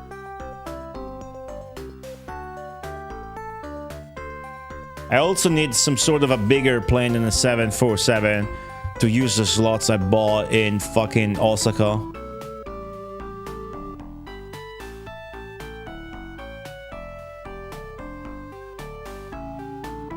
Flights.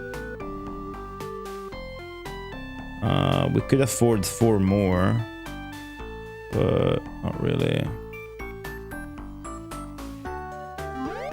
An extra one. We don't get to use that. We only got 2 extra slots in Rome.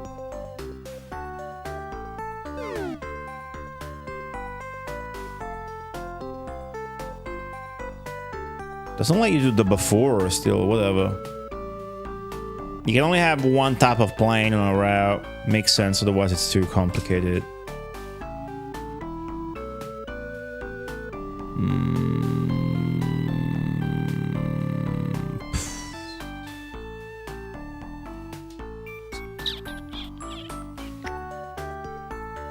Okay, I got 2 new people.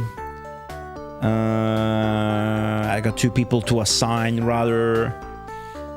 I don't know that I can get even more slots in Milan, but I kind of want to. But really, it's in Rome that I need them, and I can't get them. 6 months left until the airport upgrades. It says 61. I don't get this. It says 6172 total slots. So I have 61 slots and it's gonna go up to 72. Is that what it means? Probably. Okay.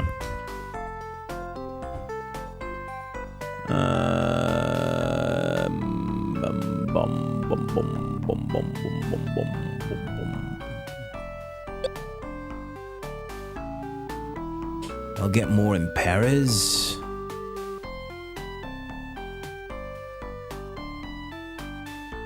Six months is a lot.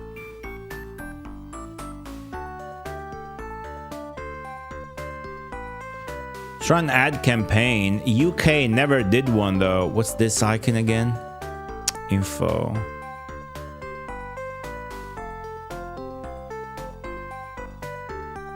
Business costs. Ad cost. Alright, so we're getting a definite profit, but it's all about the passengers. We gotta deploy bigger planes. So let me deploy all my big planes and just see what happens, because you can always recall them, right? So where am I getting the best sales? Athens, Frankfurt. Athens seems to be extremely popular. So, and with only one shitty plane. So what about I put two big planes there?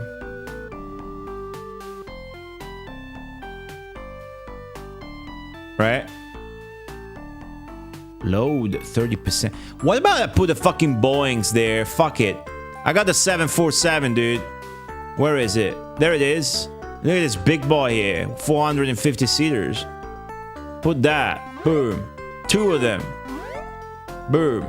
All the fucking... I can't do more than that flights. Load 23%. Fare 326.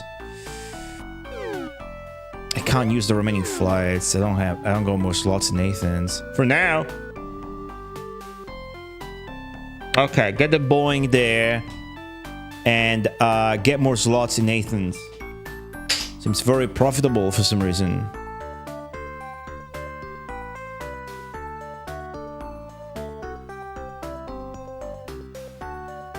There.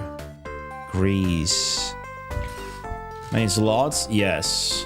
All of them. Oh my god, 7.8 million people? Holy shit. What the fuck? I did not realize that was like, wow. Is that real? Okay, that's it. Don't gotta do anything more. Although I can change my planes. Rome, Paris. Load. Oh, there you go. Load 100%.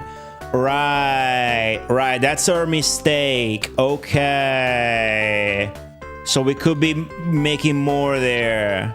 Because there's more passengers to be gotten there. I see. I get it. Load.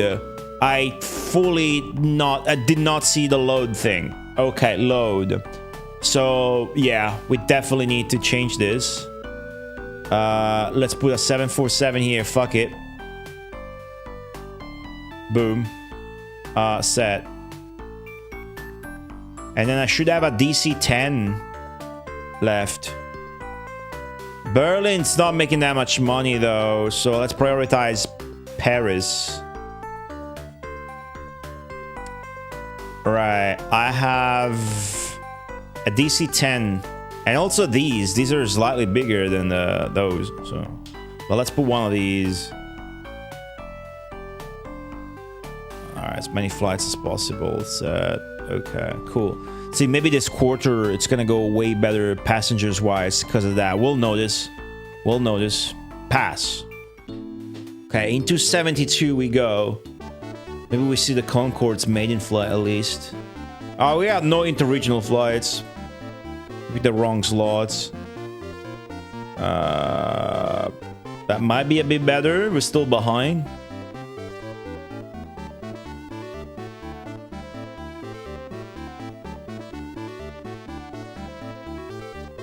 Okay. Whoa. Dragon. Okay, now we're officially behind and losing hardcore, guys. Gotta see if my latest maneuvers pay off, though. We gotta see that.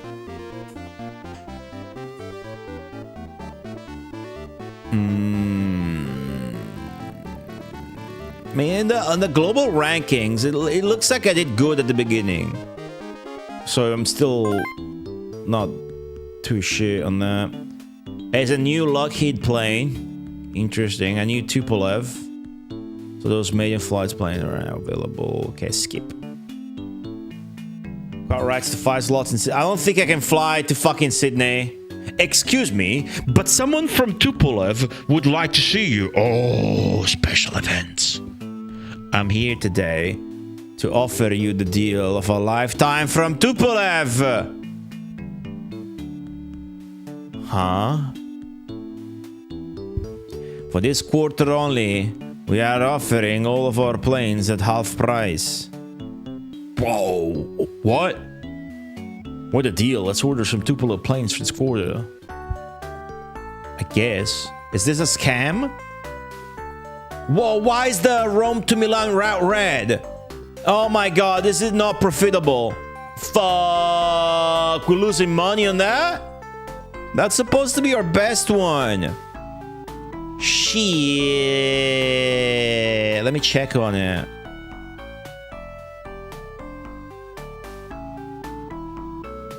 Did I make it worse? Man, my changes made it worse. My changes made shit worse. Because there's no load. People aren't boarding as much. Why the fuck are they not?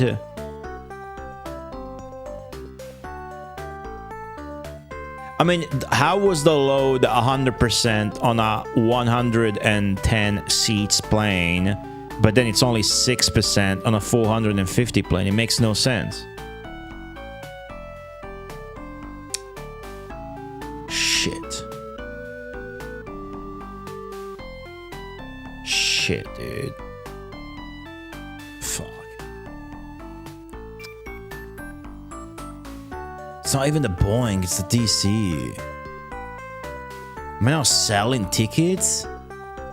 Is that fare too fucking high? Bring him back to average. See what happens. Damn. Let's run a commercial.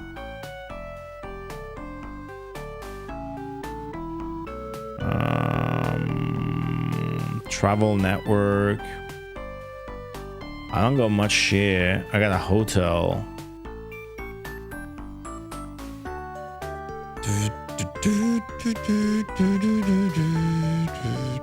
Cultural events. Average, high. Let's do very high. Power gaming.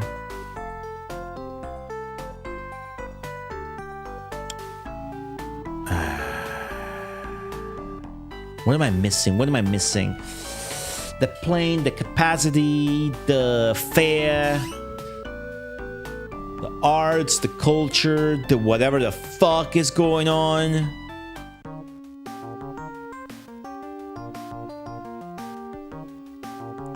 Tupolev's got a new plane and is offering me a huge deal. Half price. Sounds fishy.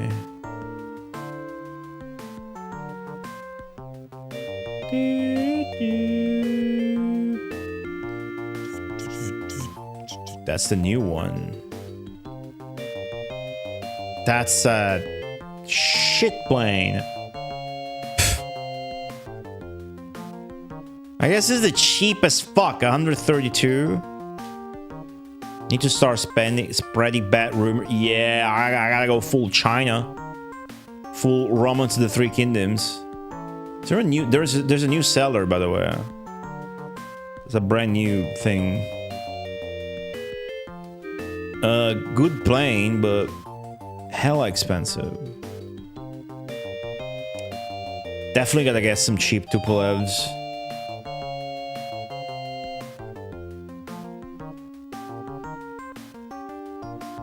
The extended Tupolev 134 is a 3-engine medium-hull aircraft, perfect from your regional flights. Man, these are really fucking cheap. I'll get only 4 though.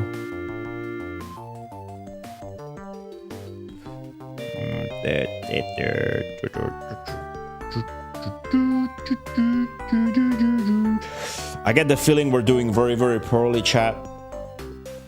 We have a red route that's fucking trash. I changed the fare though. I'm gonna chill and see if that's enough. Camille and Kat, welcome to the stream.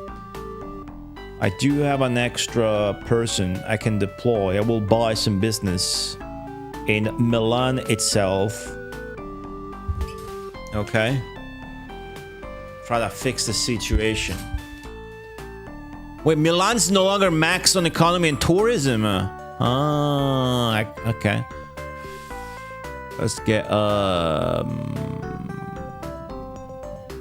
okay, let's get this, I guess. Yeah, the soundtrack's good.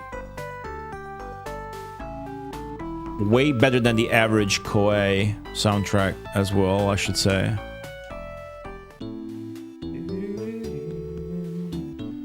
UK Air is killing it.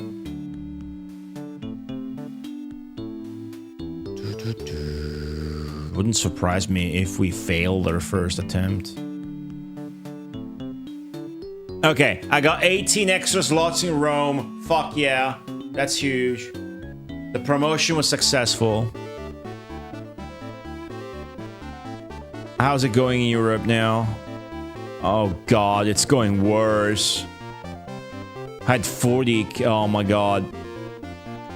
I'm losing clientele. I'm losing customers. Fuck. Come on, skip. Yeah, alright, it's going bad.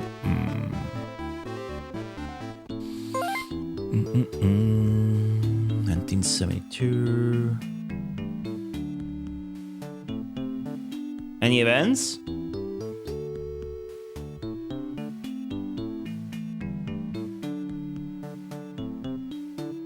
I still got that red route. Oh my god, now a different route is red, but Milan's isn't? What's happening? So how did you...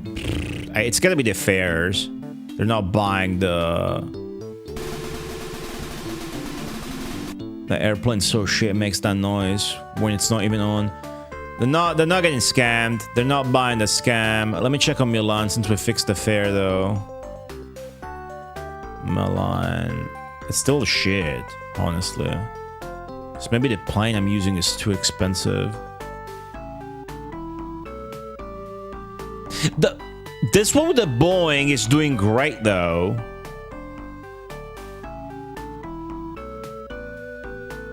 I guess the Milan flight's too short a route to use a big plane on. The Athens one is decent.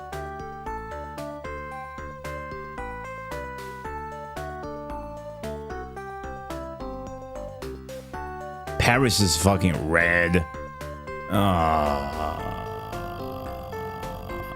Let's get the fares all back to average. Maybe that was just our mistake, and then take it from there on the next like round, so to speak. And then we shall never touch the fares again. I wanted to try with that. Koei games offer this option all the time. Maybe not a good idea. Like I never try to do that shit too much in Romance of the Three Kingdoms or Nobunaga's Ambition, where you can actually get more money than normal from the people, but ends up never being worth it. So I thought maybe this was the exception. Just reset that. I should take it by step, reset that shit and see how it is next time.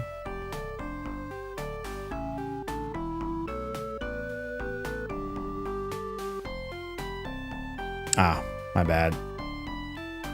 The menu controls are not... Well, actually, they're good here. The menu controls are pretty good here.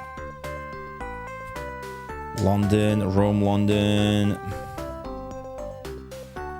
So I got $372 for a ticket, a plane ticket in the 70s. That's busted just to go to London. It's fucked up. I'm a criminal. I deserve my failures here. I'm a scumbag. Okay, I got 3 free people to assign. I need the slots in Rome.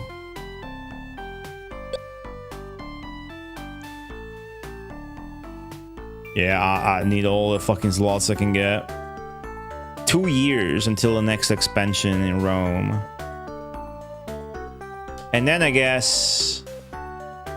I don't even care about trans-oceanic shit at this point. But Athens is so successful that I should just go all in on Athens.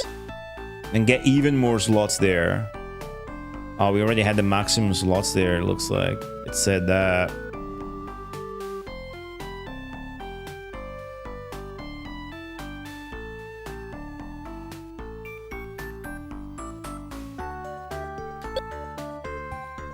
Let's try Berlin. The only guys that have Berlin. Tourism in Berlin, shit though. What about fucking Paris with its extra slots I'm already not using? Would I get more? But they got good stats. And London, which is the enemy, by the way. But everybody got London. So I might get more slots there. Okay, finally find it's nice balance to get 3 on slots and 1 on businesses to purchase. Let's get more shit in Athens since it's so good and profitable, and we're gonna expand there. Pleasure boat, ooh la la. It's expensive though. We're starting to run low on cash. Let's go with a simple museum and pass. I'm also gonna increase the message speed.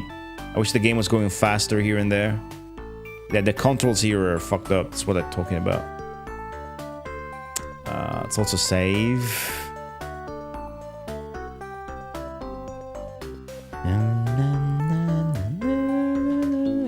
Good thing I kept it on default difficulty. London and New York. Toronto.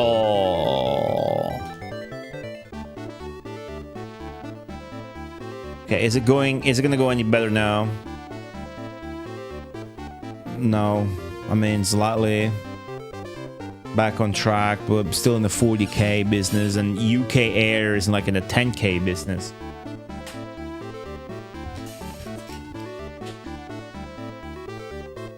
Okay. I want to go faster through these screens, dude. Okay, July 72. Oh, what the fuck is going on? Alright. They got red routes. I got red routes. I mean, red routes are still giving you passengers. They're just not profitable. Doesn't mean they're necessarily bad. Like my Concorde routes are going to be red, by the way. That's how it worked in the first game. Concorde is an expensive plane to run. Car rights, 13 slots in Rome. Fuck yeah. Okay. So let's improve our shit. In Athens and Paris. Paris is the red one. Athens is ultra profitable. Man, this shit's going bad. Anyways, Athens. It's got the Boeing, a load 22%, but profitable. So I'm gonna put an extra fucking Boeing there. Wait, I can't? Shit. I change plane. Do I have 2 free planes? I got 2 Polevs. That's a trash though. I want more space in the Athens route. I think I should put 2 Boeings in Athens. It seems to be performing well.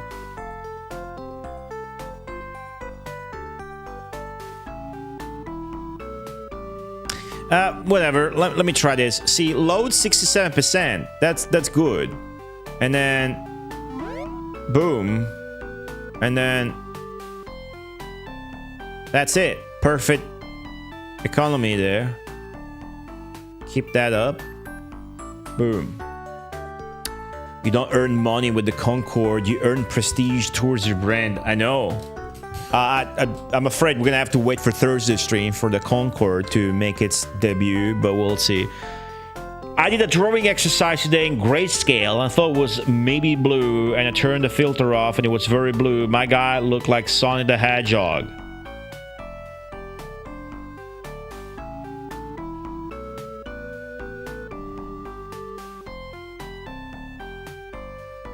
The filter is a grayscale filter. Okay. You drawing game stuff? You getting furry porno OC commissions on Twitter? What's the deal here? What are we talking about? As long as your profitable routes offset the bad ones, you're good. Yeah, but why have... Well, actually, yeah, you do want the unprofitable routes to exist as long as you have routes. But this regional business is not going as well as I wanted it to. Load 67%, that's nice. Milan, this is bad. Alright, I want to change that. But first... Right, we're gonna get more slots in Milan and in Paris. It helps that I know fucking where is which. So, because this doesn't tell you. The screen doesn't tell you where Paris is. But I know Paris is there in France. This is a red route. We want to fix it. Very low load. So...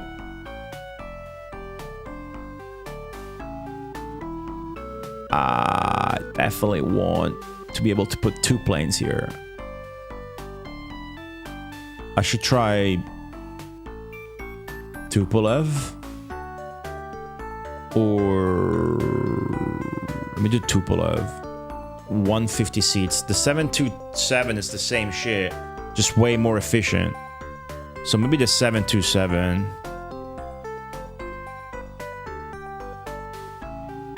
Let me use these. Yeah, it's just more efficient. 727 to... Just got the best load 10% in Paris. What about the load I got to Milan? Percent load in Paris with a DC-10. In Milan, I got 16% load. They're both equally fucked on the same kind of plane. Okay. I have to switch these to Boeings, more efficient since they're not earning me as much as I would like them to be earning me. So yeah. Put an extra one there and get more fucking flights.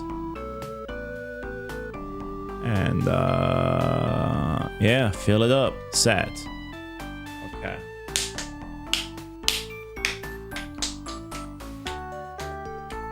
That's Paris. And then Milan, I want to do the same exact change. Load. Gotta focus on load. 50% like that. So that's good. Get an extra plane, get more flights. 50% is fine. Hope it goes up. And we got the... Well, since I have an extra slot and one extra slot in Rome and whatever the fuck that is, let's get the extra flight scheduled. There was an icon here. That's Frankfurt, I think. Nope. It's Berlin, it's Berlin. Berlin's to the east. Okay. Got just an extra flight here. Cool. So... that's about it. Okay, I can do more shit. I can't really get more slots. That's it. These are my routes now. Either I remove slots or whatever. These are my routes now. So just buy business and do ad campaigns. Maybe just do ad campaigns in Europe. Let's keep doing ad campaigns in Europe. You do the ad campaign. You show here, girl. You do that one's ongoing. So do this one. All right. Do the high one. See if it fails.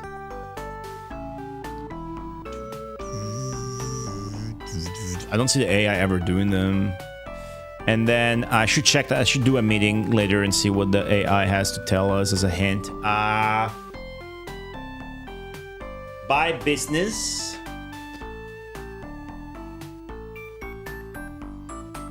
Do we just buy business in fucking Rome? I mean, it makes the most sense. Guess I can buy it all. Get a fucking travel agency, dude. Okay, now we're borderline broke. Okay. Starting to be broke.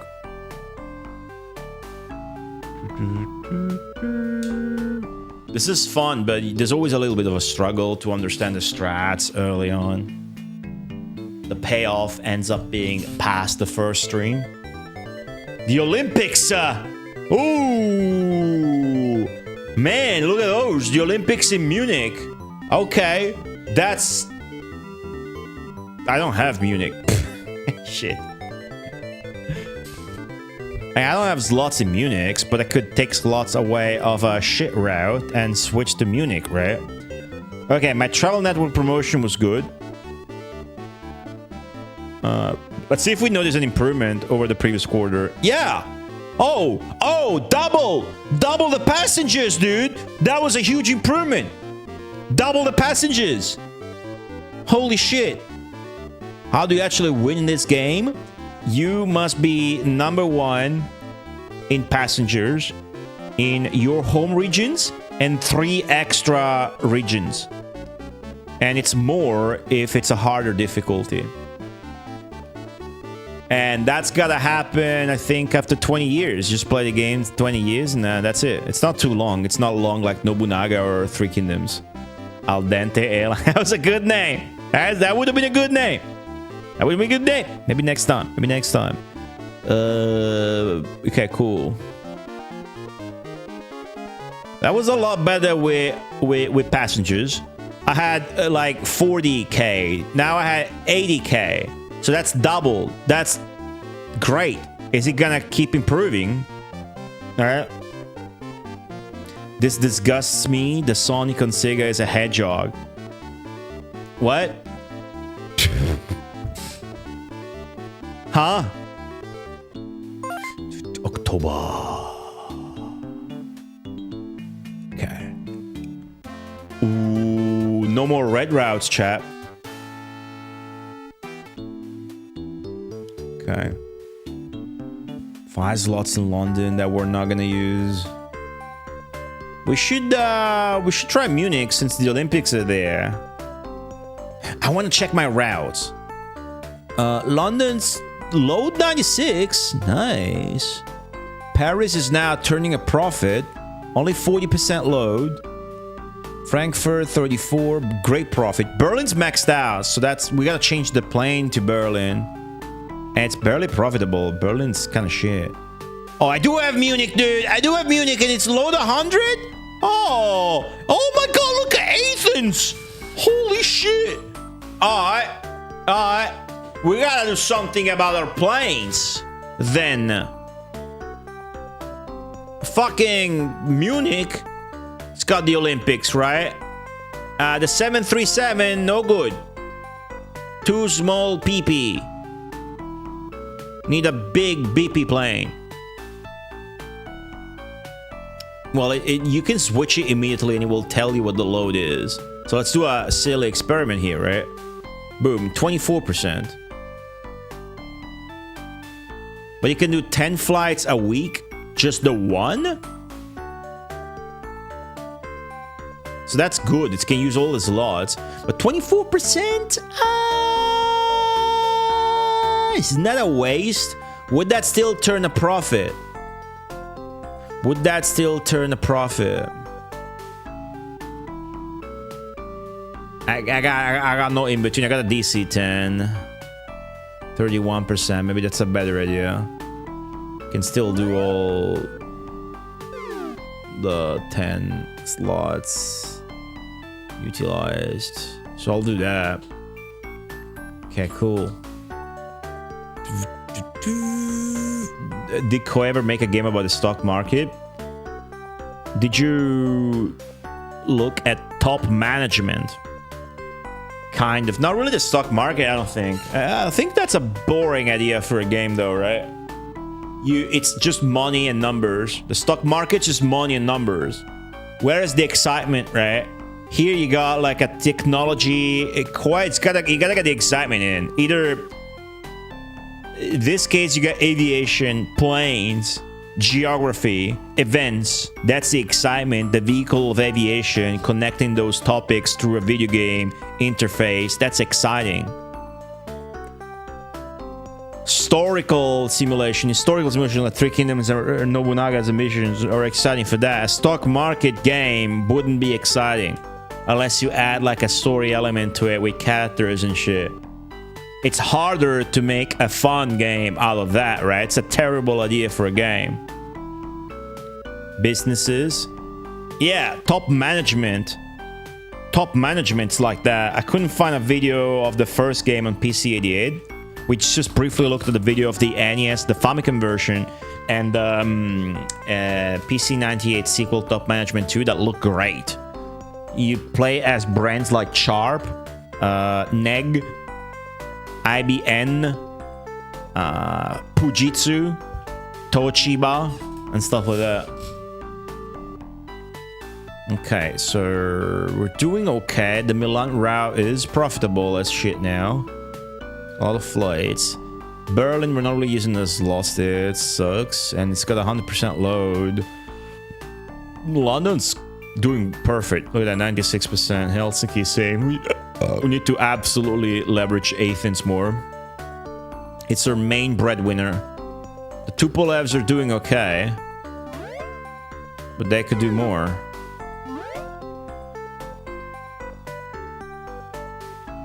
Well, rather, it's the wrong plane. I feel like we should try the Boeing here. Tupolev's got how many? 150 seats. Well, the Boeing with 33% doesn't sound bad, because I'm using all the slots. Maybe it will go up next. And you know what? You know what? I accidentally didn't change it. I have a fucking genius plan. Since Athens is so profitable, because there's so many people boarding Athens, I am going to lower the fare. I'm gonna lower the fare like crazy. Look at this, $200 to go to Athens. But I'm gonna aim to fill up a fucking Boeing 727 that's gonna take 10 flights a week to Athens. Just the one. That's less flights than I had earlier though, isn't it? Yeah. That's still more people. Sad.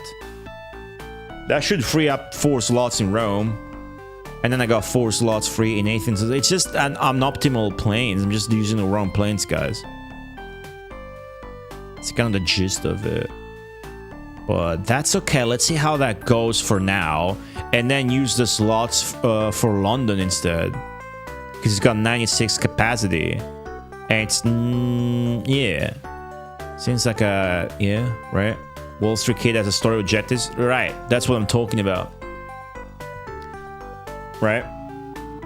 Man, just fucking gotta make games sometime. I'll make games. Alright, London. It's got a 737. That's shit. Let's put an extra one. Oh, an extra one doesn't fix your load. Overload, right? Let's just put the 727 instead. There you go.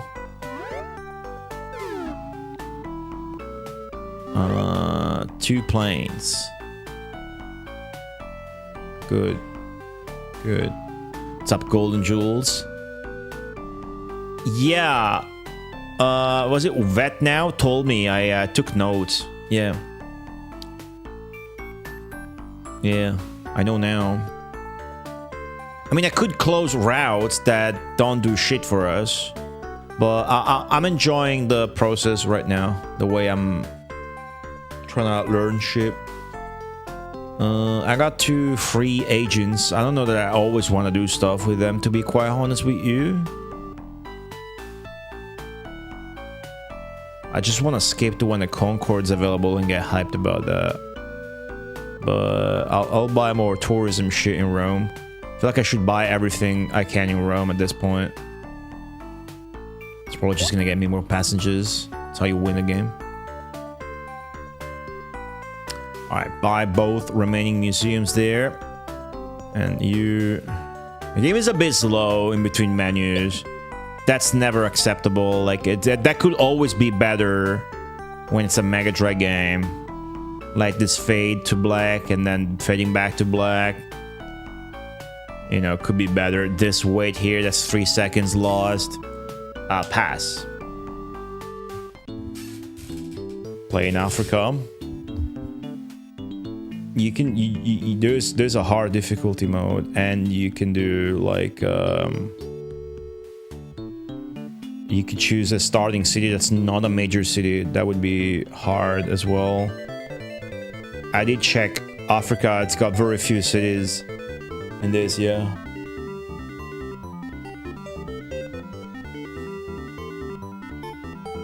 Oh yeah, you gotta skip these events. Man, Dragon Flights are fucked up, huh? Taking their name to literally... Is it gonna improve from 80k? Ah, what the fuck? It was worse. It was way worse. We only got 50k that time. Ah. Damn. What happened? How I lowered the fares in Athens. How could we get less passengers? Man, we are doing so fucking poorly. What's the yellow bar that they have and I don't have? Is that the profit? All right.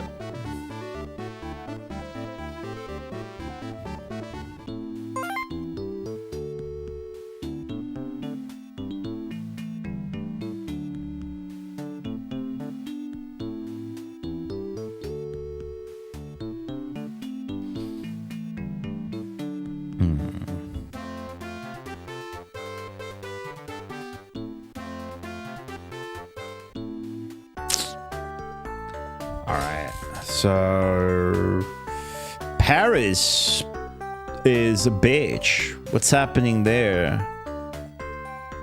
Alright, let me check my routes. Which it told you the number of passengers. We lost passengers in London. Why is that? We lost passengers in Helsinki. We lost profit and passengers in Athens as well. Well, I lowered the rates, but this is going very poorly. And I don't know why. Is one option here that makes sense, and it's to have a meeting and let the AI tell me what I could do. We have 1 non-profitable route. We have 2 non-profitable business ventures. I didn't know that. New routes? Madrid, Moscow, Tokyo. I tried. No plane can get to Tokyo, bitch. Okay. The 1 route in the red. 10k in the red. Number of planes cut back. Why?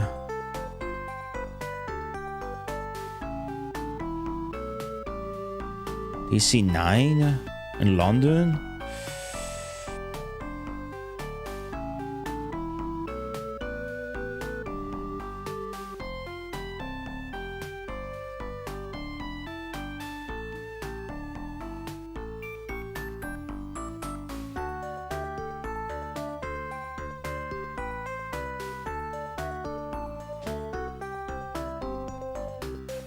They really want me to use the DC9.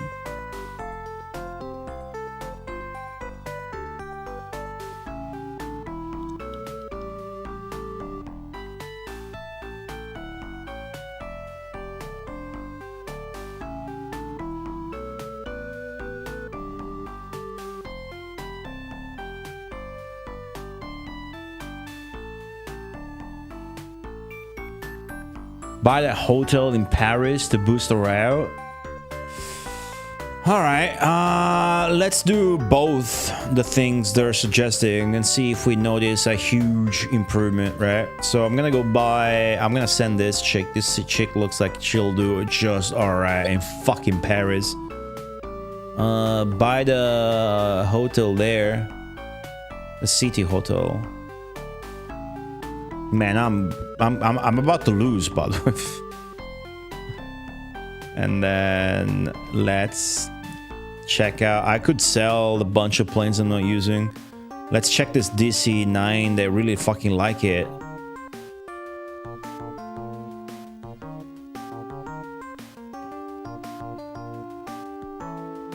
DC-9. It is very efficient. The thing is, the seats, right? I mean, that shit's gonna get full. Also, it's not that cheap of a plane. DC-930 is... Oh, my bad. I was looking at the wrong plane. Well, it's cheap. Yeah, it's good. The higher, the better. But the way it works is the smaller the plane, the higher those stats will be. Like a big boy will need more, obviously, engineering and whatnot. But it's also gonna have more seats and it's gonna go further. But you don't need to have those unless, you know, I don't know much about airplanes, so I'm thinking like, sometimes you want to get more passengers, so you get a big plane. But getting a big plane to do a small route, it's not cost efficient maybe, unless you fill it up. So let's just try and see, let's just do what the AI is yeah. Says this is good for short shit. So I'ma buy all that I can, because then I'm broke. But I'm also gonna sell some planes, because we're broke now. We're absolutely broke.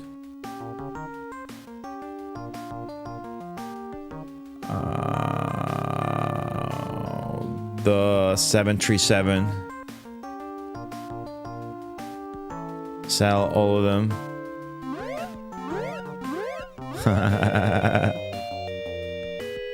Okay.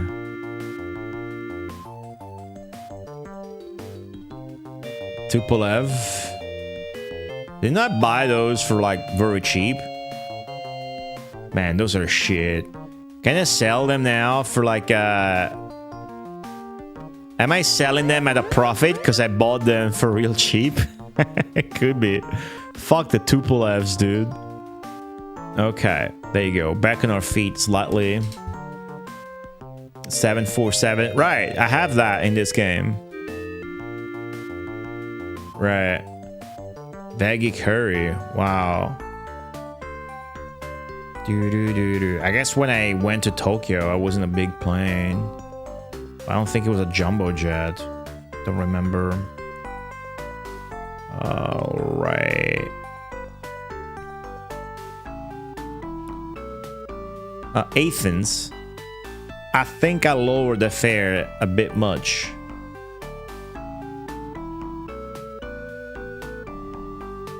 But I'll leave that for now. Paris. The city's almighty DC-9 that really want me to use. Wait, where the fuck is it? Oh, I have to wait for the DC-9. Fuck. Alright, just skip. Whatever. Skip. Don't have to always use my officers when I don't got nothing good to do. I mean, I guess getting slots is free, right? So I expect the numbers to go even worse than 50k now. Jesus fuck. Oh my god. Okay. I didn't remember it would take time. I figured I would have it. Yeah, my bad.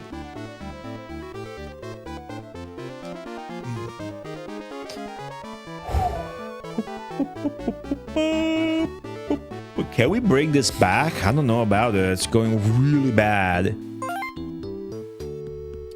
Tensions between countries in the Arabian Peninsula are increasing. Okay.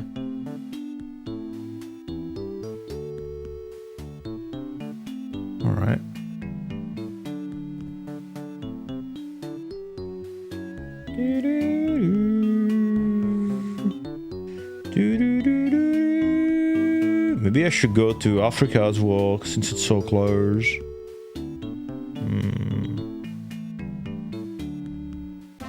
Oh my god! What the fuck is going on? Shit.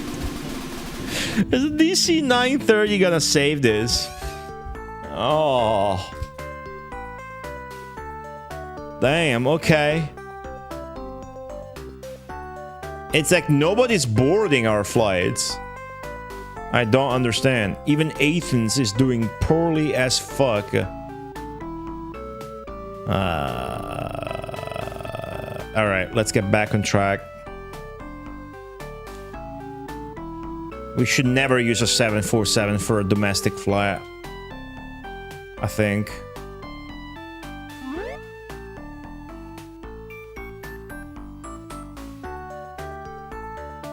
Oh, I don't got free slots in Rome. You know what? You know what? You know what? What's a shit route? What's an extremely shit route with a shit country? Town, city, rather. Man, fucking Paris. But I invested in Paris. I want to keep London and Milan. Helsinki is somehow profitable.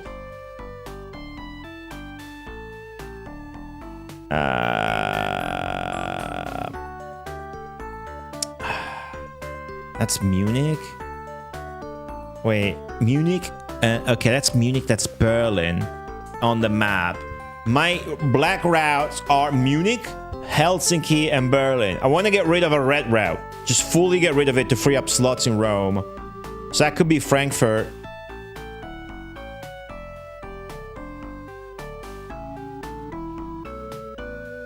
But Frankfurt's not doing that bad with a 747. Do I cut London off? Fucking London is siphoning off. Let me cut London off. Maybe that's my issue. Fucking push start to view the competition.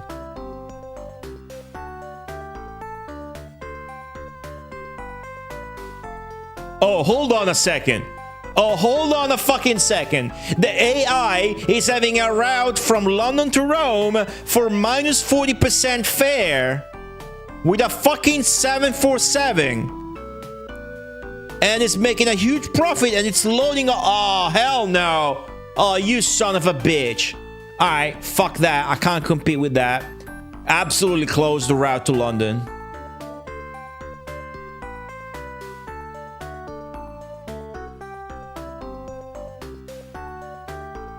Close it. Cool.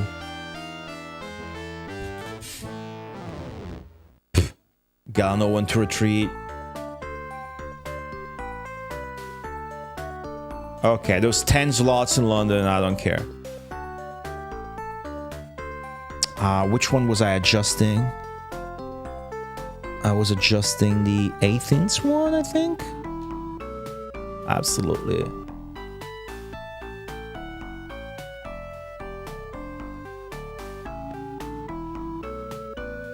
Yes. I don't have competition here, so maybe I don't care to lower the fare.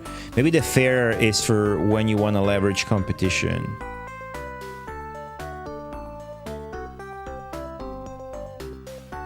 Now let's fix Paris. Let me check my there's no competition here for that, you know, Rome to Paris, obviously. It's fucking 737. It's not good.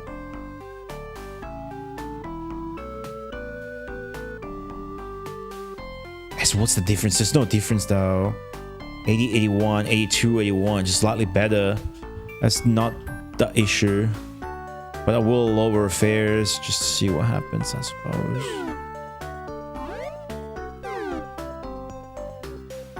Okay, one plane is enough. Let me see what the meeting would say now.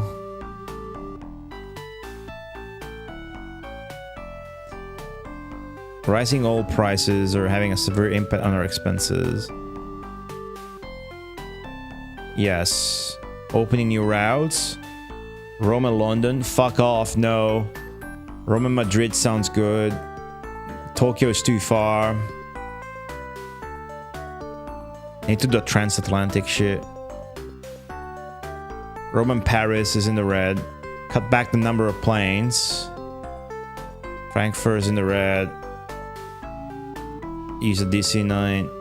Rome and Milan is in the red. Rome and Athens is in the red. Alright, they're not really saying shit that's helpful to what I'm already doing.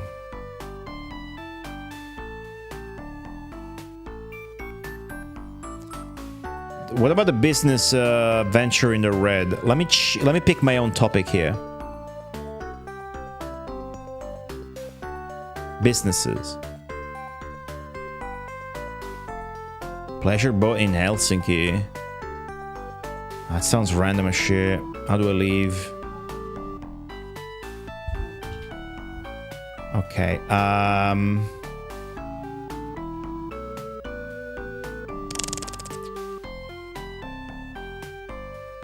I do want to send him abroad. Let's do...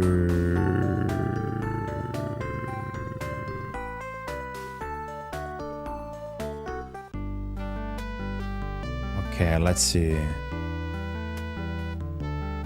New York's huge. Competition-wise, I'm gonna get owned. LA might be too far for us. Doesn't really tell you until you get it. What about Washington? Is it a good one? That looks like shit. Low numbers in population. But maybe it doesn't matter. Let's get that. I'll try LA as well. Let's send a hot chick there. It makes sense. That's Vancouver. Good numbers here. Just to have one overseas occasion to use maybe our Boeing or whatever and see how it goes. And then we should buy a business.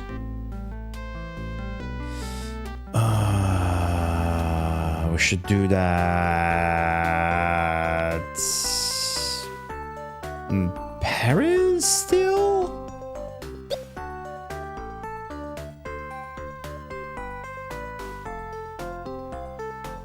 This is expensive. All right.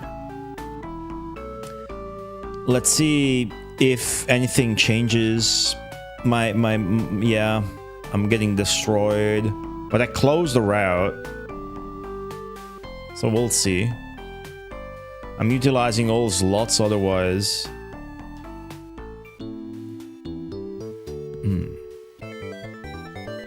Tunisia. Ooh, I should have... Okay, I might get that. Let's see if the numbers are going up. No, they're not. Still 30k. Well, that's shit. That's really fucking bad. Is there like a hint section in the manual maybe I should consult? I started off with so many routes and cities. That's definitely an issue because the AI started off with less cities, but now it has more than I do. Somehow. It seems like having just more cities with less slots is the end game goal. Because you'll have just more passengers. Huh.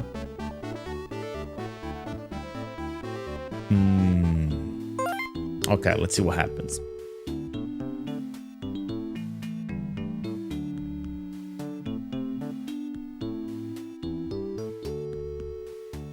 That's me. It seems to be going better. Red-wise.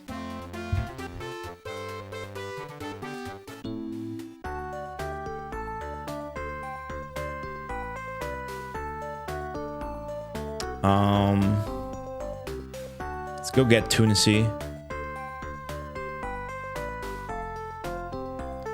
Let's send a blonde there. They ain't never seen a blonde there in the 70s.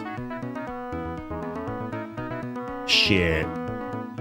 Competition's hardcore here, looks like. It's close though. Ooh, look at this. Alright, let's go. When that riding happens, they got 100. See, maxed out economy and tourism. And I suppose after that, they get a boost. And also there's the relationship thing. What I gotta do is between this stream and the next, I gotta read the manual up better. And see if I learn more shit.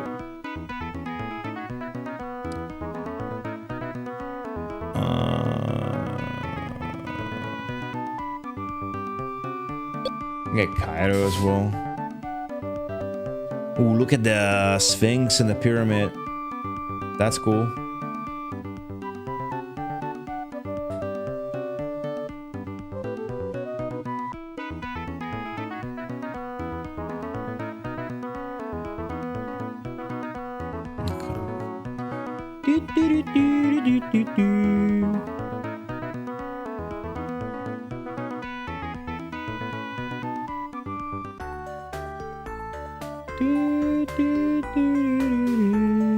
Paris still in the red.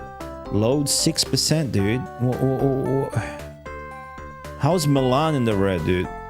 What am I doing wrong? 2 planes? Let's just do 1.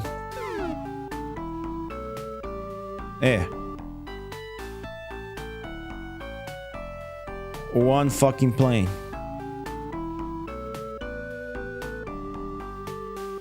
Not sure why that would make a big difference, but I also got only 1 plane here. It's weird.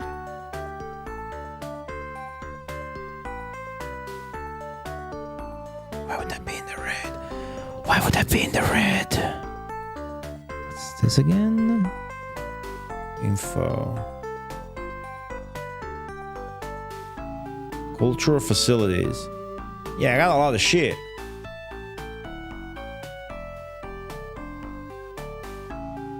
It's all stuff in Paris, Rome, and Milan. By the way.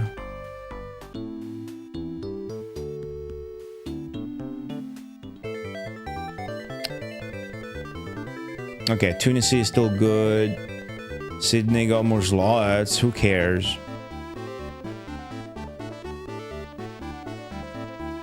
It keeps going down, by the way. It's like my reputation's tanked. It keeps going down. I don't seem to be able to turn it around anymore. Maybe we went too deep into sucking. Maybe we sucked too much. We went too deep into the suck. That's too bad. Maybe we need a playthrough where we have no competitor in Europe, dude. Sounds like maybe just a theory, but maybe if you start a playthrough in the region and you don't get the upper hand early, then it fucked, right? Maybe. But I mean, I got routes that they don't have. The only routes like London to Rome, and I closed it. So that direct issue, I eliminated it.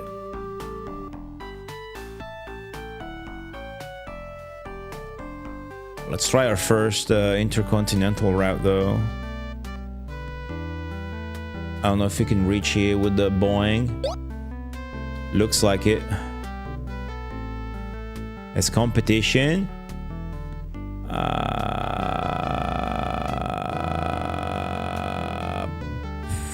Fucking what? Alright, I'm gonna ignore that. No idea what's going on there. Okay, one of these two can get there. So I got a DC-10 there. Oh, only 2 flights. Ooh, I see. Because it's far. Even though you got more slots. And it's not like I have multiple Boeings to deploy.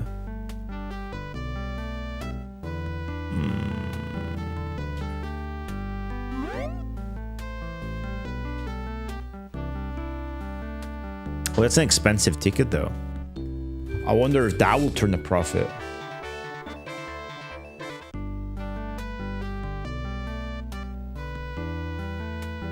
Oh, it says Rome. Nice. Okay, new route. Piss.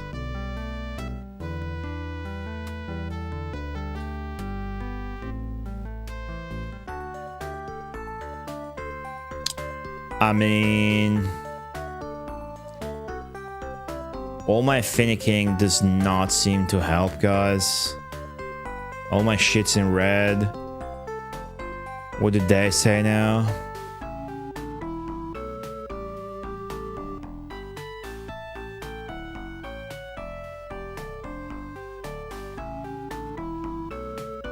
Route between Washington and New York. What the fuck are you talking about?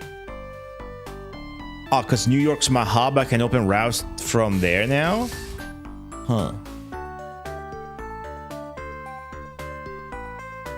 Okay, the routes in the red. It says to cut back a number of planes. They're stupid. I got one plane there.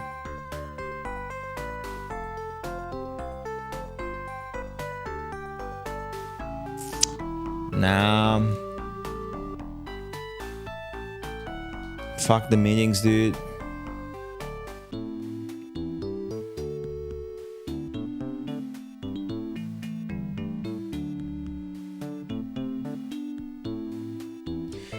The important thing that the game does not tell you is why you get more people or why you get less people. That's some interregional passengers now. Now I got a bit more people. There's gotta be an element of undiscernible randomness to that.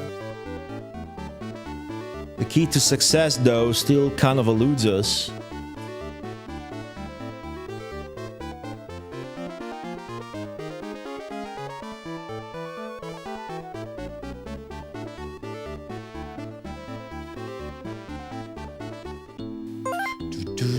$74.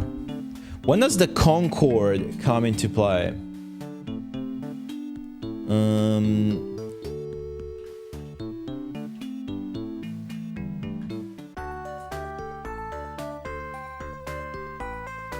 The maiden flight for the Concorde was 69, but when was the Concorde available? 76? Damn. That's a long way to go then. Seems like we gotta learn to play the game first and then we can get the Concorde.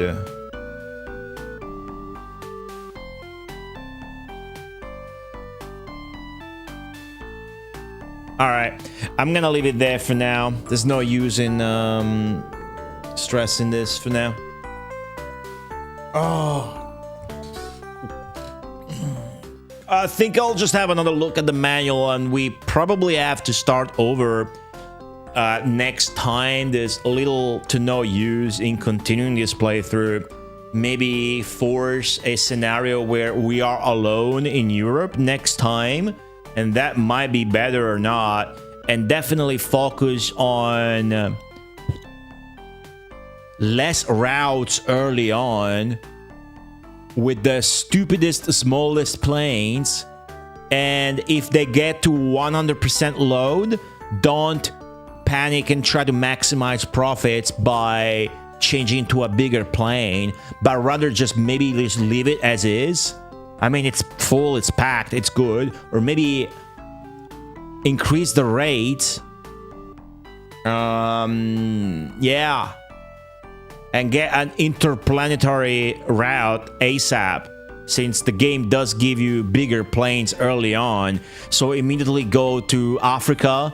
Maybe leverage the fact that like Munich's gonna be big because the Olympics are in Munich, and Tunisia might get another tourism boost. Who knows? I try to expand to Osaka and whatever, and that's too far, so that's no good. I didn't even check on the fucking Australian ones I got, but whatever. It was a good test run. That's definitely 3 hours well spent, but not really, because we're gonna start over, no doubt. Pretty sure about that. Hopefully it's gonna be a lot smoother and a lot more interesting than next time, Mr. Lawkins. But just imagine, had we actually gotten the Concorde, how much more disastrous it would have been. The Concorde's gonna be red all the time.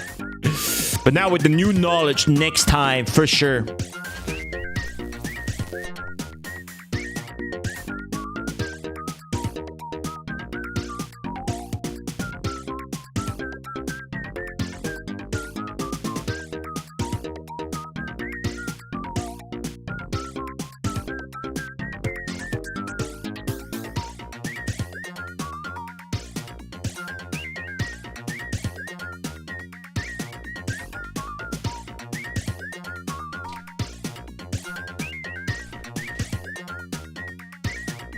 Sorry guys, I'd left my microphone in the passenger seat.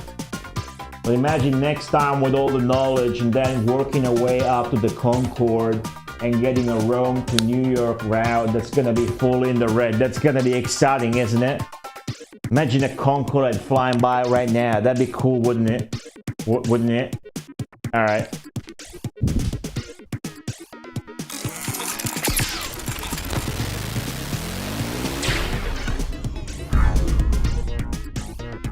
Yes, of course we saved the game, but we're not gonna reload that. It seems like a waste of time. We should just start over next time. Watch my newest podcast episode on YouTube there. Let it run. Just leave a like, post a penis in the comment section. Go check my Patreon. Go listen to my podcast on Spotify or whatever you want to do. Go on my